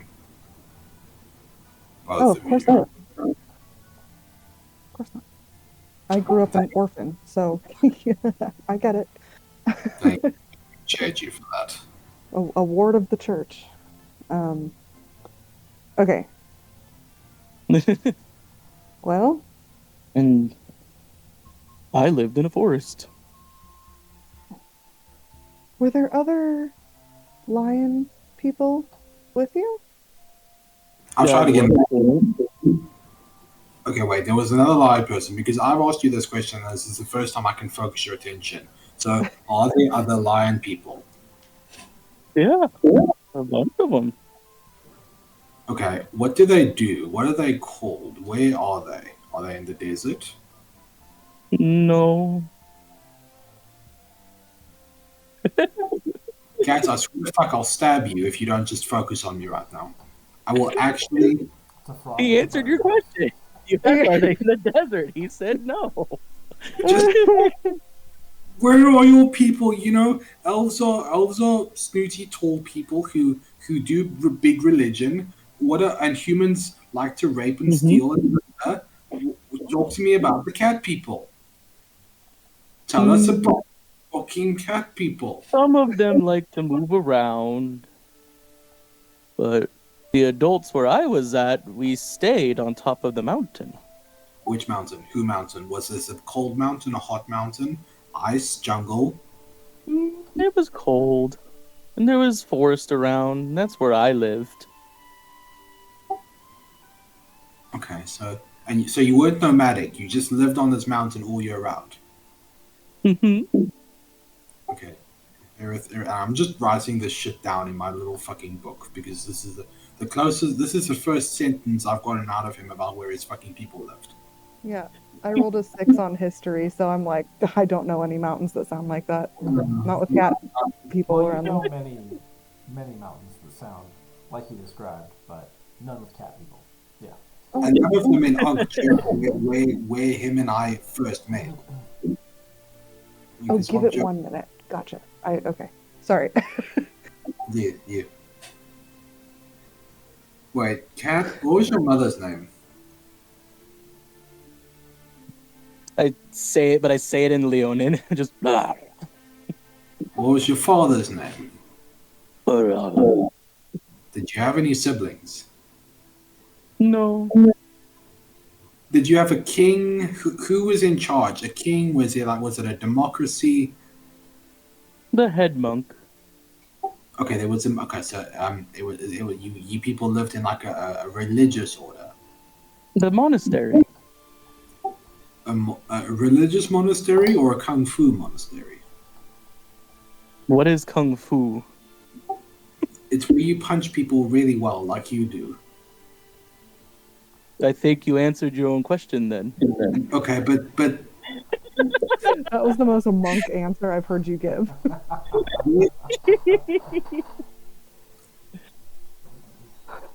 were you punching people because it's fun or because God told you to? Mm, it was a way of self-discipline. I don't think it's the religious kind. I'm just double checking because you never know with some of those fucking monasteries. The overlap can be insane. That's true. That's true. No, we were all taught to defend ourselves. From who? From what? Okay, this is getting interesting. Why did you need to defend yourselves? Was it the elves? Were the elves acting up? Can we say that as we're having this conversation, we're also walking through the bazaar and looking for a magic shop? Yeah, well, I'm obviously in the hatching. There's just Hob the sorting cat's having a conversation with this cat. Yep. And I'm just gonna bug out for 40 seconds. By the way, well, we're gonna probably end it here. So earlier you noticed that when he licked you, it definitely felt like a very, very aggressive version of a regular cat tongue. Oh, yeah. Lion tongue? Yeah. Yep. Dang. Okay. Like it, So, you feel like if he had been trying to actually like taste you for sure, like he would have took a piece of your skin off. Oh, my God. wait, when did he lick you? When did he lick you? When she we were- said that he had the sugary film. Oh, that's right. And I'm kind of just looking, with this big bruise she has on. It's like, well done, Kat. You've turned our party member into a domestic violence case. We need Oh, to my now get- God. No, I'm fine. It's a little wet. I'm telling you now, if we get arrested, I'm gonna be the one that gets in trouble because I'm always the one in trouble. Just because you're a talking frog. Not because people think you're abusing I other see people. racism is only bad when it's against elves. I see. It's my fucking physical appearance. I'll have you know, when I was a human, I was actually incredibly attractive. I'm just gonna tell you that. Trust you. Yeah. And someday we're going to see it. As you walk past this sign that has this one of the kookiest signs you've ever seen, and you read it and it says dilly dally, and there's somebody kind of like runs from, kind of like opens up the door right in front of you and runs out. And is like, "Yeah, you better run." You hear from inside. From Oh, these dear. great deals, I mean. And the door shuts. What the fuck did he say? From He these said, great "Yeah, deals? you better run." And then there was a pregnant pause, let's say. And then he adds, "From these great deals, I mean," and he shuts the door. Are you doing the Chuckles the Clown voice? Seriously, Oh, sounded like I guess. I was thinking of like, what was it, King Candy? What was it? Please keep it. some candy. Unhear This is chuckles. going. This is going in a really good direction. We need to keep this. This is good. Mish, I'm proud of you. No You're one becoming will that hear you DM with that speak. accents. Yes. The King Candy and Chuckles voice is basically the same, honestly. Right, yeah. And Okay, then I'm we'll ready. stop it there. I'm ready for my hot clown girlfriend. That's definitely where this is building Oh up. boy. Oof. There is no honk stream in this one, unfortunately. So we only get to see the Slanesh / Big Titty Goth clowns. Okay, well, at the very least, I appreciate the Warhammer reference. I'll take on the image. Yeah. So yeah, Don't we'll go ahead. out in the honk street. Yeah, don't go out in the honk stream alone. Take a clown with you. Don't go down the honk street. Honk stream. What's a honk stream? Oh, have you? It's from the seen Stardust the Rhapsody. Stardust Rhapsody? Yeah. I don't know what that. Oh, is that a D&D thing? It's still Well, with Chuckles the Clown. Yeah, it's he's one of the main Chuckles the Clown characters in thing. that one. Yeah.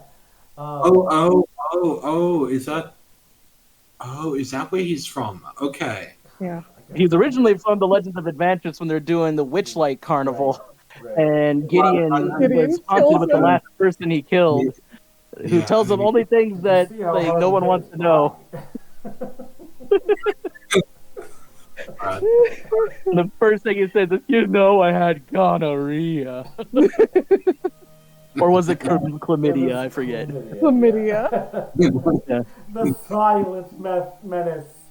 Chlamydia. Gingivitis. You know, Gideon, when you hit me with all of your force and broke all of my bones, I never forgave you. Oh gosh, it's so good. Yeah. So we'll pause there, and then we'll return next time. Oh, amazing. Thank you, Josh. Listen, guys, this was an especially enjoyable session. I had a lot of fun with you all. Me too. As have I. Yeah. I'm glad That was you guys are having fun. intense. Yeah, Perfect. it was a little intense there, here and there. Yeah. That was Yeah. great.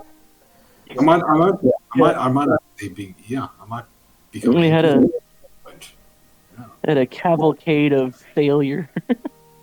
Yeah. No, I feel like I redeemed myself at the end for some good role play, but yeah, I kind of oh my god, You know, how many of errors at the beginning? if the dice told all the story, it would be kind of a little boring. Let's be honest. Yeah. That's why roleplay has its place. So Yeah. But the dice Yeah. do, in fact, tell the story. They absolutely do. They especially tell the story when they fuck a troll over. Yeah, I was image. like really preparing myself for like, all right, what if he does win? What is Lorenzo gonna do? Like, Yeah. yeah. Yeah, but you know what? It would have actually. I think it would have actually been mildly tragic if I'd taken over this mob boss because I would have been irresponsible with it. But like, there's always a bigger fish. So I'm just it's a laughing. different situationship. I'm just laughing at over 5 episodes. I slowly become integrated into the mafia, but I slowly develop an Italian accent and gesture at people with my fingers and my thumb and my index finger pressed together. Exactly. You come to me on the day of my daughter's wedding. Right.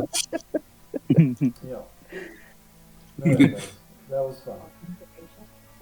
We still tentatively good for next Saturday? Like you're Oh, gonna be yeah. across the Maybe. country. I know that. Oh wait, I Caroline. think my mom. I think my mom invited me to something on the 21st. Okay. So. And then I'm mm, pretty sure I'm always clear on Saturdays. Cool. Cool. Do you want to try for Yeah, I don't have Sunday? anything. Sunday might not work too well for me. Okay. But we I could can't do do. Sunday. We could. That's right. Yeah, that's part of the reason. So you would do Um, it without me as well. We could do the 28th as well if that works better. So. Let me just double check. Okay, so that's 2 weeks from now. And I assume the 20th doesn't work well either. Um, not So for particularly me, I for don't me. have my in-person D&D until next year on Fridays, Okay. starting January. Okay. Okay, so Yep, but same here. you can't do Friday. So, well, Friday I can until my in-person's coming along again, and then I have to like make sure it's not on that specific Friday. I am working Friday until about 5 p.m. PST, so that would put it way into the morning for you there. Cool. Yeah, unfortunately, I mean, it's already 1 o'clock in the morning now. Yeah. So. I, Yeah, no, I guess I'll be working East Coast hours on that Friday. So I don't know how late I'll be working. But still, it would be super late. Yeah. Look, let me put it this way: is Caroline the only one who can't do the 21st? Yeah, I'm out for the 21st. Okay, I know you're out for the whole day for the 21st, or could we do like a shorter session? Do you think? Okay, so I put it in the chat. I'll be out at there's some sort of like North Carolina Christmas festival that we're going to. It's from Yeah. 1 to 5 Eastern Standard Time. So I would be done at 2:30, which it was like half an hour ago. Yeah. About that time is when I would be back at the house. Wait, say again. Half an hour ago, you would be back. So like, Yeah. right, So, I don't know what time it is for you right now, but rewind about 30 minutes and that's when I would be able to start playing. Oh shit! Okay, because that's literally after That's midnight. 3:30 in the afternoon for me. Yeah. So we would. 12:30 for me starts at 9:30 a.m. Hmm. Yes. So. Yeah, that kind of blocks out the whole morning thereabouts for me. And then I fly home on the 28th. Oh, fun. So I'll be out that whole day too. Yeah, I just put in a thing 5:30 p.m. Eastern to Mountain. It'd be 3:30 p.m. Yeah, for me. So you're 2 hours ahead of me. Yeah. Or I will be. Should we try and schedule this closer to the time, just so we've got a better idea of what we're looking at, do you think? I mean, I've got the 4th and the 11th open of January. I've got the 4th open for sure. I should definitely have the 4th open. Larry, have you got the 4th open? Saturdays are always open for me. Okay, and what are we talking? The 4th of January, but 5 hours ago, comparatively, is when we start. What? Yes. As in, so on that day. Yes. Yeah. Rewind time for yourself about 5 hours. That's pretty much when we'll start. Yeah. Okay, so if on that day, but 5 hours earlier than it is currently. You know what I mean? Yes. I'm Okay. looking up what you're putting down. Yeah. Okay, perfect. I think put that in the event, but I can probably do 4th of Jan. Sweet. Okay. And then my only note for January is that I will be in New Orleans from the 16th through the 19th. So I'll be out for that weekend, but I've got all the other weekends. All the other Saturdays free. Perfect. Okay. Yeah. All right, put it in my calendar. I will. Sweet. There we go. Yeah, I'll get the events going. And hopefully, touchdown will be able to be better in place. Yeah. Yeah, shame. I really hope that hospital situation doesn't get gnarly. Hold on, my nephew's crying. What happened? What you do?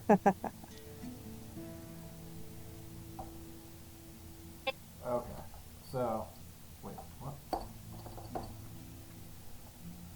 not what I wanted.